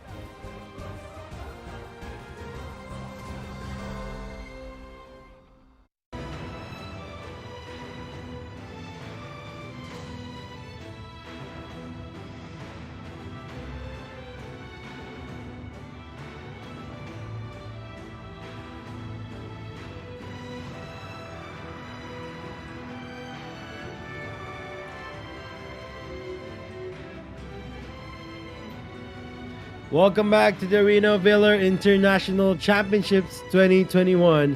And my name is Victoria. This is Giyang. We are at the grand finals at game number 4 with the advantage onto V Gaming, getting a score of 2-1 in advantage of V Gaming. BRU is still going to be trailing. If they're not going to be able to secure game number 4, for sure, they are going to be in the losing end. It's already coming into a pattern right now for BRU. Having a strong start, but kind of failing to keep up the momentum in their favor. And we're starting to see V Gaming being the more standard team in this series. I mean, this is the grand finals, and I think so far V Gaming has been taking this a little bit more seriously in a sense. And BRU, if they want to actually catch up with regards to the points, with regards to the score right now, they have to step up their gameplay. They need to have a more collective approach in their games, especially after we saw a lot of minor but also consistent mistakes on their end. Some of the members were kind of miscommunicating with the other members, trying to make some solo plays, but those mistakes actually turned out bad for them, resulting to an even more disastrous taking by V Gaming, especially a while ago during game number 3, Overfly dying a lot of times. And even if Nunu and Dayfoxen were doing their very best with regards to dishing out damage, if V Gaming is going to be having a more complete lineup and also a more productive and efficient approach towards this game, no matter how big of a damage Nunu and Dayfoxen have, it won't be enough, since we kind of had a bit of a negligible Yena in this game, as Overfly is just too behind to actually have a big impact to help out their teammates. But maybe in this game number 4, we are going to be seeing a comeback for Overfly. Maybe we can see a better performance and also him being able to fix his mistakes, especially with a better lineup by BRU. Yep, and so far, with the strong start that BRU always have going to game number 2 and game number 3, they're not able to close it out. And one of the reasons is V Gaming is very, very strategic in all of the plays that they make. They always commit when they know they have the advantage in terms of numbers, in terms of the abilities available to them. And that is one of the biggest things why the rotations for V Gaming has been effective going into the middle game. Yes, they can be pushed around in the early game wherein they are just going in for the farming game. But once we go to the middle game, it's all about the plays on VGM. I don't know how BRU is going to be staving this off. Maybe they need to adjust, put the aggression in all of the lanes, and probably deter any kind of farm for V Gaming if they really want to dominate the early game as they've been doing so far here in this best of 7 series. Because if they're not going to be changing tactics, it's just going to be harder for them going forward. That's one of the things that they really have to do. I mean, BRU, we saw them have a big improvement already all throughout the tournament, and they really do deserve this spot at the grand finals to challenge V Gaming. And what we're looking out for them right now, what we're asking is them being or maintaining the kind of playstyle that they did have during the lower bracket finals, during the lower bracket semifinals, and all throughout the playoffs. Because V Gaming, we don't have any questions for them anymore. We already know that they are a solid team, and what we're asking right now is more onto BRU to match the kind of performance that V Gaming is showing to us. And if they are not going to be able to do that, even though we already know their potential, it's going to be a bit disappointing on especially everyone that is kind of supporting BRU right now. Even in the comment section, we do see the support coming in from the viewers for BRU and also for V Gaming. But if BRU are going to be coming up short with meeting the expectations of the people. It's just gonna be a little bit sad for them for sure, as V Gaming is just gonna be continuously outplaying, outmatching, and overall outperforming them in this grand finals. But if we check out the picks that they have used so far, well, V Gaming has invested on many meta picks. BRU as well, but we have to take into consideration that they also did this kind of approach during the lower bracket semifinals against Hong Kong Attitude. We actually thought that they would just get swept by Hong Kong Attitude, especially when it was already match point by HKA. But they showed resilience and they showed their determination into coming back into the series, getting 3 consecutive wins during the last few games. So maybe that is kind of the chance of them in this game. Although Hong Kong Attitude and V Gaming are 2 very different teams, I'm just looking for BRU to finally show up a good performance for this next game. Yeah, and looking forward. We saw Buriram United claw their way out from the lower bracket. So definitely they have that winning mentality to actually go for the endurance games, spend some picks, and we're going to be able to secure even with the deficiency that we have on our lineup. And that has been one of the focal points on why they are now here in the championships, being able to beat out HKA, who had a 3-1 advantage lead. I mean, it's not that surprising that there is going to be a reverse sweep for BRU again if they can actually maintain that kind of mentality. But here, they're able to actually take the advantage. They're able to take the win. And them actually failing to actually close that game off is definitely a bad sign for BRU. And as we start the game number 4 draft bans and picks, we are gonna see the global bans and picks already picked out by this by these players.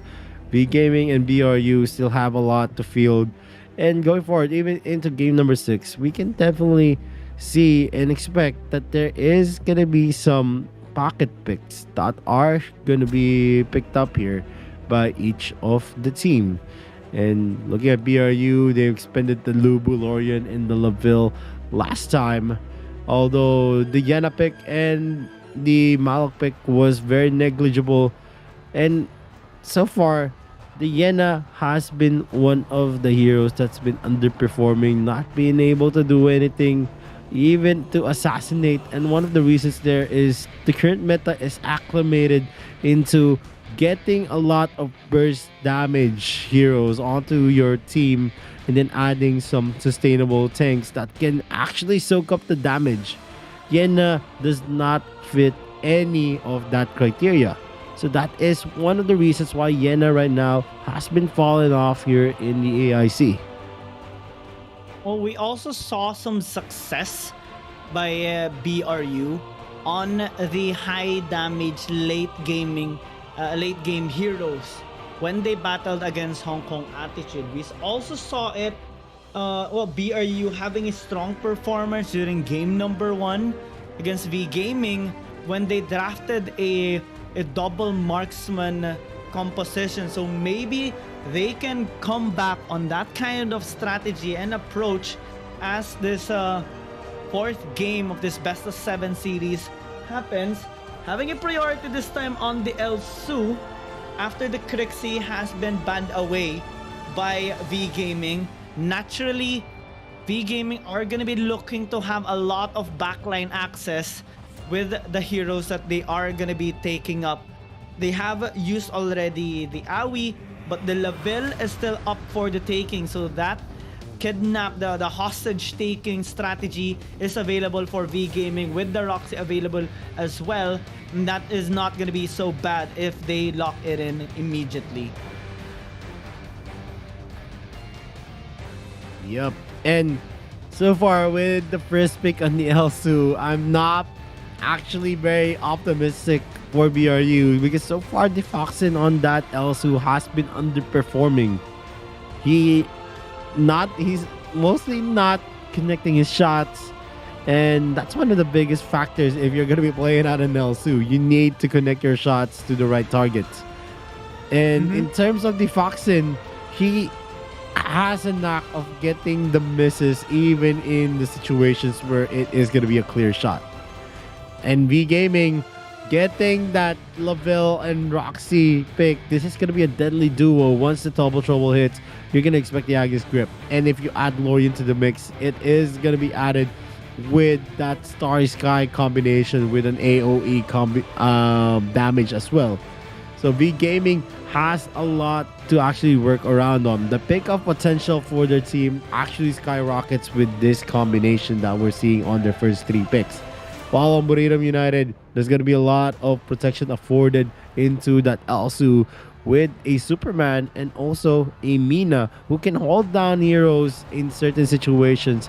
And especially the Dark Dominion is one of the most proficient crowd controls that you can use in an AoE setting, especially when Mina is going to be able to hook a lot of the opposing team. I'm wondering what mage they are gonna be pairing this Elsu up with. And since well, the hero pool of Nunu is relatively high, and we even saw yesterday a strong performance of them on an Iggy pick. So maybe that can be an option here for BRU in their mid to try and be able to burst down the members of V Gaming, since they also have a lot of frontline heroes in their composition. Superman and the Mina having a lot of crowd control, providing a lot of protection as well for the members of BRU. I'm wondering though if BRU are gonna be going on a double marksman, because that is one of the key strengths here of BRU when they actually get a double marksman composition. Like in this series so far, that is where they actually got the win. But they kind of struggled in some of their past games wherein they did a double marksman composition, particularly in their game against DTAC Talon. Actually, they have an overall 50-50 win rate with the Elsu so far in the whole of playoffs. So the stats aren't really that much leaning towards BRU in this sense, but with the Iggy, things are looking kind of good with regards to their damage and also how they are going to be approaching V Gaming, since we all know the damage and the overall pressure that an AOE can provide in this game can be something that BRU are looking out for, as V Gaming are gonna be hovering the Amelie.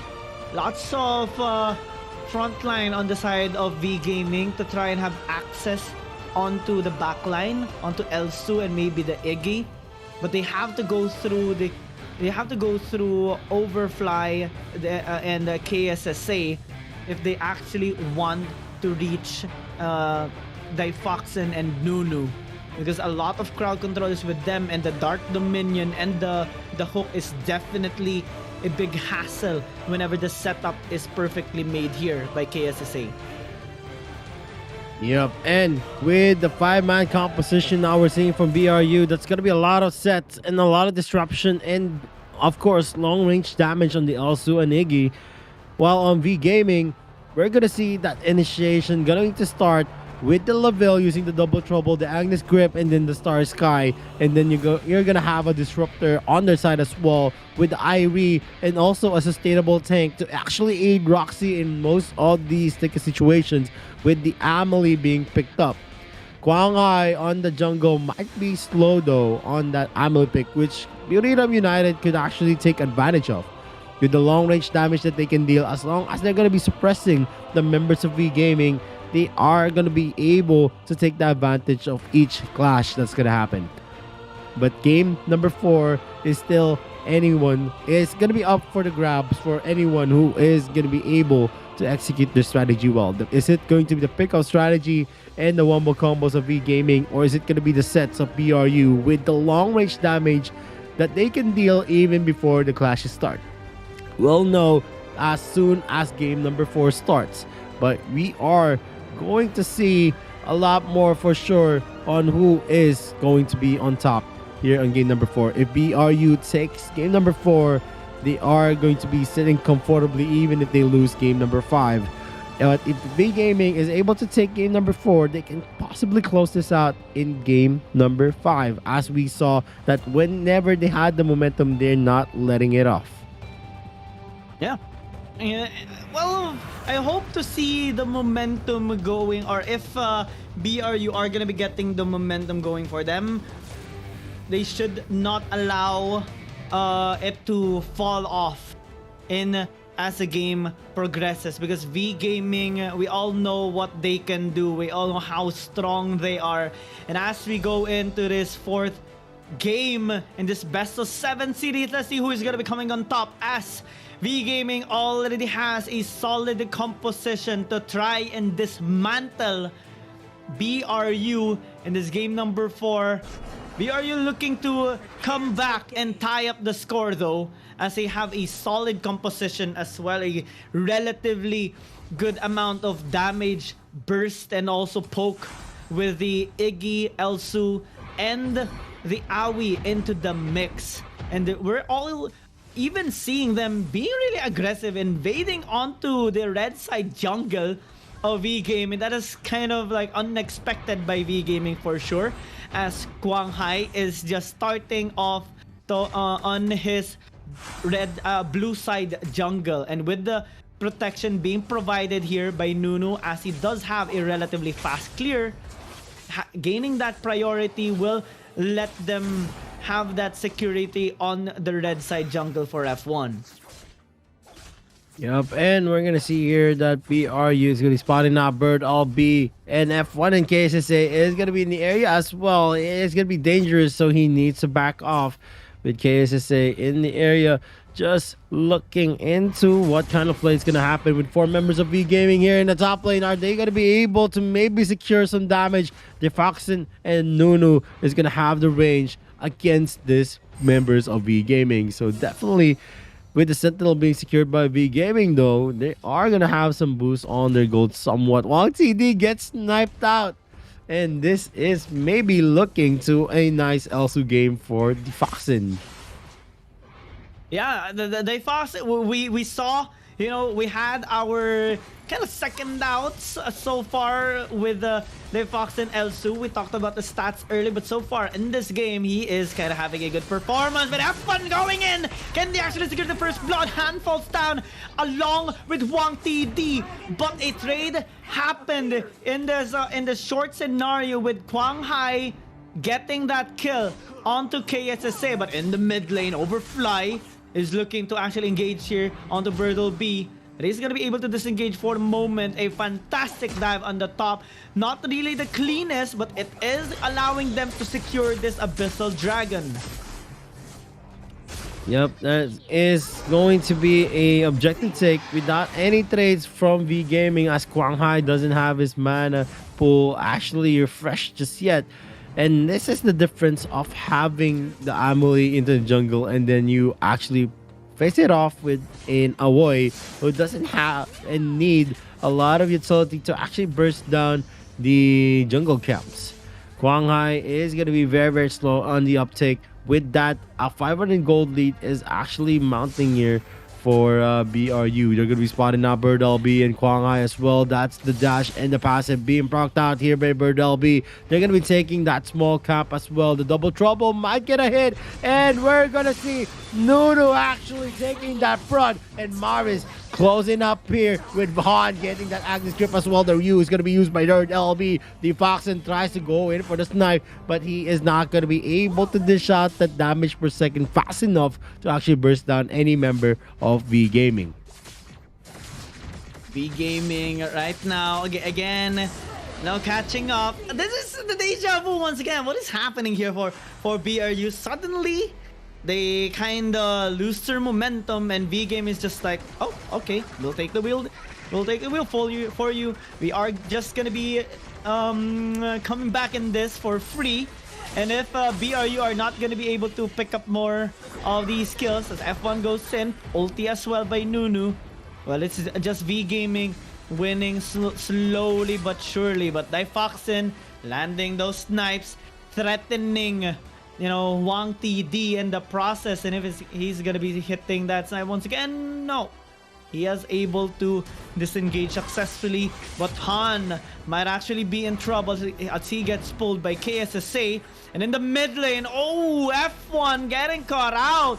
V Gaming having the superior rotations, but right now BRU are trying to change the result as Han is being pushed under the tower. But a collapse here by V Gaming, stopping their dive. Quang Hai dealing a bit of damage. Ulti popped out here by Nunu, but no casualties at all. V Gaming actually came on top on that scenario because F1 got taken out in the mid. Birdleby got to split push onto the bot side, and they have denied the kill onto the top as well. And if we check out the replay, you know, the engage is just phenomenal on the side of V Gaming with Maris hitting that knock up. Yep, and we're gonna see here a disengagement from V Gaming, who has been suffering from the damage of that Iggy, who uses just Shadow Bomb from the distance. And this is the capability of the lineup of BRU. They can deal damage before they even go for the engagement. So they are winning the clashes even before it starts. If they do get to push a recall on one of the members, and Nunu is going to be spotting out Quang Hai here, and that's going to be a Dark Dominion being used. Han is not going to be using the Agnes Grip just yet. He still has a chance to pull someone from BRU, and the snipe is going to get a miss. Quang Hai is again not going to get a solid hit onto F1 as well. The double trouble is going to get a hit on F1. Is he going to be taken out? But without Han or any of the other heroes from B Gaming, they're not going to be taking in that to advantage. Wang TD is going to be using his shield to maybe negate some of the crowd controls to Ember's case as well. Adds damage to the mix, and another snipe not connecting from Difoxin.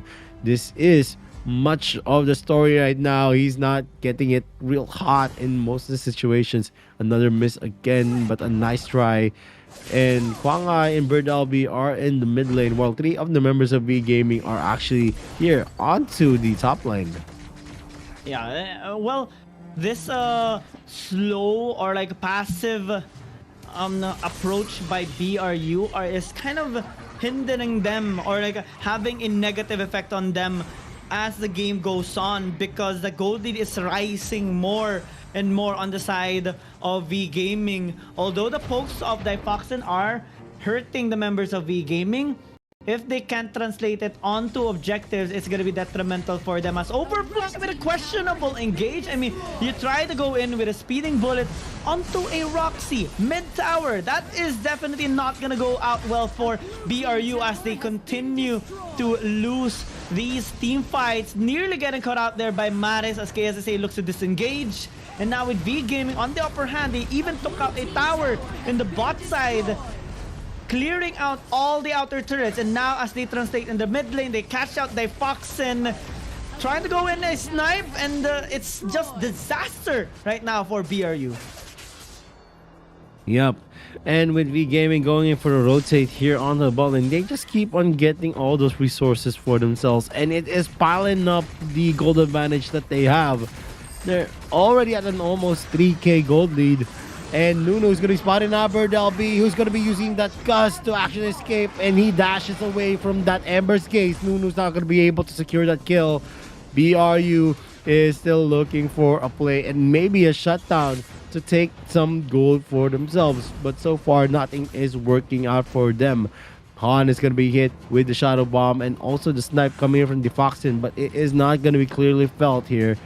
And Quang Hai might be able to spot out KSSA, and that's going to be the double trouble, getting a hit. And the Agnes Grip is going to connect into KSSA instead of Nunu, but still he gets taken out with Quang Hai, and that's a double kill for V Gaming, with Maris securing the kill on KSSA, and the Holy Dragon is now open for the taking.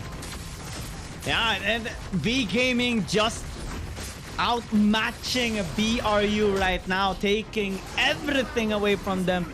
And there's just nothing that BRU can do. They have tried to start in strong during the early game of this, but slowly but surely V Gaming caught up, and those 2 kills earlier didn't really go out well for them. We don't see any more kills coming in from BRU, but maybe in this fight they will. The ulti denied by Maris with the orb being used, and now they are fighting back. They're trying to get more damage dealt here onto BRU, but a nice flank by Overfly catching out Quang Hai. That can spell out trouble here for V Gaming, but they still manage to disengage. Nuno trying to do something on a side position onto V Gaming, but even with the attempts, even with the efforts being made here by BRU, it's simply not enough, and they can't take any structures as they're constantly being contested here by V Gaming. Ulti once again by Nuno, not enough to get a kill. Yep, and now V Gaming is still going in with the goal advantage here, and with a advantage in terms of towers and also objectives. The gold lead is just gonna be into the control of V Gaming. They have a 3.3k gold lead right now. It's not going down, and it is gonna be the speeding ball being used. Han uses the Agnes Script, and the Dark Dominion has been connecting so far. Maris uses the Star Sky KSSA, gets bursted down, as well as the Bird LB getting that kill onto the Foxen, and F1 is falling down as well. Nuno almost takes that kill on Bird LB, but his damage is not enough with the Shadow Bombs as well as the Ember's case. Quang Hai is gonna get a miss onto that leg push. He is going to have the better position here with V Gaming getting 3 kills and with none dying onto their side. It is just V Gaming dominating game number 4.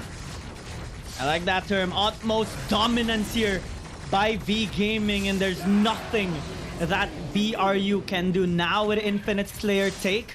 They're looking to be able to push either the side lanes or maybe the mid. It's up to them, but I think it's gonna be the top since there's more structures there, and they're just gonna be taking it one by one as the gold lead continues to rise.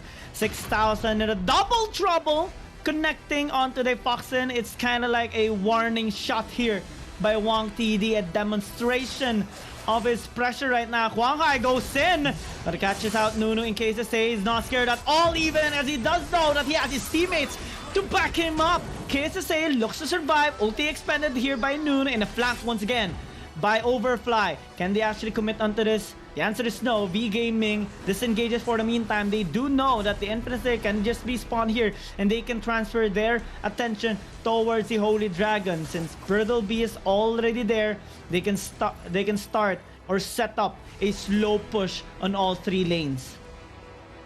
Yeah, Buriram United has been in the receiving end of all of the clashes. They have not taken advantage of anything, and looking at the scoreboard, they can't do a thing with hyper carries on the side of V Gaming already online, such as the Laville getting the damage in with a Slick Sting, a Clay Sancti, a Fafnir Salad, and a Muramasa in the making. Maris is going to be connecting that Star Sky onto KSSA. The cleanse is not going to be procced out. They want to save that for the clash that is going to happen. Overfly is in the area, and Bird LB is going to be forced down to actually defend the bottom lane, with F1 trying to clear up the waves for themselves, and the Infinite Slayer is going to be wasted on the top lane. But they did secure some damage somewhat onto the top tier 3 turret, and the Holy Dragon is going to be taken here by V Gaming. Another objective to their name. Looking at the gold lead, it is almost at a 6k, and Bird LB is going to go for the defense onto the top lane. There's not much that BRU can do unless they're going to be able to wipe them out, or maybe take 2 or 3 members of V Gaming in the next clash. But that is going to be hard to actually do, with the Foxen needing a lot of help. And Quang Hai is going to be in the area, and F1 goes in hot, tries to go for the claw. Overfly goes in with a Man of Steel as well, but the slow from Quang Hai is going to be felt. Definitely Overfly uses his Frostbite, and that's a double trouble getting a connection. And the Agni Script is going to connect onto KSSA, but he is not going to be pulled as early as he was able to use the cleanse.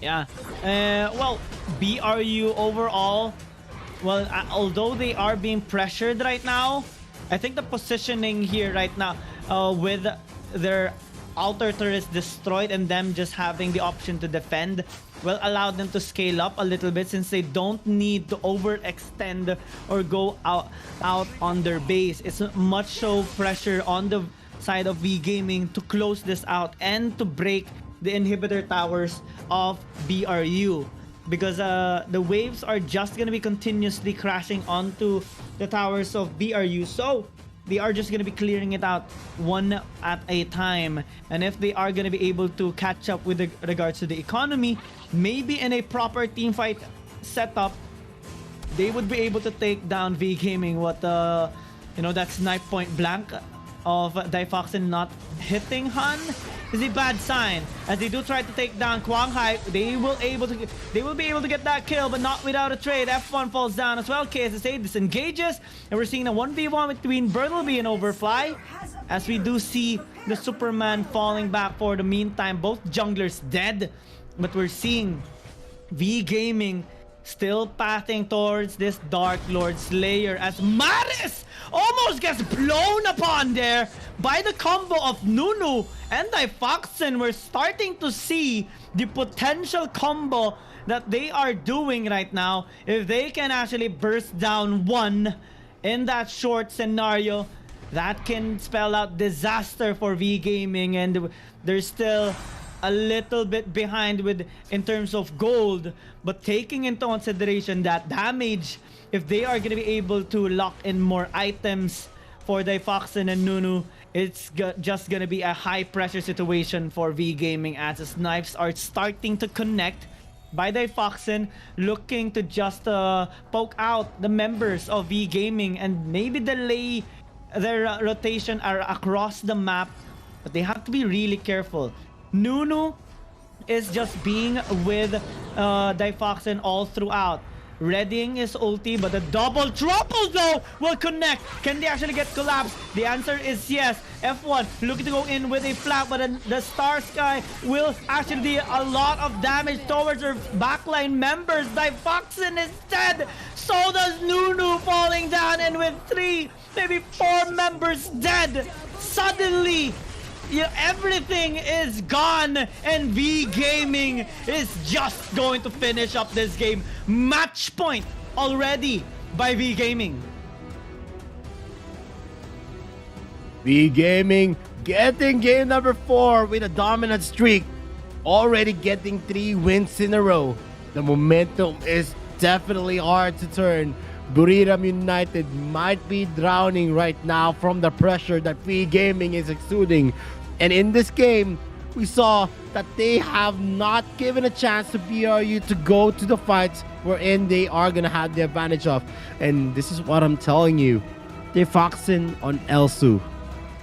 Definitely the worst type of marksman that you want to be in that position, because yeah, Daifoxin can make some plays, but in terms of being precise on the skill shots, he's not able to land the snipes in the right areas. And this has been a disaster for BRU. It is. It is a definitely a disaster for them, as it's kind of like a pattern again. They can't really patch it up. So far, 3 games in a row, same situation, same result, and the same approach by BRU. It's just becoming a crucial factor by them. It's kind of like a curse going in for them, disabling their mid to late game potential. Always starting off strong, but falling off as the game progresses. And V Gaming, we already have stated this before. Even before this grand finals, V Gaming is one of the most, if not the most consistent team in the tournament, having to only suffer a total of 2 losses, one on Hong Kong Attitude and one in this series against BRU, and it's going to be one big of a challenge now for BRU to try and come back in this series. It's not going to be the same as Hong Kong Attitude. Yes, the pattern is similar, it's exactly the same, but you're fighting off against a different team. This is V Gaming, the best team right now in the AIC, and if you're going to be attempting on doing a reverse sweep, well, you have to do it a better way. You have to step up your way.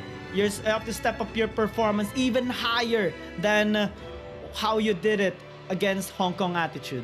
Yeah, I mean, Hong Kong Attitude was able to scratch V Gaming as well. But is it just going to be a scratch again here onto the championship finals? Wherein we're going to see BRU actually failing game number 5. Because we're not seeing gameplay BRU, playoffs BRU here onto the finals anymore. We're seeing a more tame BRU where they are being clobbered, being beaten up in most of the rotations. And in terms of the macro play, I just want to applaud V Gaming so far.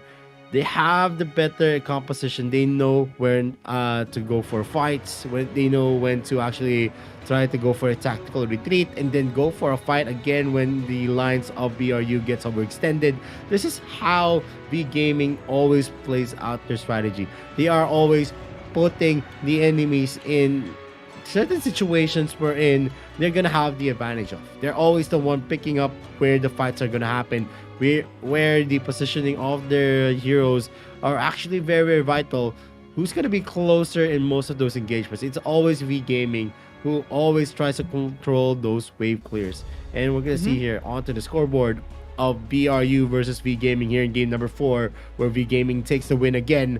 It is a 3-4-15, and that is a 12 kill advantage on V Gaming. Not just 7, that is 12 kills.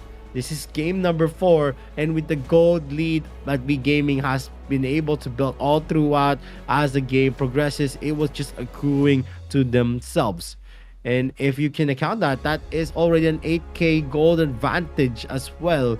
We're just going and entering the 15-minute mark.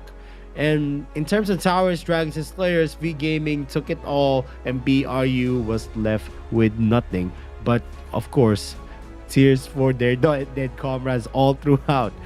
Early game, it was V Gaming. Mid game, it was V Gaming. And as we were entering the later parts of the game, it was still V Gaming. It's no kind of place for BRU in this type of scenario.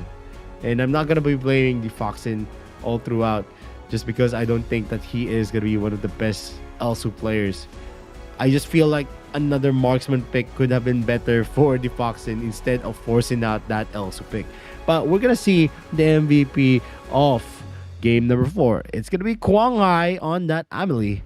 86.7% KP with a KDA of 617, 102k damage dealt. Of course, the roll goal difference is 1.5k. MVP points is 13.7, and this is his 11th MVP of the AIC 2021. And more of these performances are going to be expected from him, especially if they're going to be able to close it out on game number 5.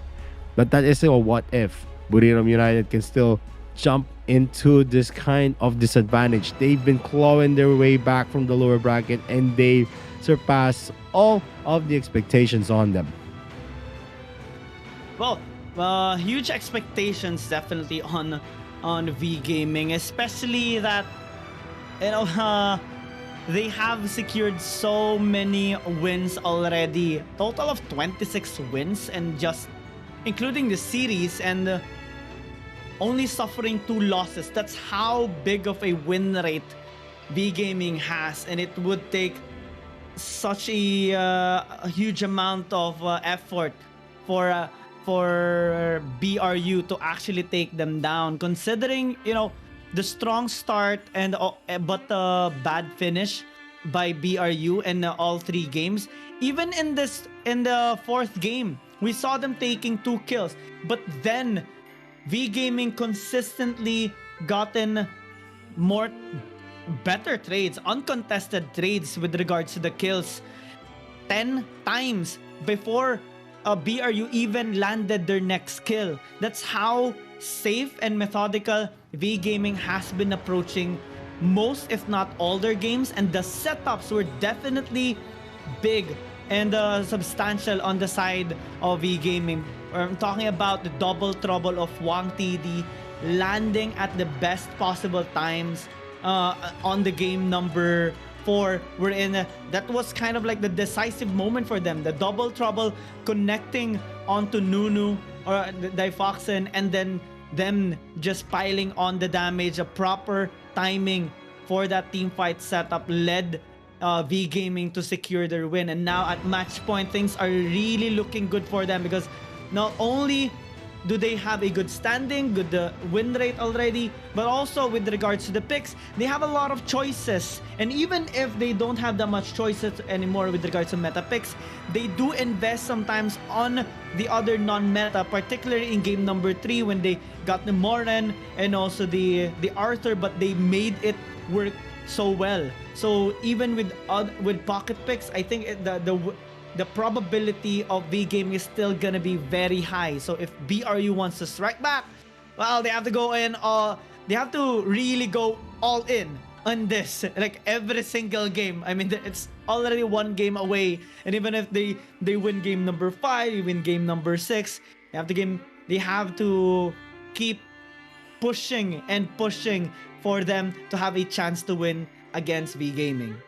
Yep, and in this type of contest, wherein you're just going to be giving in the lead and being too passive in your rotation, you're just waiting for the chopping block. And that's what happened in game number 4. We saw that they have those diving heroes on their side. But, of course, if you're going to be letting the initiation start onto V Gaming, who had a very strong initiation with the double trouble and, of course, the Agnes Grip, you're definitely going to be in the losing end, because definitely you're not going to be able to counter that kind of engagement, especially with Overfly still, clearing up the lanes, KSSA always in the area, who's not going to be able to have the mobility to actually escape those death-threatening situations. And of course, the crucial hits of the double trouble hitting Nunu always into the head was kind of a big factor, wherein they got the shutdown kills onto Nunu, who has been the source of damage of Buriram United. And we're seeing two contrast types of players here, with Difoxen not being the most precise, missing out the double trouble on his Deville, and missing out the snipes as well on his Elsu. And then you're gonna see Wang TD always getting those crucial skills to actually hit. And that is one of the biggest matchups that we're seeing here today. Yes, Nunu is actually very, very good in the mid lane, being able to contribute well.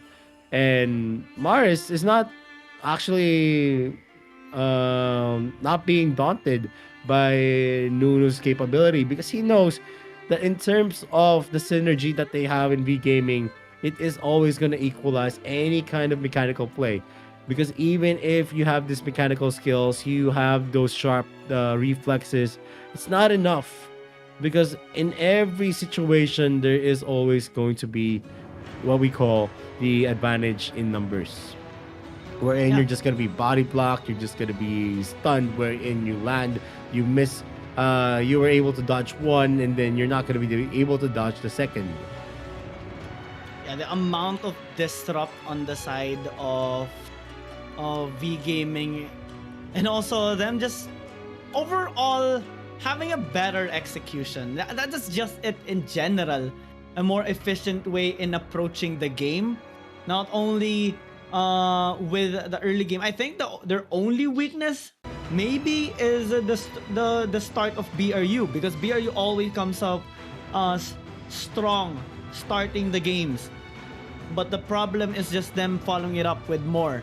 But V Gaming, they're fine with giving the early lead to BRU, because they know they can be more consistent and finding opportunities to come back in the game.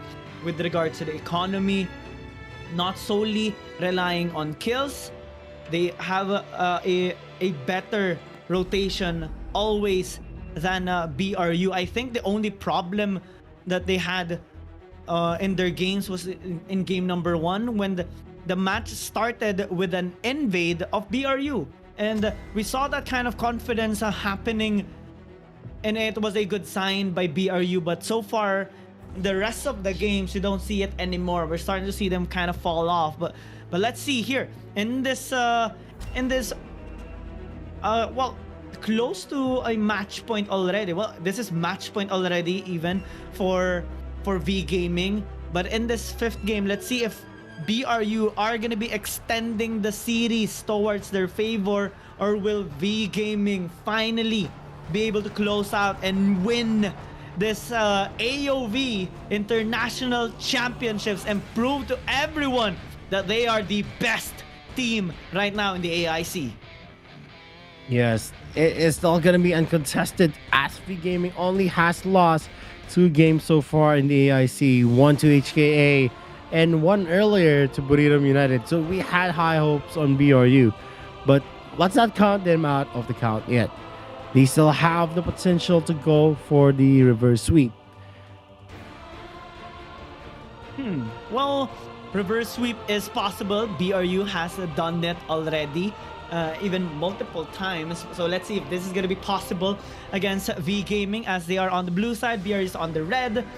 Elsu and the Superman available for the taking, but V Gaming already has picked up both of them.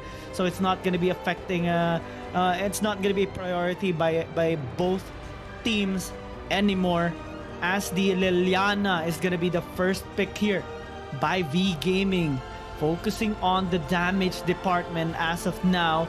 BRU are looking for a Tachi, but Batman, well, this is for sure just going to be a hover. We haven't seen a fantastic game yet with a Superman pick, especially with BRU. A stronger performance on the D-Rack instead. I'm liking this on the side of BRU, and maybe, just maybe, they could just pull this off.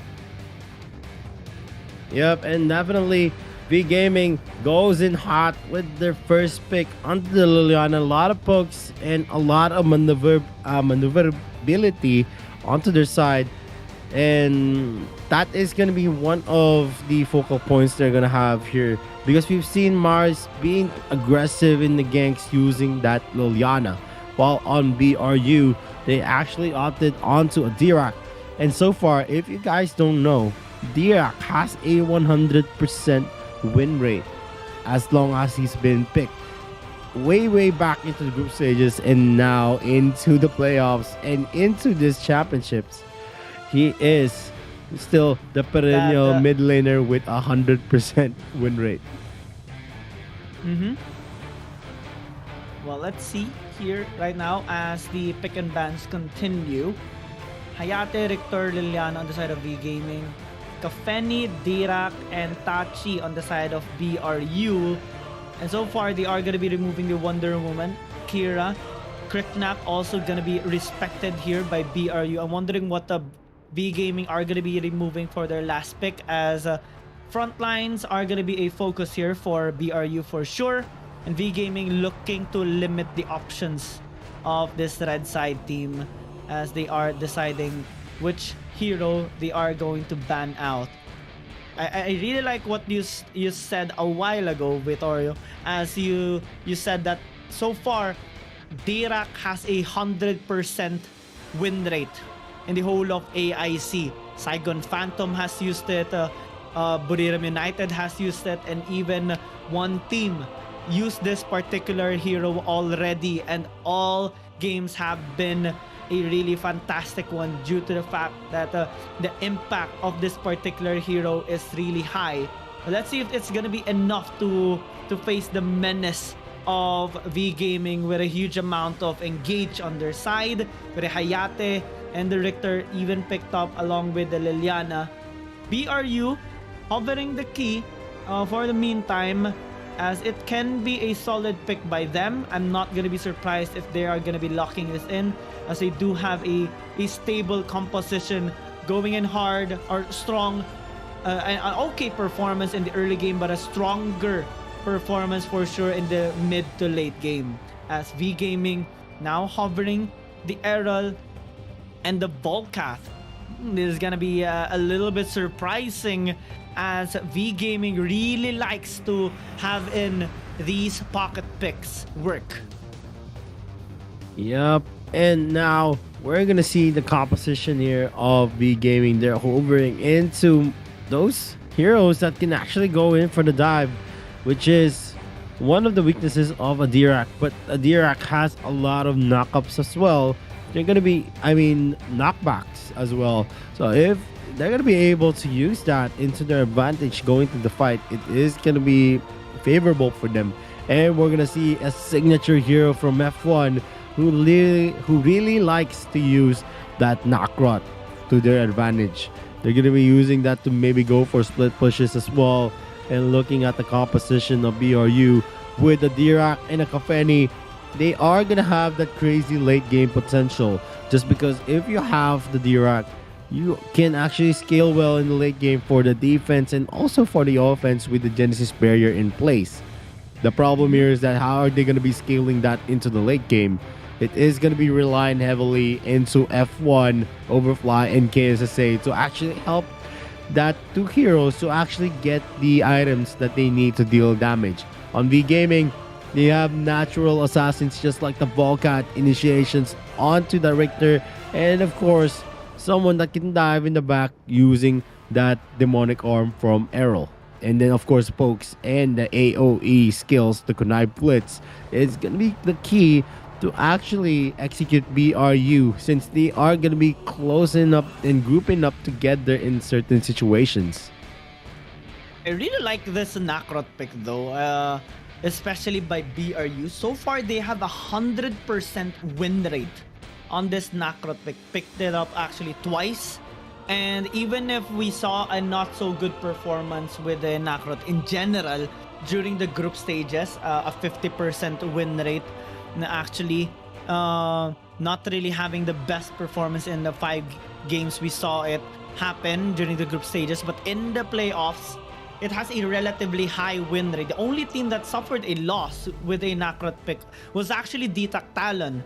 And for BRU, I don't think that is going to be a problem for them, as they have their very own way in fully utilizing this hero. But let's see if it's actually going to work. The huge investment here of BRU on one of their highest win rate heroes in this game number 5 to try and extend this series into a game number 6. Let's see who's going to be coming on top. Will it be V Gaming or Buriram United Esports? Yep, and that is something that we are gonna see and witness. Is V Gaming gonna be able to close it out, or is it BRU going for a reverse sweep, which is gonna be hard still? They are trailing to a 2-point advantage from V Gaming, and Defoxin and Bird LB is gonna be going in for the fight, and Bird LB is just harassing Defoxin all throughout. I think he's just expending his jungle strike to actually put some damage and harass him to actually deter him from getting that free farm. And Mars is gonna be missing out that blinding light. He's gonna be taken out here with F1 takes that first blood. Bird LB is gonna be in the area, but F1 might be in danger. He overextends himself, and that's a shutdown for him. And Kwang Wai as well is gonna be taken.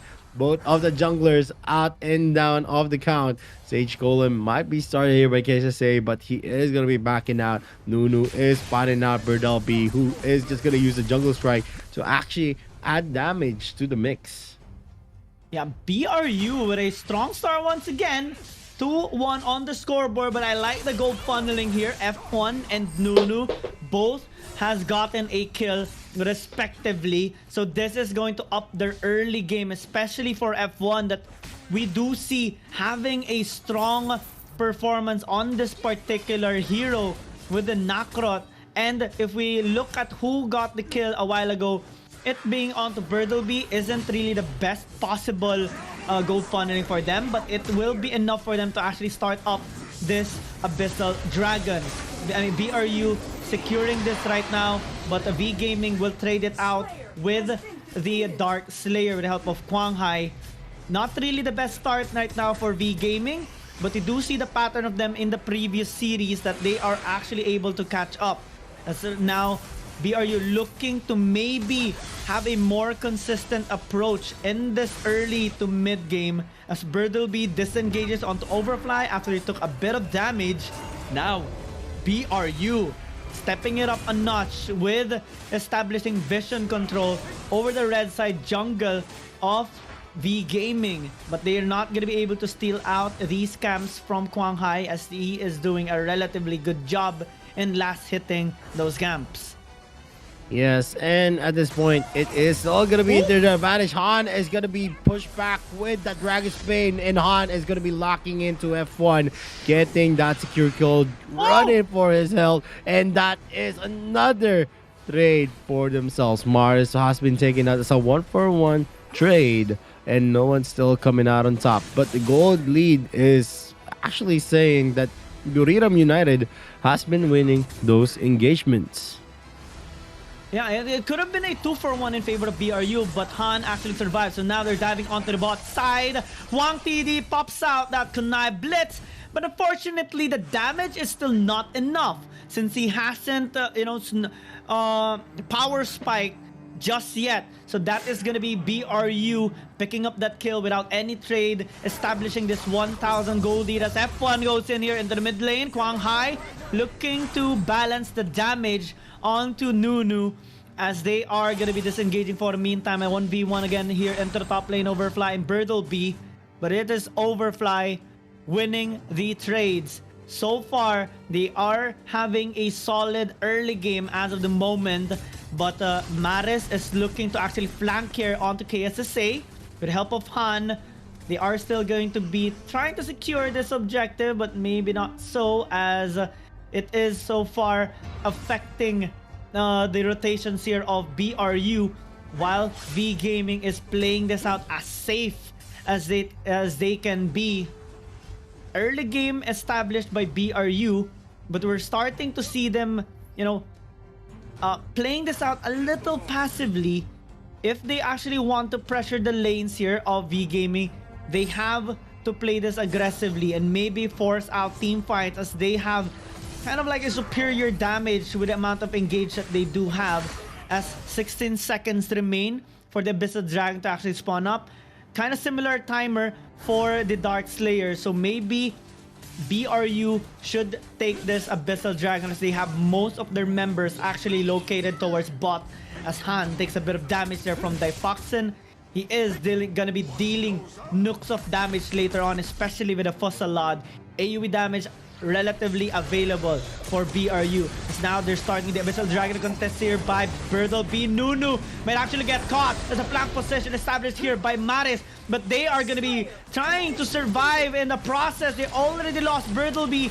Han looks to survive, but if Fussalad doesn't let him survive, now with a 2-0 trade plus an Abyssal Dragon, a potential tower take here in the bot lane, Buriram United Esports are looking very strong. A fight is happening onto the top side, a 1v1 between Overfly and Maris. Let's see who is going to be coming on top, as Quang Hai looks to actually disengage since F1 is also there. They have denied that 1v1 win, but now with Birdleby in the equation, F1 actually might have overextended as a gap kill comes through by Birdleby securing that kill.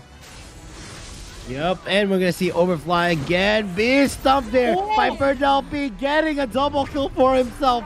Maris goes into the area, but he doesn't need help at that moment. He was dead set on taking that lead back into on almost 1.5k. They were actually trailing by 2k already here, but V Gaming was able to get that close gap, was able to actually shut down a lot of the heroes here onto BRU. And with the tower being taken here onto the bottom lane, Wang TD is going to be securing some gold for himself. That's a 3.9k. There is a 600 gold deficit on terms of the matchup of Wang TD versus Difoxin. Well, on the other departments, we're gonna see equal grounds as well, like like on the jungle department and also on the Dark Slayer lane. Overfly is just going to be consistently trying to take in the advantage that he has as a key. He is going to be a big factor for BRU as they are going to be needing his help in the AoE department. KSSA is going to be spotting out Han. The Cliffbreaker is going to get a miss, but Han uses and rides his horse to actually negate any kind of engages from BRU. While on the top lane, Overfly is going to go for a fight. That's going to be the demonic axe being used. The demonic arm as well. It's going to be procced out, and Overfly is going to be taken out. No one is going to be in the area to take that counter kill. And now we're starting to see the curse happening once again. BRU kind of playing this too recklessly as they continue to lose more members. A gold lead a while ago that was a 1 to 2,000 quickly got diminished to just a few hundred as V Gaming looks to come back strong. Now, BRU looking to secure this tower in the top lane, but Kwanghai and Birdleby is not letting them as the other members are being more efficient. Now, starting the Holy Dragon to allow them to have more gold. Can they actually steal? The answer is no, as F1 is just too far away inside that pit. Nunu took a bit of damage here from Maris as they are looking to engage with F1 charging in, but they're not going to be able to get any kill. Foxen, why are you there? You are overextended. There's no tower there to actually protect you as he will fall down. KSSA, the tankier member, still chunked down to half. And BRU again making these questionable plays. V Gaming are just going to be very happy to take these kills. Overfly got dove, by the way, by Huang TD and is not scared at all. Now, suddenly, things turn into a disaster for BRU once again as V Gaming continues to go in with this onslaught under the tower. They are trying to protect it with the disrupt, but with Han being such a beefy front line, they are going to be zoning away from their outer turrets. Now with the bot lane secured, suddenly the 2k gold lead of BRU turned into a almost a 3,000 gold deficit against V Gaming as they look to secure this Infinite Slayer. Yeah, V Gaming is going to be spotted here by Burrito United. Are they going to be getting that steal? F1 is going to be using that Joshua Blade. No, KSSA gets that Infinite Slayer. The Kunai Blitz has been used, but the Dragon's Bane pins Swang TD in that area. That's going to be a lot of people being axed, but there is no follow-up from the other members of V Gaming who are just going in for a clear, and Han is going to be using the ultimate to actually get into close, and F1 is going to be able to escape, and KSSA is going to try to deter Han from taking that kill, and it is going to be successful, and another tower is going to be taken. And this is the first time we're going to see V Gaming actually not having the unison in terms of the judgment that was made. It was mostly BRU being able to get that one up because of the numbers that they had. Mars might be taken out as well. F1 tries his best to get that kill, but the harassment is already there.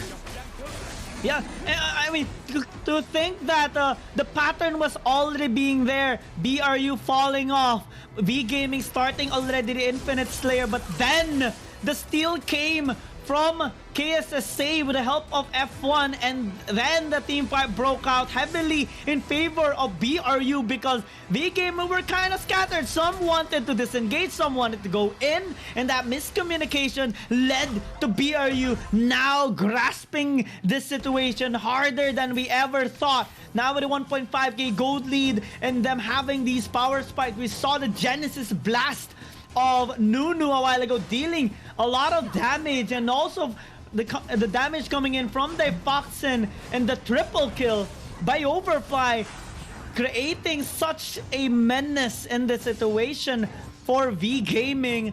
Now with a gold lead that they do have, V Gaming is looking to come back, taking this Holy Dragon uncontested.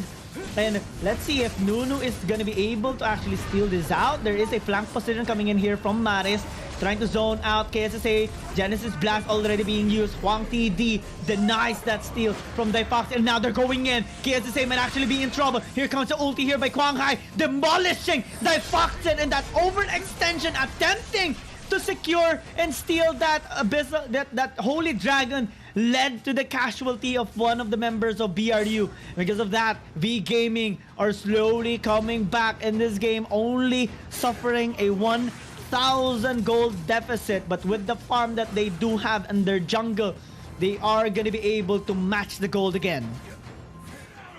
Yup, and V Gaming right now was able to overturn the advantage that BRU was able to accrue.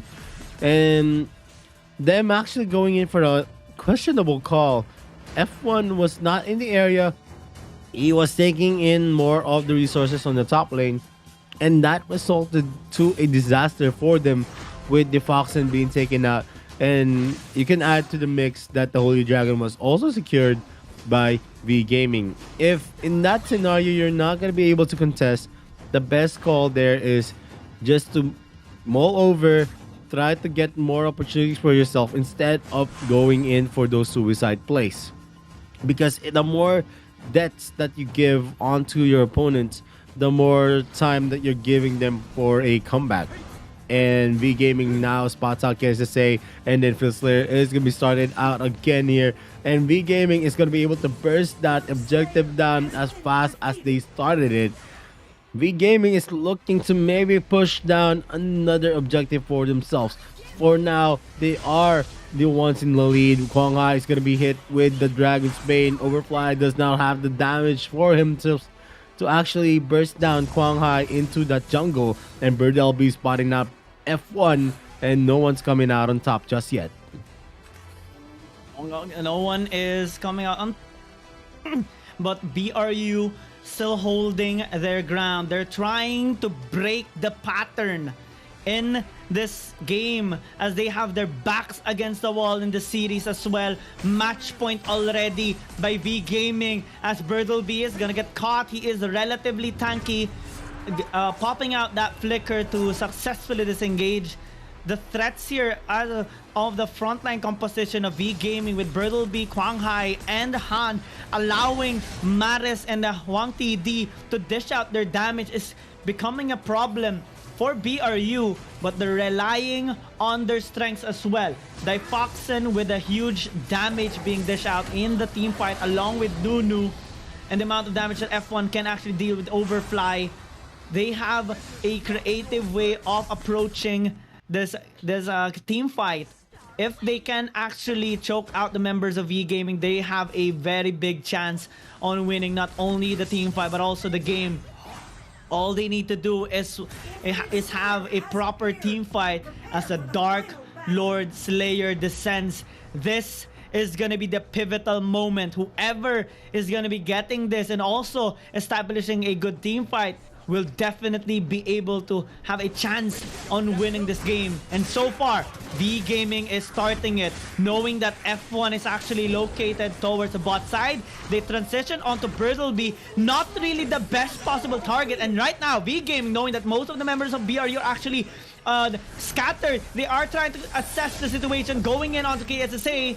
Han taking a bit of damage, but even if they disengage, expending some of their resources, it's just gonna be worth it since they do have the Dark Lord Slayer pushing now into the mid lane. They're trying to sync it with the side lanes already. BRU now, even if they have Difoxen with a huge damage, they can still be threatened. So F1 is trying to poke them out, but they have to keep watch on Quang Hai going in with a flank position. They have a tier 2 tower, so they have a second line of defense. Maris nearly gets blown there. Fussalad already expended, but the waves are crashing onto the sides because of the initial push a while ago by V Gaming. They're trying to defend this tier 2 tower, and they are going to be successful in doing so due to the amount of siege damage that BRU has. So they have this second chance. They have passed out on the first challenge with the Dark Lord Slayer. They have a breathing time right now to recuperate with regards to the economy, as V Gaming is just going to be looking out to secure the next one. Yup, for now, V Gaming was staved off. And this is the advantage of having a D-Rack onto your lineup. You're going to be able to actually deal, and especially in terms of the wave clear management, you are going to be able to deal considerable damage. Nunu so far on the D-Rack has been very, very precise. He is one of the best mid laners here in the AIC, and this is some kind of a game where he is going to be shining best, because we are now entering the later parts of the game wherein he already has items to actually burst off most of the members of V Gaming, especially in going in for the peels. As long as the Foxen is going to be able to stand, they are going to be winning these engagements. But if not, it is going to be disaster with Overfly being knocked up again, and just Birdal B doing his job well. And now the second tier turret is now going to be taken because of that blunder. But with Wang TD not actually in sight, I'm pretty curious why he was not going in for the push. I nearly got that tier 2 tower, but maybe they are trying to play this out safely. They are paying their respects towards BRU, and they do deserve that respect. So V Gaming, in their safe approach, well, they do have still the upper hand when it comes to team fighting, since they are positioning themselves quite effectively in these locations, having the priority always on the jungle camps and also on the Slayer camp, which is about to spawn in the next 50 seconds.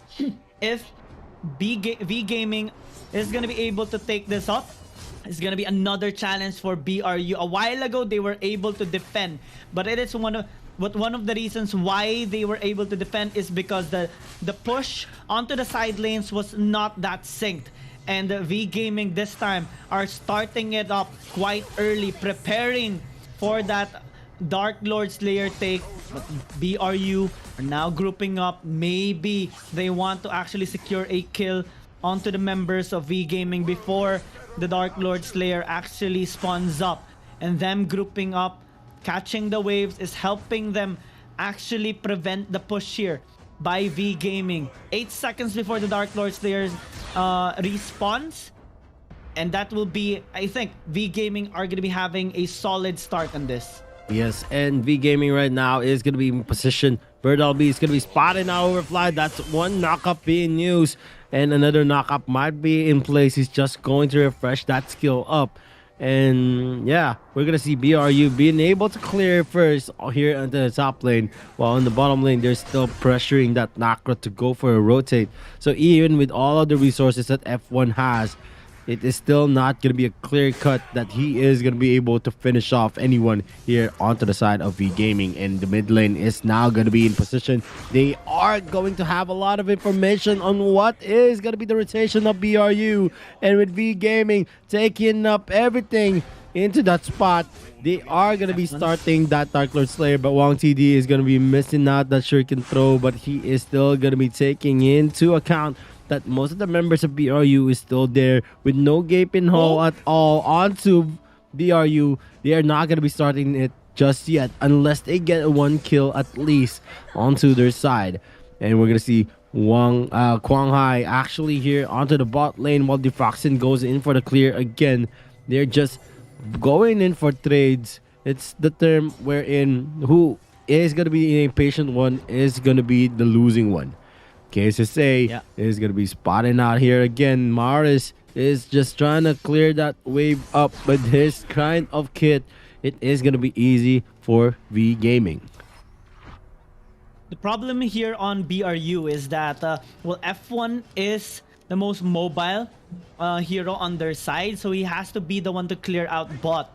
The problem is that V Gaming is always timing and tracking him down. If he goes onto the bot, they make sure they make the rotation towards mid, since they do know that they have numbers advantage. But right now, in this situation, BRU is grouping up. If they are going to be able to catch out anyone, particularly Bertleby, that may be their chance, but they're not being let here by V Gaming. You talked about a while ago that this is a game of patience and control. Definitely both teams are showing that right now, as they are just waiting for the best possible timing. It's a game of chess, but right now, here comes a move.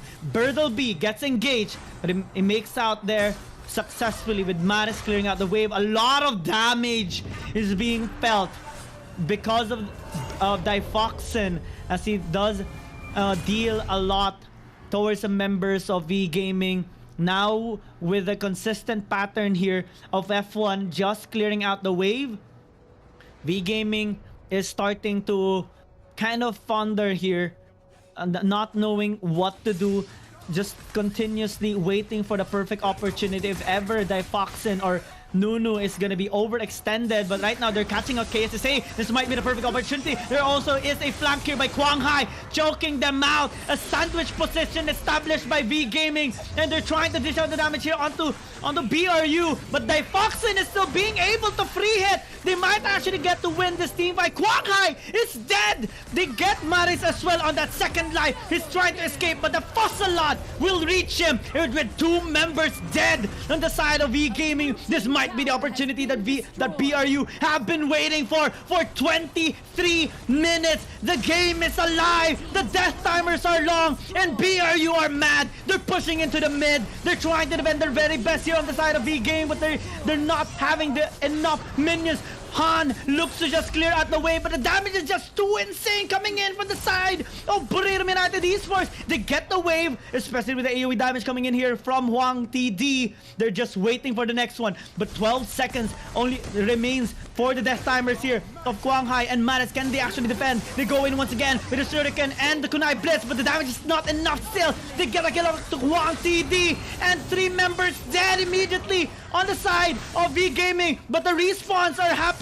So many low HP members on the side of BRU, but they will disengage. V Gaming live for a moment with a sliver of health, but BRU changing their mind. They might actually go in for the GG push since they have Difoxin relatively healthy on his HP. They go in, pops out the ulti. Can he actually get a kill? Nice knockout comes through from Quang Hai, but it gets bursted out. Maris, the only member left, and the miracle lives on.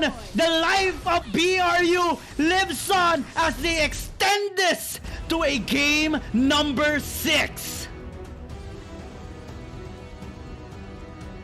And that is the game faces of BRU taking in the win, getting the positional advantage into that last clash. Buriram United has been clawing their way back in the series that they participated in. And this might be one of those series wherein we're going to see maybe a round 7 where BRU is going to be forcing out the advantages of V Gaming all day long. And this is already 2 losses for V Gaming.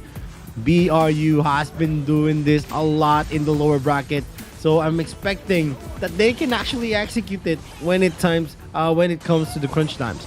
I just didn't like the early game that they had. There was a lot of mistakes as well, but V Gaming did make a lot of mistakes on themselves as well. They were always overextended, always trying to get the 1-up on the Foxin. It's just that it's going to be difficult in certain scenarios to actually get the kills always, especially with the composition that we're seeing from Buriram United. Whenever a clash is going to happen where Nunu is going to be involved, it is going to be hard to get a kill just because of the Genesis barrier. Yeah. And also, the problem with V Gaming is that they kind of hesitated on actually starting up the Dark Lord Slayer, because one of the reasons why BRU was avoiding fight, they're just waiting for V Game to actually start it up. But V Gaming always has the priority on the objective. They should know that they can actually take it down pretty fast. And if they were actually able to do it, it would force BRU to actually commit on a fight in a 4 versus 5, a numbers advantage that V Gaming can actually win. But with the proper timing, with a fight in the mid, BRU being the one to actually pull the trigger, taking out Maris and Quang Hai so fast, even if the desperation play came of V Gaming kind of delayed the inevitable, it's still inevitable.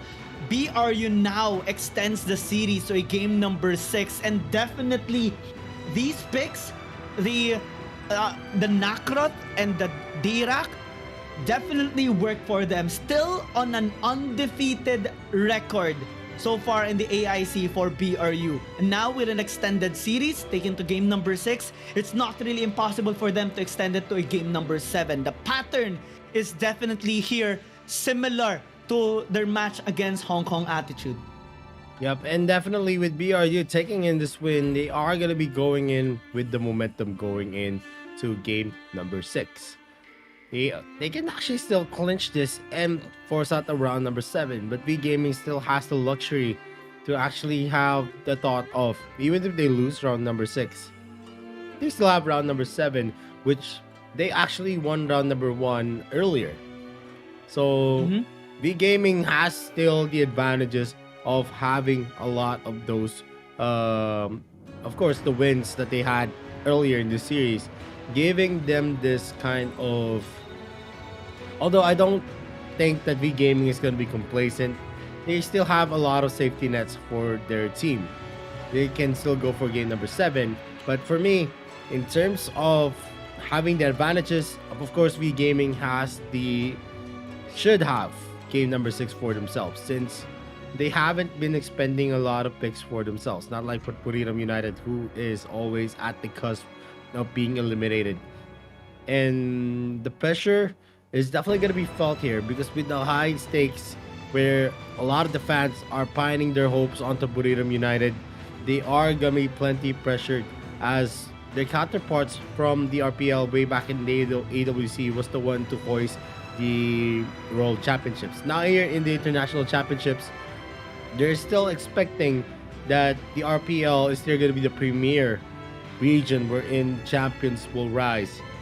And so far, V Gaming has been deterring that kind of mindset, because the AOG's resurgence here into AIC has been very imminent. We've seen them actually throwing up their stuff, getting all of those sweeps, getting all of those dominant games for themselves. It's just a no-brainer that V Gaming is one of the favorites here in the AIC. Yeah, definitely the favorites. Let's see right now, because for V Gaming, well, we do see them having that incredible comeback in the mid game, but unfortunately they felt the pressure by BRU, and definitely those hesitations didn't really pan out the best for them. It created more problems, and those problems, because of the pressure, definitely hurt them in securing this series. As we check out the graph, ooh, this is art. And looking at the graph, we're gonna see the advantages actually shift from each team. No one really had the game for themselves.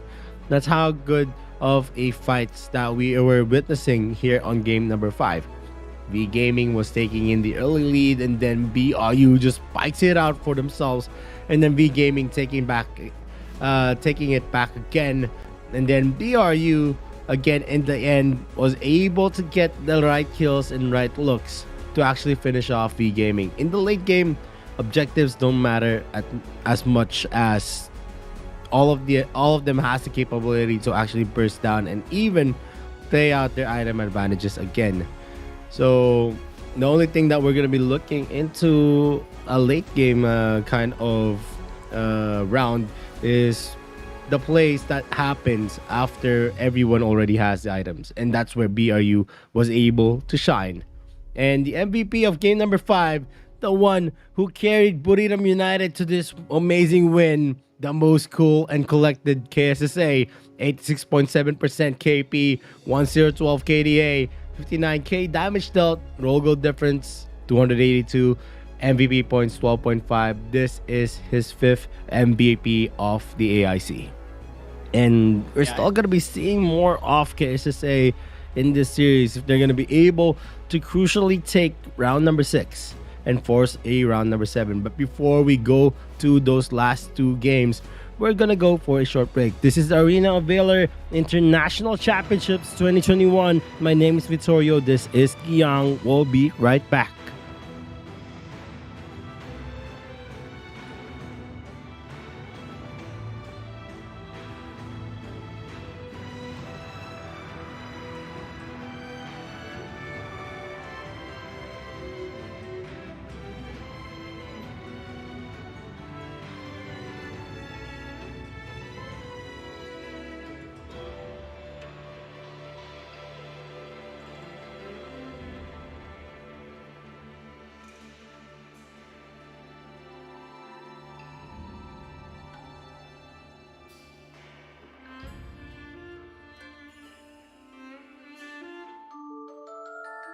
Relax.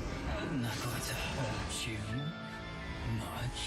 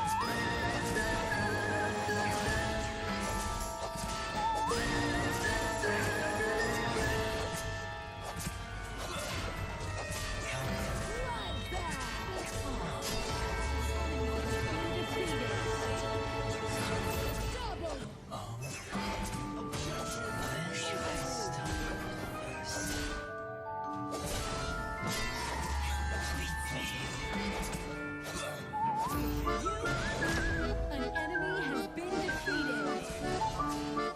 You have defeated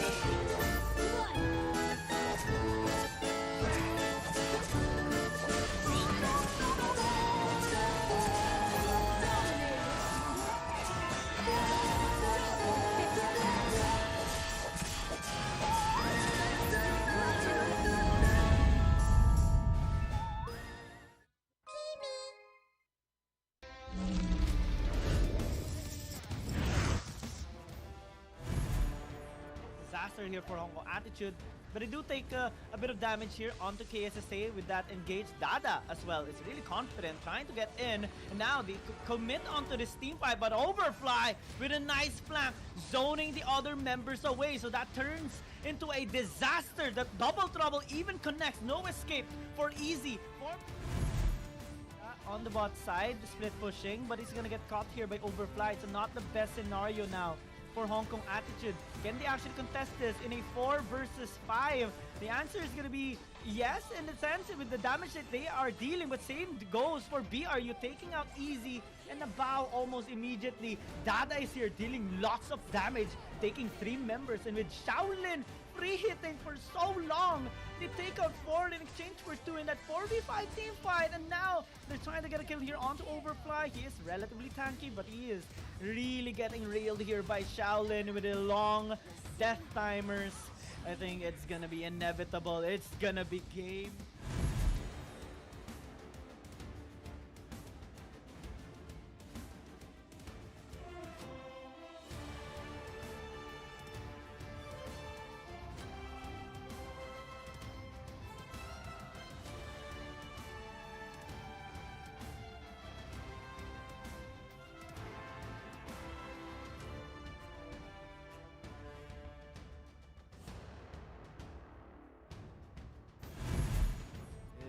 Going in there, just throwing in the Gus. Overfly spot him out. He is receiving a lot of damage, and that's going to be substantial damage as well.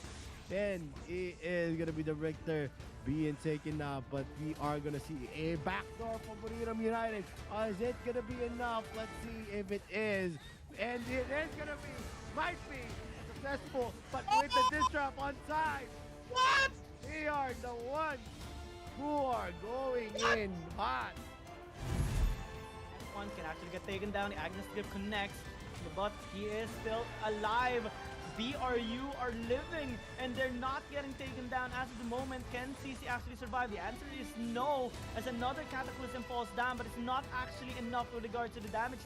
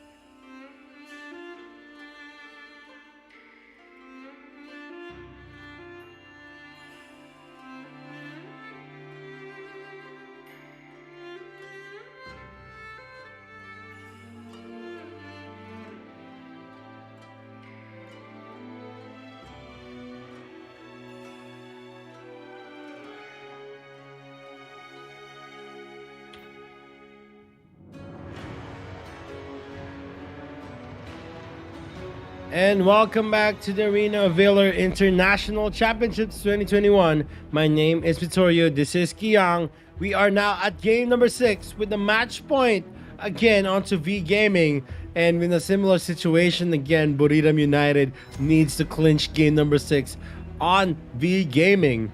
Are they going to be able to do it, or is it still going to be a repeat wherein V Gaming is still going to be dominating this series?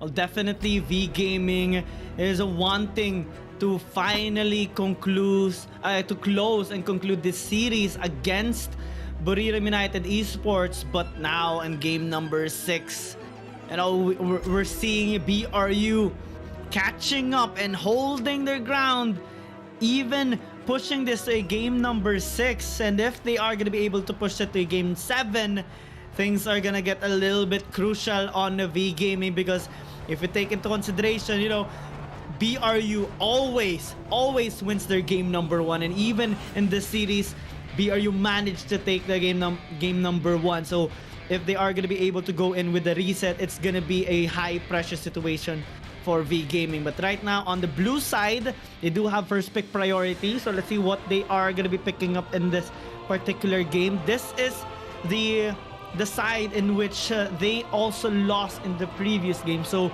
BRU, if they can actually draft a really good composition, once again, it is going to be possible for them to extend the series.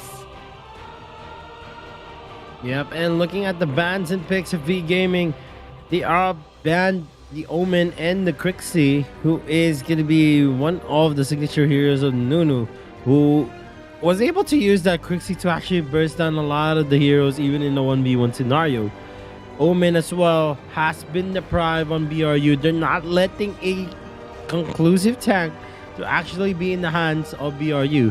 And on the side of BRU, they actually banned out the Nelander, who so far has been underperforming as well here in the AIC. And the first pick of V Gaming is going to be the Kira with that Assassin. They are going to have a lot of damage, and Kira is one of the heroes that actually bursts out even into the late game, who when you actually use her efficiently, you're gonna be able to traverse the map like you have a global mobility ability.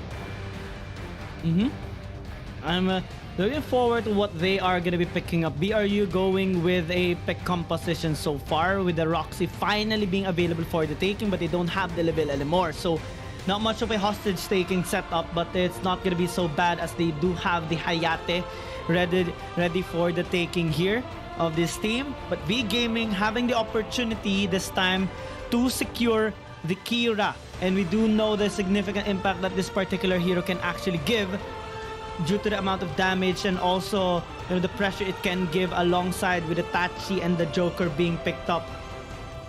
As we go into the second banning phase, BRU is removing some of the heroes that they actually had a strong performance with for the mid lane. Taking out the Iggy and the Dayrak.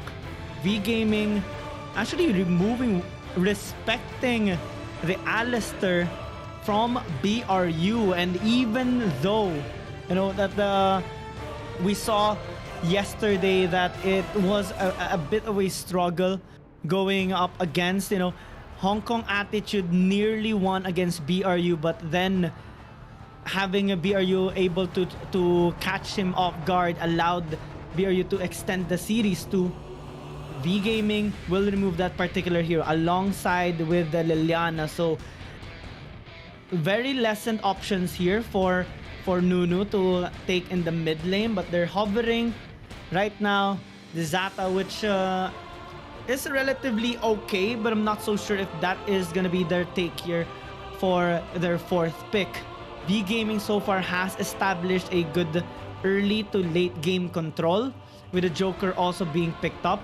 I'm wondering if they are gonna be opting to go in with a Florentino, but right now they are hovering it for the meantime. Lots of engage, lots of damage coming in from V Gaming if ever they are gonna be going up with this. And finally, we do see the Veres also resurfacing in this game number 6, and if they actually lock this in, it's gonna be a not so bad composition for V Gaming, but they are changing it up a bit. Illumia now showing its chance on being part of the grand finals. We have seen a relatively okay performance with this, but also some games weren't really that much good whenever we see an Illumia, as it is relatively squishy, and also sometimes we do see the lack of damage with it. But V Gaming are still gonna be committing onto this. The Cataclysm is gonna be vital here to stop the pushes of BRU. Now, with them having not much frontline compositions, BRU are looking to maybe secure that Kriknak, but they changed their minds. Sinestria is a part of the equation now, and I want to ask you though, if they are going for the Sinestria, which I kind of look more on to maybe securing the Kriknak, what are your thoughts, Vittorio? What should be the best possible last pick here for BRU? Is it the Kriknak, the Sinestria, or maybe the Senmil? Well, I guess they're actually lacking in a lot of tanks onto BRU. So V Gaming is going to have the one up on them if ever they're not going to be securing another tank for themselves. And they do lock in onto that Senyo. And I guess we're going to see a Wonder Woman jungle for sure, because based on the picks, Nunu is not going to be able to use that because of the availability of that Zata. And all in all, V Gaming is looking strong. They have a lot of duelists who can actually win the 1v1s. A lot of split pushes can actually be seen onto V Gaming side. They have the Florentino and they have the Kira. And then you have some damage that can scale you in the mid game with the Joker. And of course, sustainable tank onto the Tachi. And of course, the combinations of stuns coming in from the Illumia. The only caveat of this V Gaming lineup is this: they need to afford a lot of protection into the Illumia. While on Buriram United, we're going to see a lot of diving potential with Senyel using the Angelic Splendor for the additional armor, plus the heal and speed up. And of course, the counter initiations from Wonder Woman is going to be a key on how they're going to be playing out their lineup. Zata and Hayate are just going in for the dives, and one of the most crucial initiatives is Overfly going to be able to use the Roxy to actually lock down on one of the picks of V Gaming, or is it just going to be the last time that we've seen Overfly use that Roxy, which he's not going to be able to secure the Agnes grip in most of the crucial situations. We'll see here in game number 6 where the stakes are high. Buriram United wants to secure this win for a round number 7, and of course V Gaming is going to try to finish the series in favor of them. Game number 6 full of surprises, full of course, action. It is going to be starting. V Gaming is in the blue side, while on the red side, it is going to be Buriram United Esports. Let's see who's going to be coming on top. Can V Gaming close this out, or will BRU extend this to a game number 7? It all boils down towards this game, as Nunu is going to be a high priority here for sure, alongside Difoxen, as we're seeing an invade happen here by V Gaming. KSSA is trying to stop them, but the pressure is really high coming in from V Gaming.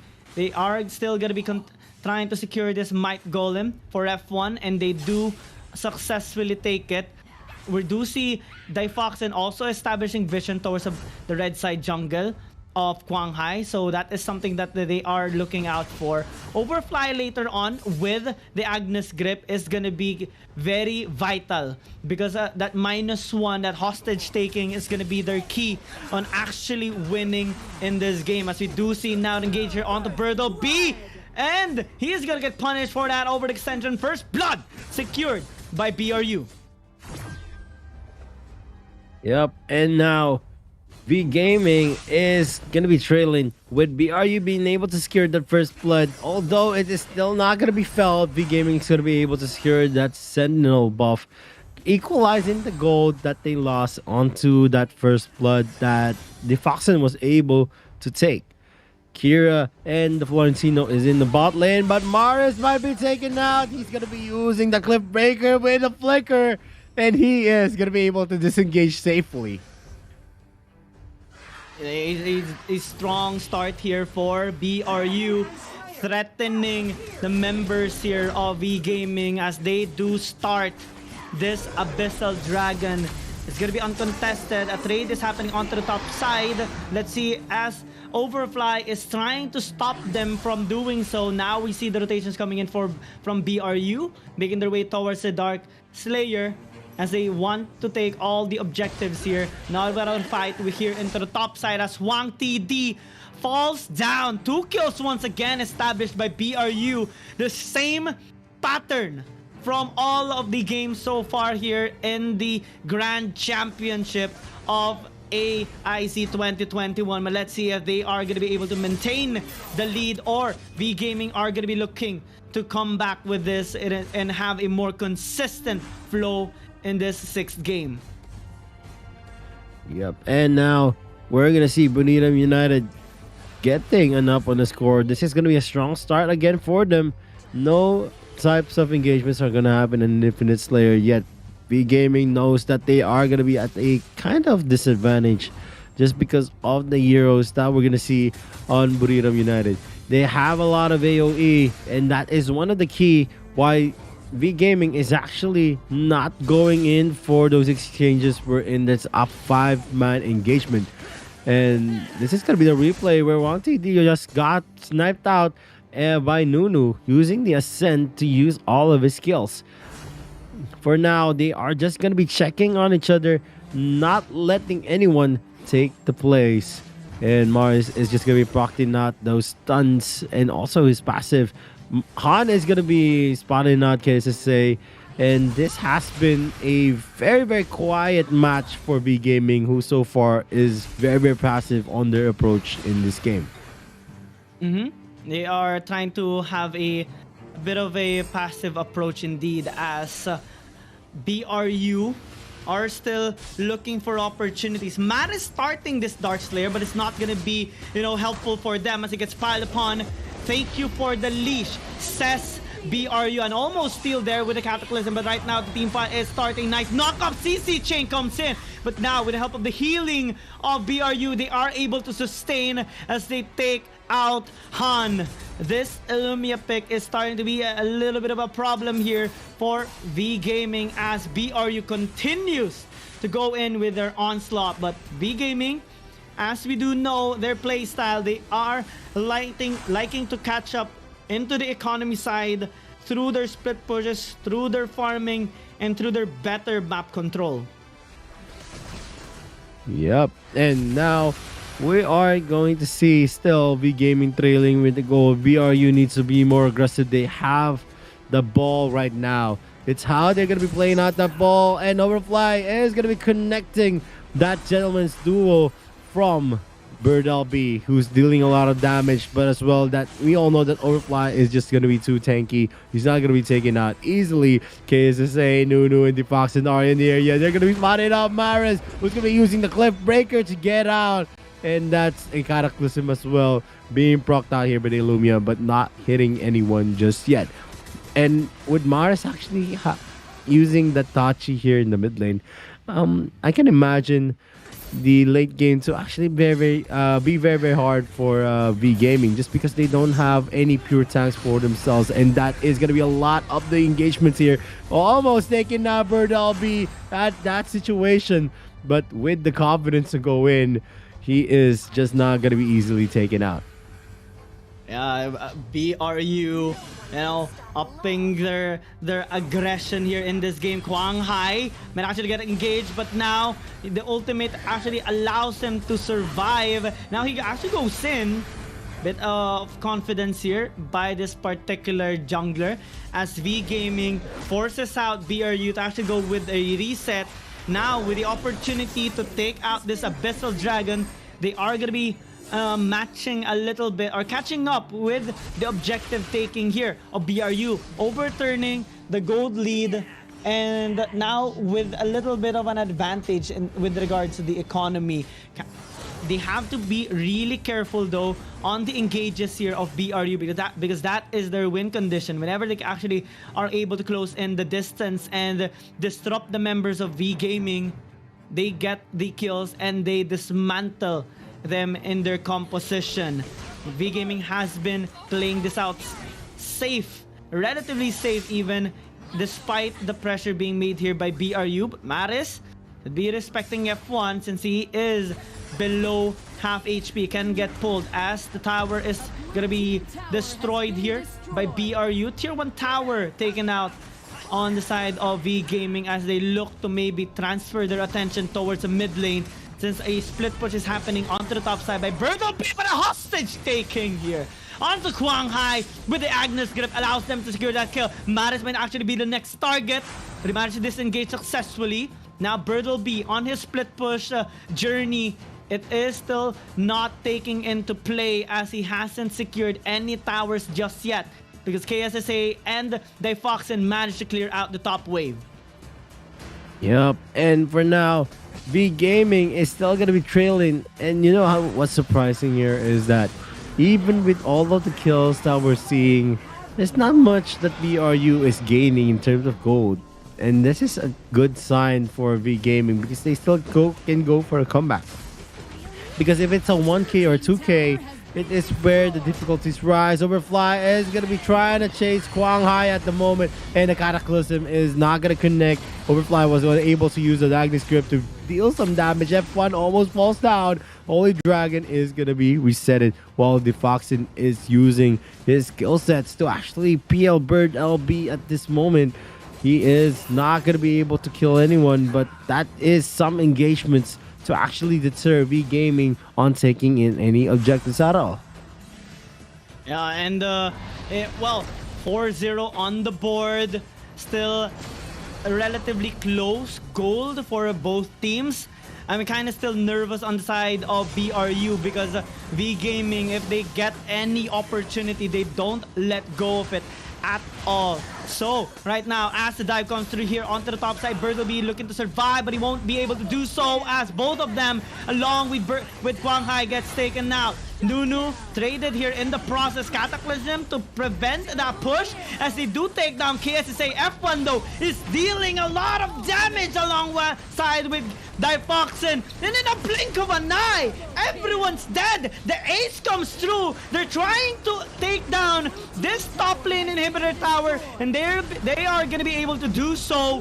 What a fantastic team play there by BRU. Now with a 2,000 gold advantage, V Gaming are starting to feel the pressure.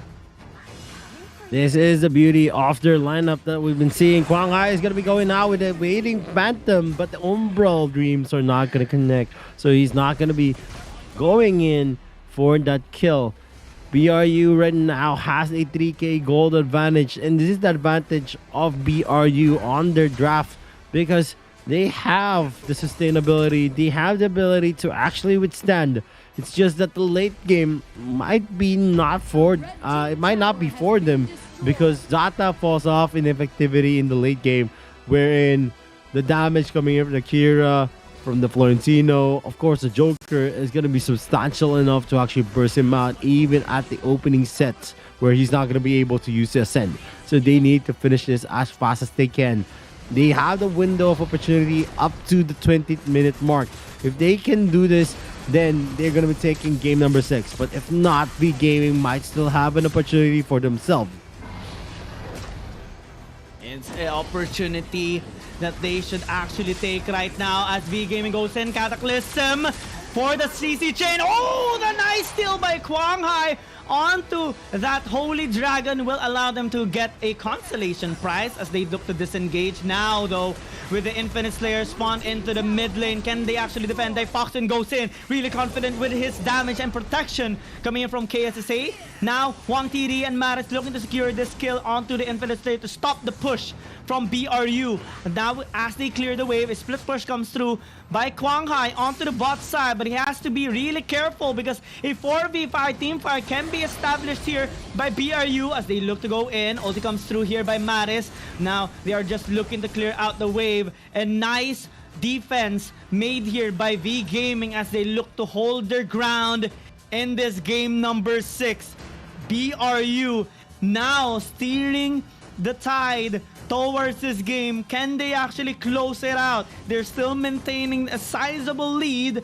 2,000 that V Gaming can actually overturn if given the chance. But with the rotations coming in here by BRU, a 1-3-1 positioning towards the map, trying to choke out the members here of V Gaming. But Difoxin should be very, very careful because if he falls down, that can spell out trouble for BRU. So far, he hasn't been caught off in this 12-minute mark. So BRU still has a very, very big chance as they're looking to maybe secure this Infinite Slayer before it turns into a Dark Lord Slayer at the 15-minute mark. And V Gaming, I don't think they can actually contest this. Yep, and for now, looking at how big of a place Burrito United has been doing, I just don't think that the composition that V Gaming has right now has what it takes to actually scale.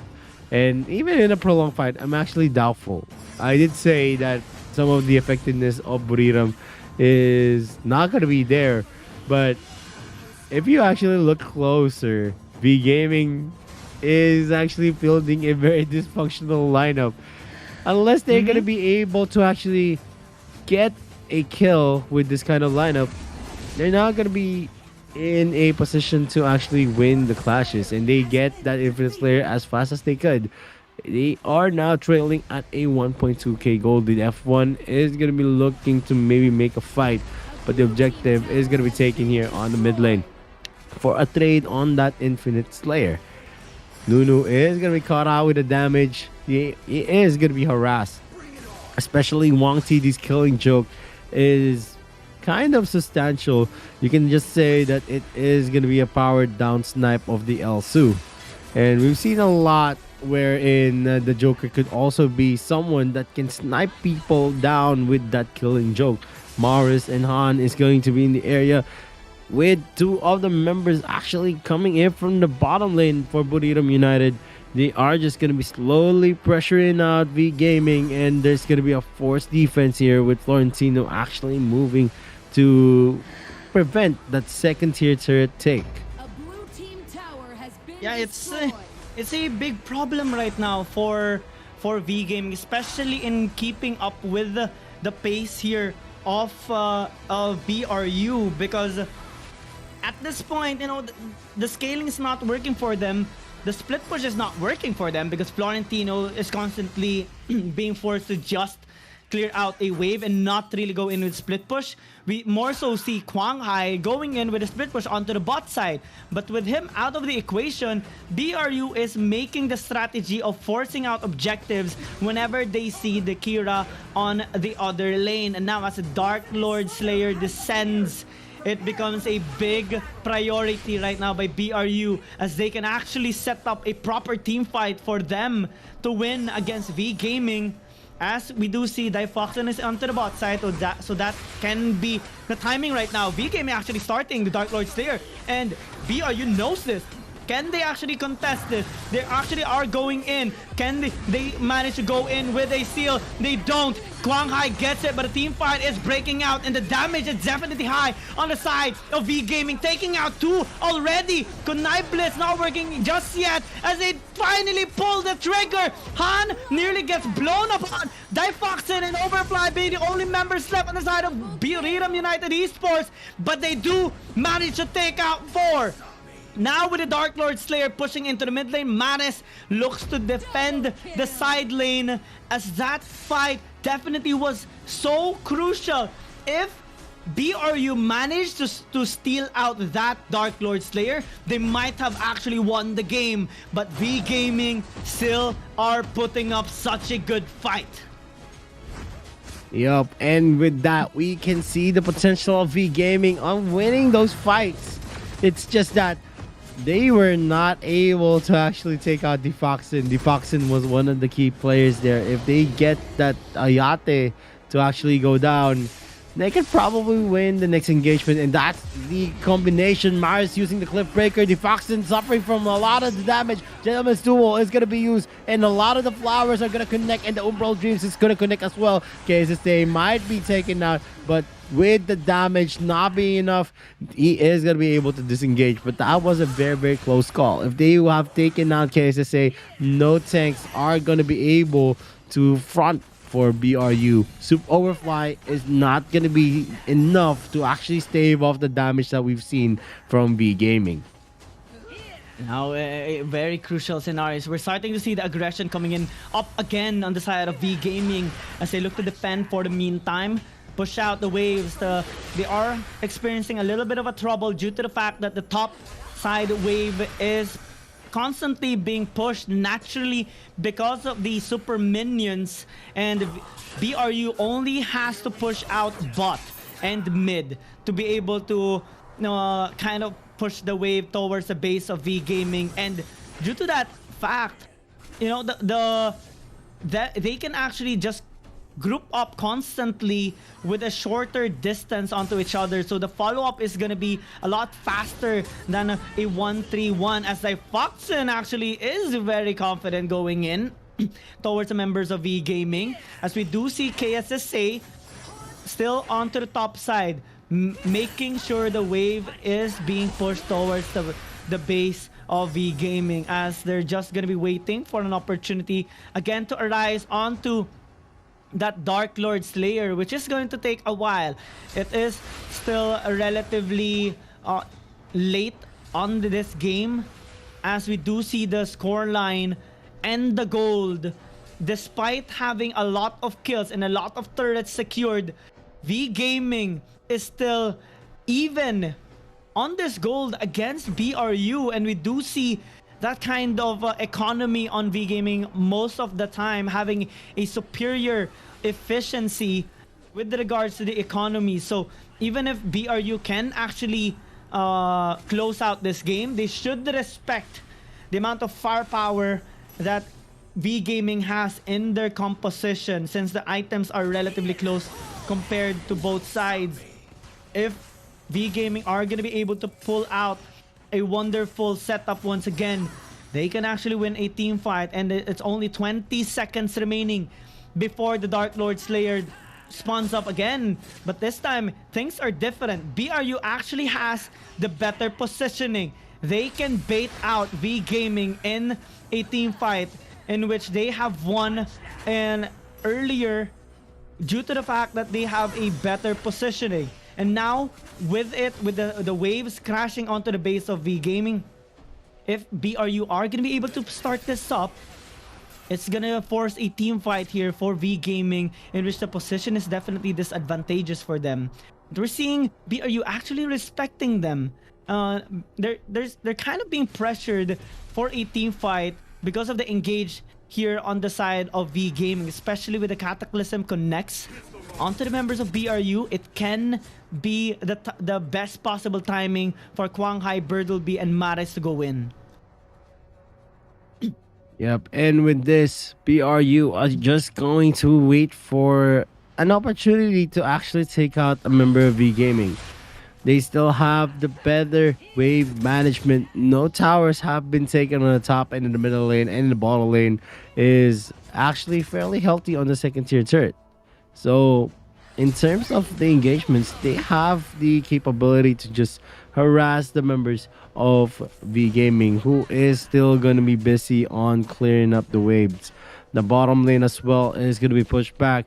So that is going to be one of the keys here. That's also going to be an engagement. The Ascend is not going to get a hit on anyone. F1 is going to be in danger. The Foxen was able to get out, and that's a basic submission being used. Mars is going in as well. Angelic Splendor is going to be used. Agnes Grip is going to be connecting into Kwang Hai. Is he going to be able to survive? No, the answer is no, because Nunu again gets that kill onto the other member of V Gaming. Birdleby fell down at that engagement, and only KSSA was only taken out by V Gaming.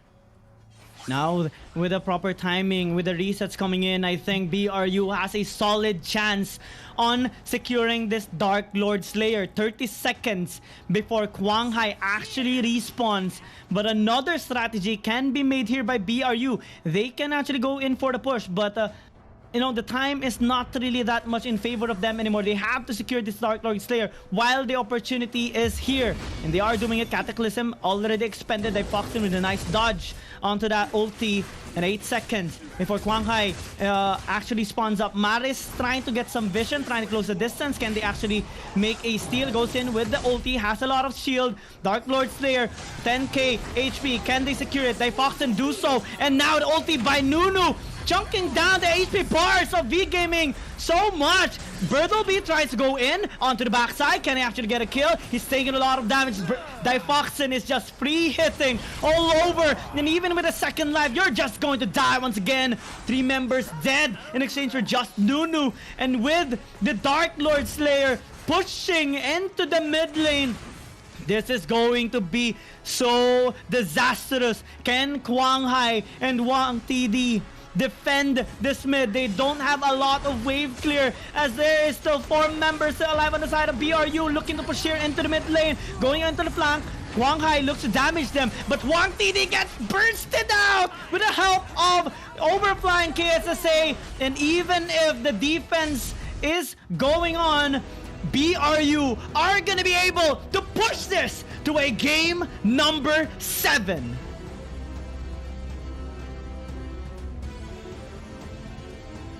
BRU forcing out game number 7 and winning game number 6. This has been the pattern so far on BRU in any best of 7 series. If they get round number 6, definitely they can take round number 7. Are we gonna take and see a reverse sweep that BRU is going to be able to actually do in this best of 7? Oh my gosh, this is an insane grand finals. What are the chances? What are the chances for this to reach game 7 in the same pattern as BRU in their series against Hong Kong Attitude? They took game number 1 and then 3 games from their opponent, and then now 2 consecutive games to push this to a game number 7. Again, we have to take note, BRU always takes their game number 1 into their win in all of their series in this playoffs. Same goes for V Gaming, but in the series, BRU took game number 1 as well. And now they have the luxury of drafting the best possible lineup to take down V Gaming. Things are looking really spicy in this grand finals. In V Gaming, they should be really careful in this game number 7, because so far, even after their immense amount of efforts to try and close this out early, BRU are able to withstand them. And now with a game 7, it's just gonna be a high chance for BRU to actually win. Yeah, I know all of you guys have this question. A budging question, why Illumia was in the support position. I as well don't understand, but me too. We're never going to know unless we ask VGM themselves. And that is a story here on game number 6. It's just that with the quirky picks that we're seeing from V Gaming, maybe they already gave up on game number 6. Maybe they're aiming as well on to game number 7, since maybe they have a better composition in mind that is gonna be worth their effort. But still, game number 6, any game can still be won. So I don't want to think that this is the kind of thinking that V Gaming had. It's just that, oh man, it's pretty difficult. Yeah, it's very difficult to actually think about what was into the mind of the coach that drafted for V Gaming. Or maybe they were not able to switch. But I don't know. That's a rookie mistake. If you're not gonna be able to switch just because of it. I mean, V Gaming? V Gaming not being able to switch. I mean, that's a big joke, right? Yep. So I hope that in game number 7 we're not gonna see this kind of draft again for V Gaming. I really thought that it was gonna be a mid lane Illumia. I guess that would have been better. Instead of a Tachi mid. I don't know. And the Illumia mid lane would have been more standard as well as Itachi and as a support, right? And if it was a Illumia mid, they would have more pros than cons as well, because the wave clear would be sufficient, which would allow better rotations for V Gaming, which would allow, better scaling as well for the Cataclysm to deny some of that ganks from BRU. But no, that's the path they took. And now we're at game number 7, in which BRU has a really, really solid chance in winning. And I think if that was kind of really intended by them, they're underestimating BRU. They are underestimating them, and that might actually cost them the Grand Championship. Yeah, I mean, I guess I'm not gonna be assuming that maybe they thought that this kind of composition is gonna work, because these guys are pros. They are the top teams here in the international pro scene, and V Gaming getting actually bamboozled in a lot of those matches wherein they always went home bruised. Look at that 820 kill mark. That's a 12 kill deficit. That's how big of a lead BRU built. And this kind of wall is not going to be crumbling down anytime soon, especially if they built this kind of kill lead. Although we entered the late game where V Gaming was able to endure, the problem here is they were not able to secure much towers onto their side. And we can see here clearly within 1 to 8 towers, with 1 tower actually left for V Gaming, it was all about BRU being able to control the lane. So even if they got that power spike in the late game, it didn't matter because they were the ones being pressured already. And the MVP of game number 6 that pushed this round number 7, of course, is going to be the Foxen on that Hayate with an 80% KP, a KDA of 6110, a 146k damage dealt. Roll goal difference is 2,683 against 1 TD, and MVP points of 13.6. This is his 6th MVP of this tournament, and it has been the story for BRU. Maybe we're gonna see the advent of the new comeback kings if they do win the round number 7, because all throughout they have been going for those comebacks. Yep. The comeback kings versus, the kings of the AIC, the Titan, V Gaming. They're slowly dismantling them, and they're the first team to actually put them on a tight spot. Put them on their backs against the wall. The first team to actually have a proper series against V Gaming. Only one team actually had a win, Hong Kong Attitude, but it's just one game. But now we're seeing what, 3 games won by Buriram United Esports. Comparing, if we are going to compare their kind of performance during the group stages, BRU sat at 3rd spot during the group stage, suffered so many losses and draws. Meanwhile, V Gaming consistently had won so many games.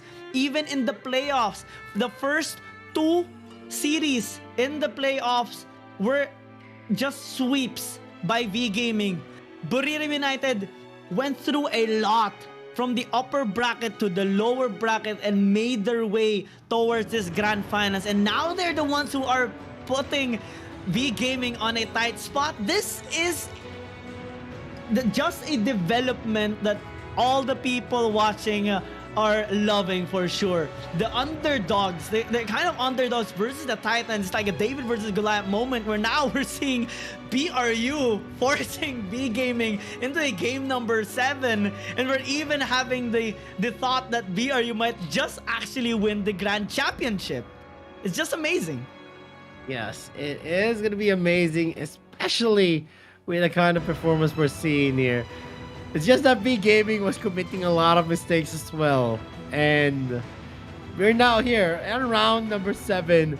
We're going to see the conclusion of the series. Win or lose, these guys have shown us their mettle. But only one winner is going to be crowned as the champions of the AIC 2021. So, who is it going to be? Is it going to be the emergence of AOG, of the AOG region, or is it going to be still the domination of RPL? Because so far, if BRU wins this, the RPL has already clinched the 2 major titles here in the arena of Valor Esports scene, the AIC and the AWC. But if AOG actually takes AIC, this is going to be a show of promise wherein maybe AOG, the AOG region is still going to be a more relevant player. Because in the AWC, the story there was most of the first seed and the seeds coming in from the AOG region was eliminated even before the semifinals. And now we're seeing them actually going in strong, V Gaming representing them with the highest standard of play. And BRU now trying to redeem themselves. They reached the finals of the AIC in the past before. But after that, there was no repeated success in the AWC and the AIC. And this, if they do get this, they are going to be marking the map with BRU as one of the strongholds of a team here in the AIC 2021. We actually think that before we initially thought that BRU just happened to have a curse on the initial series that they had against Saigon Phantom, against Valencia CF, and then we started to see them adapt and improve constantly, significantly. Now they are looking to deny V Gaming and be the ones to becoming the grand champions. Let's see if now, with everything resetted, everything now utmost, all the opportunity for both teams, V Gaming on the blue side, BRU on the red. This is match point, the final game of the AOV International Championships 2021. Who is gonna come on top? Who will be the champions and who will kneel down? Will it be V Gaming or BRU? We are about to find out as we go into this drafting phase.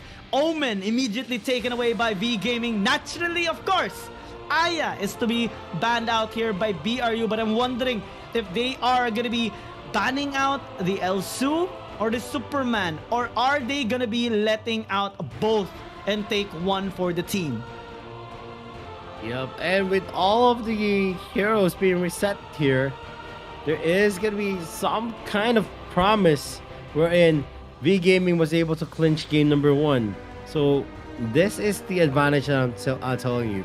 They were the more dominant team in the opening minutes. But here, in the best of one, it is going to be still a 50-50. Just because you're going to be picking out all of the heroes and you're not going to be thinking about, we're not going to be able to use this in the next game.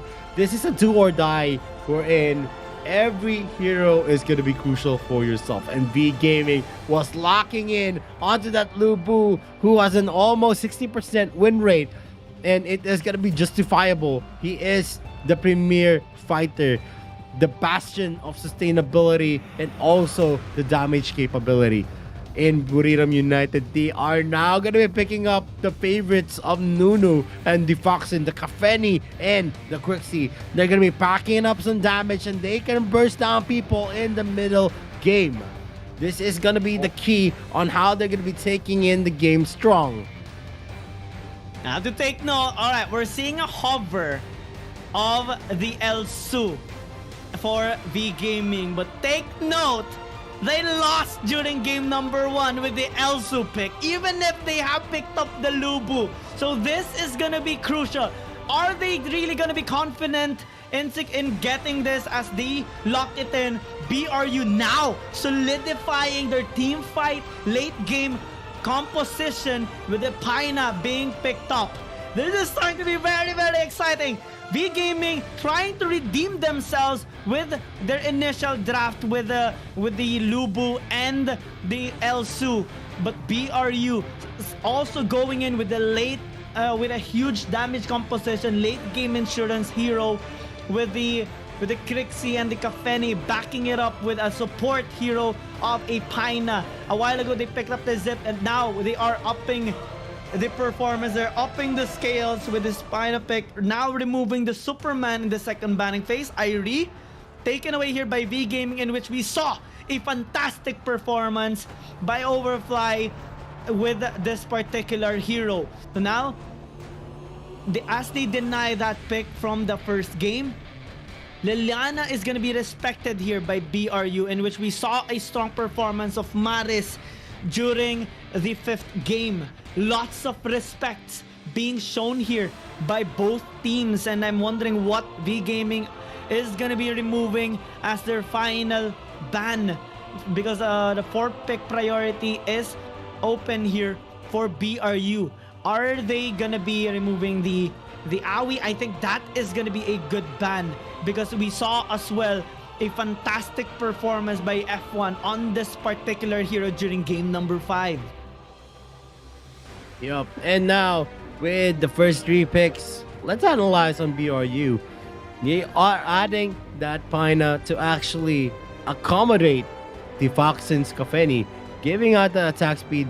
And when Kafeni is given the attack speed, it is going to be boosting his damage potential, plus his survivability as well, when there is going to be the Nature's Rally as well being used to stun the enemies that wants to go in onto that Kafeni. There's a lot of zone control right now on BRU, the Moonfall from Crixie, the damage potential coming in from that Kafeni, and of course the stuns that is going to be procced out when you stay into that Nature's Rally circle for 2 seconds. And I'm adding, maybe using that Roxy onto the Darkslayer lane. That's going to be adding a tank to their lineup. I'm curious to see who is going to be picked up for the jungling position for F1. But in V Gaming, we're going to see Lubu, Richter, and Elsu. Elsu, if he's going to be connecting his shots, he's going to be very, very effective. But so far, Wang TD was not able to use the Elsu into the most fullest of its capabilities. One of the reasons there is Elsu does not have the capability to go for a damage per second. And in this kind of composition that BRU has, it is going to be very, very sustainable. They're going to have all the heals, they're going to have all the crowd controls, and of course, the people that are going to be diving are going to be in danger just because of the DPS that Kafeni can bring into the table. But they finished their lineup. BirdLB is going to be using that Rioma for himself and also the Iggy for Maris. So that's a lot of damage. The K-Bat of Iggy, he's not going to be able to go for any Bush Wars where he's just going to be a liability. But if someone can actually map out the brushes and give him the vision, he is going to be able to effectively deal damage in the distance. This is going to be, again, the long-range potential of VGM against Buriram United, who can just zone in people and has the more efficient pickoffs. Let's see who's going to be winning round number 7. They have the winning conditions. Let's see if the snipes are going to connect, if the shadow bumps and Ember's Gaze will connect, and if BRU can actually out-sustain V Gaming in this game. They're investing so much on late game here for BRU. This is really exciting. They are gonna be challenged though by V Gaming for sure in this early game, as a lot of pokes can come in and burst from them. We saw the potential of an Iggy and a Nelsu combination during game number 4. Unfortunately, BRU didn't win in that because of the pressure of V Gaming, especially with the Laville and the Roxy combination. Right now, we don't see a Laville. We see only a Roxy. But a Kafeni should be an immense amount of threat combined with the Paina and the Veres, especially with the amount of sustain that they do have and amount of DPS from Daifoxen and Nunu. And as we go into this final game of the Grand Finals, the final game of the AOV International Championships, we shall see who is gonna be crowned as the best team in the whole of AIC. Will it be BRU or will it be V Gaming? We're seeing an invade here coming in by Kwang Hai and the rest of the members of V Gaming towards the red side jungle of BRU. A similar start of BRU during the first game that led to their snowball and allowing them to actually secure the victory. And now BRU are becoming a little bit of a victim of it. Let's see if it will have a significant impact in this game, because BRU are not going to be forcing out fights for the meantime. They're looking to scale. This is going to be them enduring 10, 15 minutes, maybe even 20 minutes of this game to be able to have a significant impact in the late game. As we do see now them making the rotation toward the Spirit Sentinel, they are going to be securing it without any contest for sure. But Han is hovering here. It is going to be respecting the numbers advantage here of BRU as they do take that neutral objective. Yep, and V Gaming's lineup affords them to actually be effective, especially with the sustainability of that Lubu. And F1 again using that Varus is going to be a questionable play. For now, it's a 0% win rate on F1's Varus. Is he going to be overturning that statistics, or is it still going to be the numbers coming into life? Bird LB is just with him all the time. That's a moonfall being used. Bird LB uses the pinwheel to actually disengage. The damage yet is not going to be felt, with F1 maybe using that Venom to actually close out a kill onto Bird LB. We'll know soon. Kwang Hai is going to be using here the Red Stallion to secure that, but F1 gets that steal, and Kwang Hai is going to be deprived with that first objective. But they are going in for a invade of themselves. Han is in the area, but Kwang Hai maybe goes in for a quick decision making wherein he is going to disengage instead. Nunu gets a stun, Mars gets a stun as well. So it is still going to be pretty equal because the Dark Slayer is going to be secured here by V Gaming. Yeah, a very nice steal there by F1. Thank you for the lead, says him. But now, thank you for the kill, says Wang TD, as they take out Daifoxen and secure this first blood. Might even take this Might Golem because they don't have an ADC as they go in onto F1. He's not going to be able to sustain even with the help of KSSA and Nunu backing him up. And now we're seeing a strong start by V Gaming. 2-0 in a 1.3k gold lead. The Agnes Grip and the Flicker even invested to pull him under the tower and secure a kill. Now we're seeing a 2v2 onto the top lane. Wang TD looking to just poke. But there is an engage here by Han and an ulti expended by Maris. So now the damage is significant coming in from the side of V Gaming. Can they actually survive? Daifoxen managed to do so with the help of the other members, but they have to really respect the snipes here of Wang TD as he is very, very efficient on this Elsu. Yes, and this is the difference on the lineup. With V Gaming taking in most of the early game advantages, Overfly is not going to be able to push even with the waves in there, especially if it's not 5 minutes. He's not a well-known Dark Slayer lane that can actually push out the lanes whenever it is going to be available to him. And with this, V Gaming is taking into advantage that early game, building up a 1k gold lead as early as the 4-minute mark.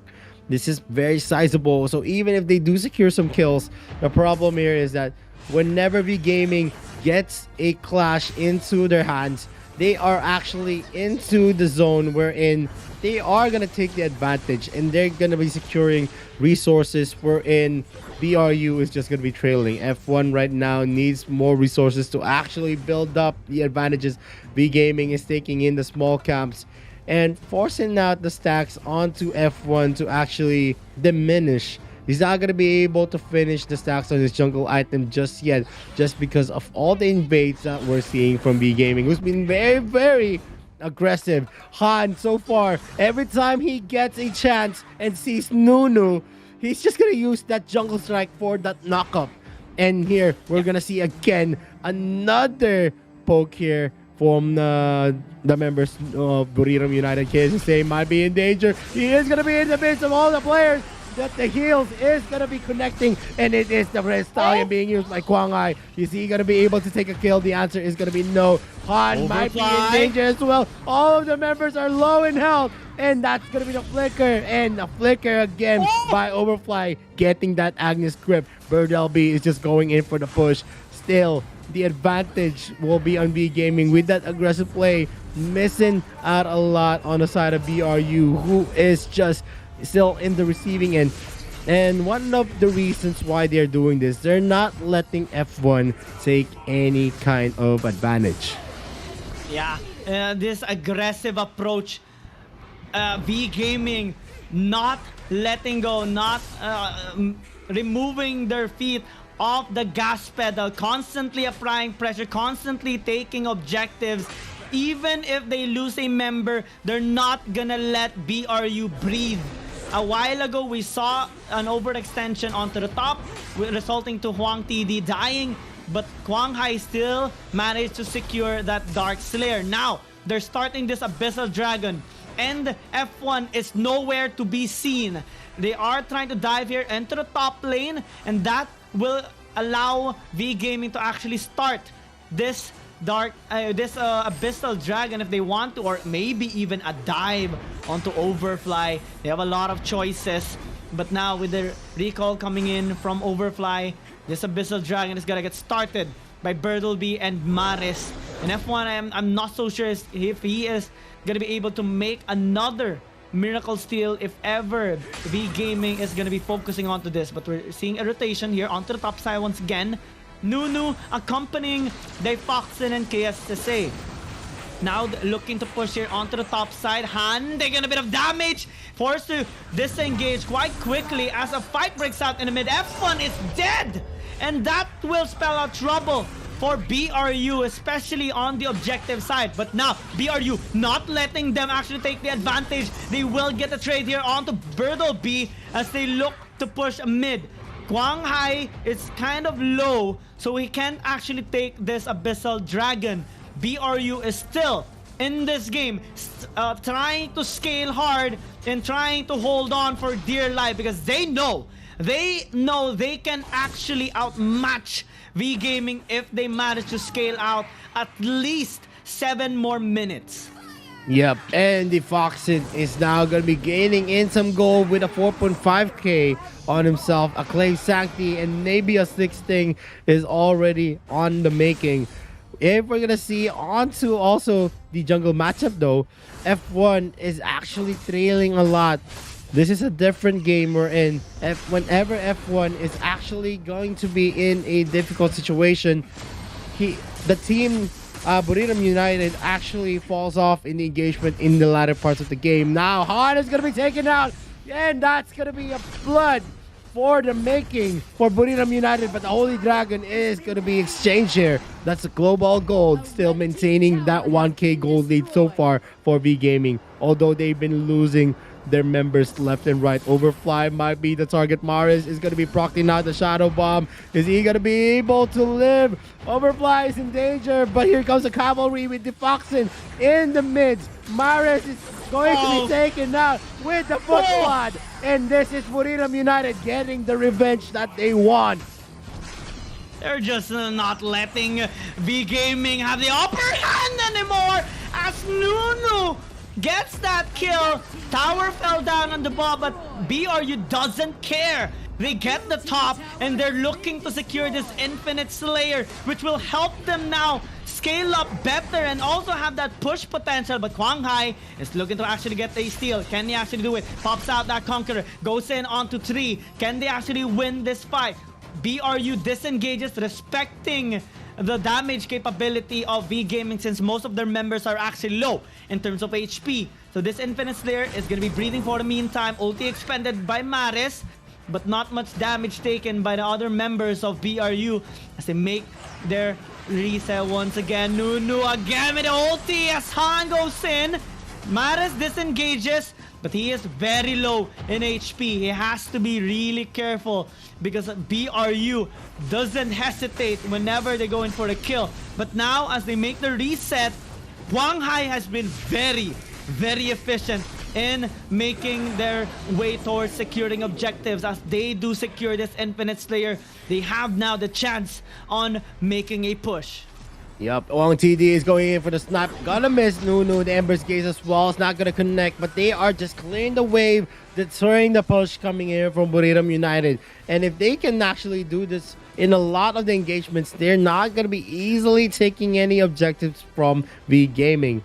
The problem here is now, if they're not gonna be in the defensive, they need a lot to actually there, but the Venom is going to be used. F1 is going to be caught out again with Quang Hai barreling on top of him with the Red Stallion.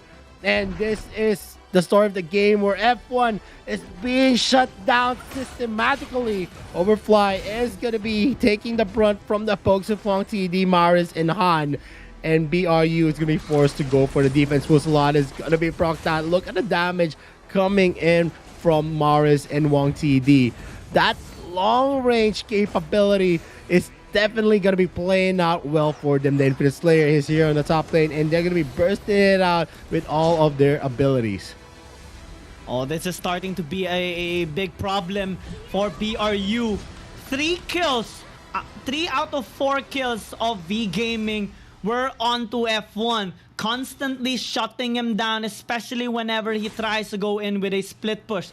And that should be addressed here by BRU if they actually want to win in this game, especially if they want to secure the objectives, because V Gaming has been getting almost everything. Although it's not translating to a huge amount of gold lead, it's still something, resources that can be used to up their economy. And now as they start the Holy Dragon once again, Quang Hai has just been very consistent in securing these objectives. But right now, BRU are looking to contest. They are grouping up towards this Holy Dragon, but they have to respect the snipes coming in here and the pokes from Wang TD. They can't let him just hit them constantly with the spells that he has, especially the damage is slowly starting to rise. And this Holy Dragon again will be uncontested. The problem here of BRU is that they can't really close the distance just yet here on the members of V Gaming. And if they are going to be constantly poked out, zoned away, they are going to be losing more and more objectives, might even lose more towers in the process if F1 is going to be continuously dying. As now Nunu engages, but so does Quang Hai, popping out that Conqueror as he tries to go in. But now without the ulti, they are just going to be disengaging for the moment. A breathing time here by BRU as they group up. Birdle might actually get caught. Overfly has the flicker and the Agnes grip, but due to the fact that they are constantly grouping up, leaving some spaces on the other lanes, V Gaming are just going to be getting some towers. And the Infinite Slayer is now being started. Can BRU actually contest? They don't have vision, and it's only a matter of time before the Infinite Slayer gets taken here by V Gaming. And now, with this objective take, there is another chance for them to actually push out Elaine. Yep, and this has been a story where F1 is underperforming. Even with the performance of Nunu and Defoxen, it is not going to be enough. It needs 3 carries at least on the lineup of BRU to actually pop off. And Overfly is going to be one of the decisive initiators here. If he's going to be able to take someone, that's going to be the Venom missing again. Han is not going to be hit with the Stinger. Kwang Hai is going to be sustaining for them. And look at the damage coming into the backlane with the Ember's case. The Fusillade is going to be used here onto the members of V Gaming because of the pressure that it brings. And still, V Gaming is coming out on top. Nunu is going to go for the defense. The second tier turret here into the bot lane is going to be taken. And the next for sure is going to be the mid lane. If they're not going to be able to use their skill shots here. And with the Infinite Slayer still ready, Defoxen is going to be hit with the Ember's case and the snipe as well. Half of his health is already shaved off on the opening shots of V Gaming. And the top lane turret, again, there's going to be a wave going to actually pile up here, but they're just going to be barreling down on them and actually taking that wave without any type of contest from V Gaming. Now 5 seconds before the Dark Lord Slayer descends. It's gonna be a big problem for BRU, because even with just the Infinite Slayer, we already saw the amount of pressure in terms of push V Gaming are making, and now they have no choice. They have to contest. They have to try and steal this up. And now as they take the Might Golem to actually aid Defoxen, there is a disengage by V Gaming towards this Dark Lord Slayer. Overfly being the tank here on the team, but they're starting to be pressured not only for that objective but also on the split pushes. And since they see F1 on the bot side once again, they're now starting it up again. Kwang Hai leading the pack. Can F1 actually catch up? They're now turning. KSSA now goes in. Overfly looking to actually get someone, but he is trying to his very best, not really getting that Agnus grip as Kwang Hai disengages Fusillade, nearly blows up Han, and now with the low members of V Gaming, BRU actually managed to try and get this Dark Lord there. Can they actually get it? The answer is yes. The snipe isn't really enough to get that steal, and with the Dark Lord Slayer pushing into the mid lane, BRU suddenly turned the tides around. They're the ones now pressuring V Gaming in this mid lane. They can very much so clear out waves and also take down turrets very fast. And it's up to Kwang TD and also Maris to actually chunk down their HP using the snipe and the ultis, as the towers are going to be continuously falling down if they don't. And with the pressure, the sustain here because of the Pyna pick and also F1, they can just go in hard and muscle out. V Gaming, they have to really push this hard. They have to prevent the push from BRU, or else they are going to be losing this inhibitor tower in the process. As the Dark Lords there still marches on. Bird will be with a flank. There's an engaging of the Barons. He's dead. Now V Gaming are going to collapse upon BRU with the best possible timing, the best possible moment. They are going to be completing this reverse sweep against V Gaming out of all the odds. They are your grand champions, Buriram United Esports. V Gaming has fallen, and the AIC 2021 champions, it is going to be Buriram United Esports, being able to claw their way back from the lower brackets. It is going to be the history in the making. 2021 is the RPL's time, and this is showing a lot of promise for the RPL teams. Buriram United, your champions, ladies and gentlemen. Oh my God, Buriram United Esports, after a long journey, after so many enduring of pain and suffering, holding their ground, trying to come back from the lower bracket, now they are the grand champions. They definitely deserve this. Buriram United Esports getting that reverse sweep against the best team in the AIC during the group stages and the playoffs. Now they are definitely the best team in the whole of AIC as they do take down the Titan. Buriram United Esports are your grand champions. Oh man, I'm lost for words. It's just that Buriram United Esports, no one has thought that they would win this best of 7 series with the dominating streak that V Gaming had. It only took a reverse sweep for Buriram United, and that was one of the hardest reverse sweep that we saw all throughout here in AIC.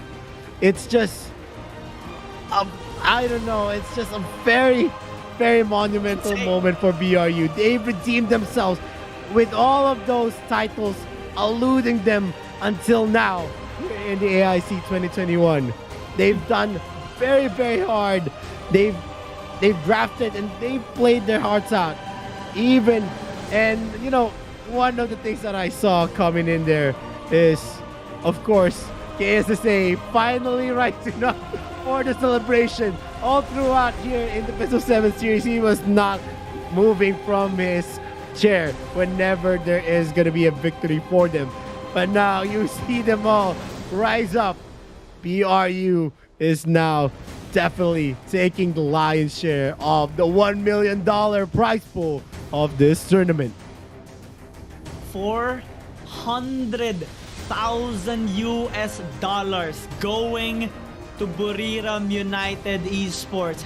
Definitely a well-deserved prize for them after they have endured for so many, a long journey for them, suffering from a few losses, actually a lot of losses, even reverse sweeps. And then they not only, this is not the first time they have done the reverse sweep on a game 7. They done this yesterday, just yesterday, against Hong Kong Attitude, and who would have known they would do it again, this time on the best team, or like the second best team right now after they have won against them. Yeah. V Gaming, now the ones kneeling down and paying their respects towards Buriram United Esports. And definitely this has been one of the most exciting tournaments I have even joined in my whole career.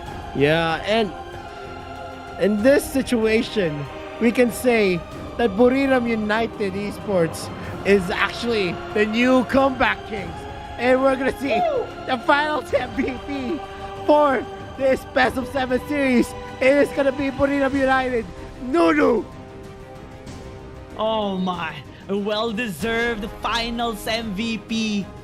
Nunu with a fantastic performance on his mid lane heroes, and even in the last game we saw the damage coming. We saw him accompanying his other teammates like Difoxin and KSSA. He was always there accompanying him while the rest of the members go in on the other lanes. Yes, it led them to lose some of these structures, but the assurance was there for the late game, waiting for Difoxin to actually pop out and have that an immense amount of damage in the late game. And now we're here.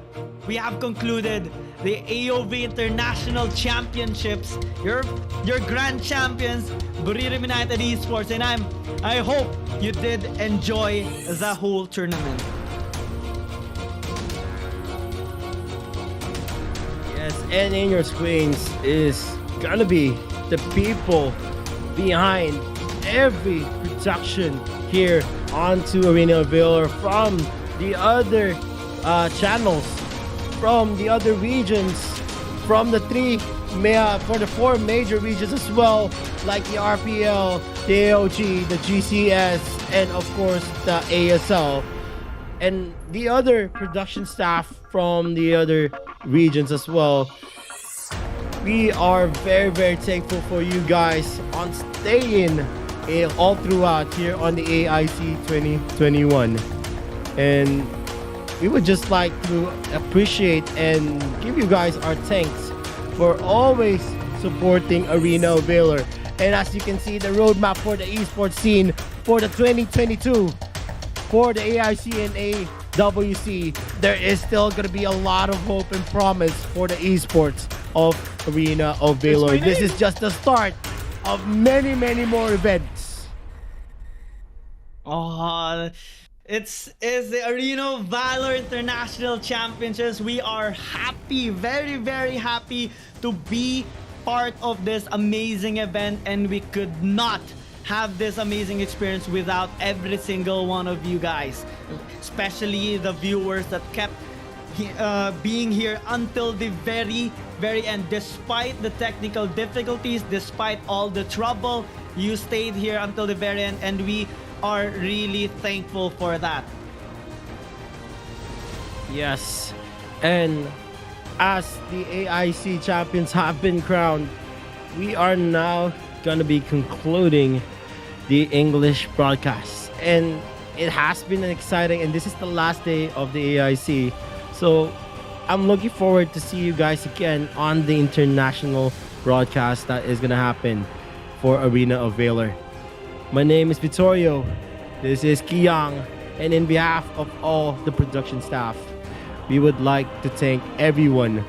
In behalf of VSPN, Garena, Tencent Games, and of course Arena of Valor, we pass you our heartfelt thank you.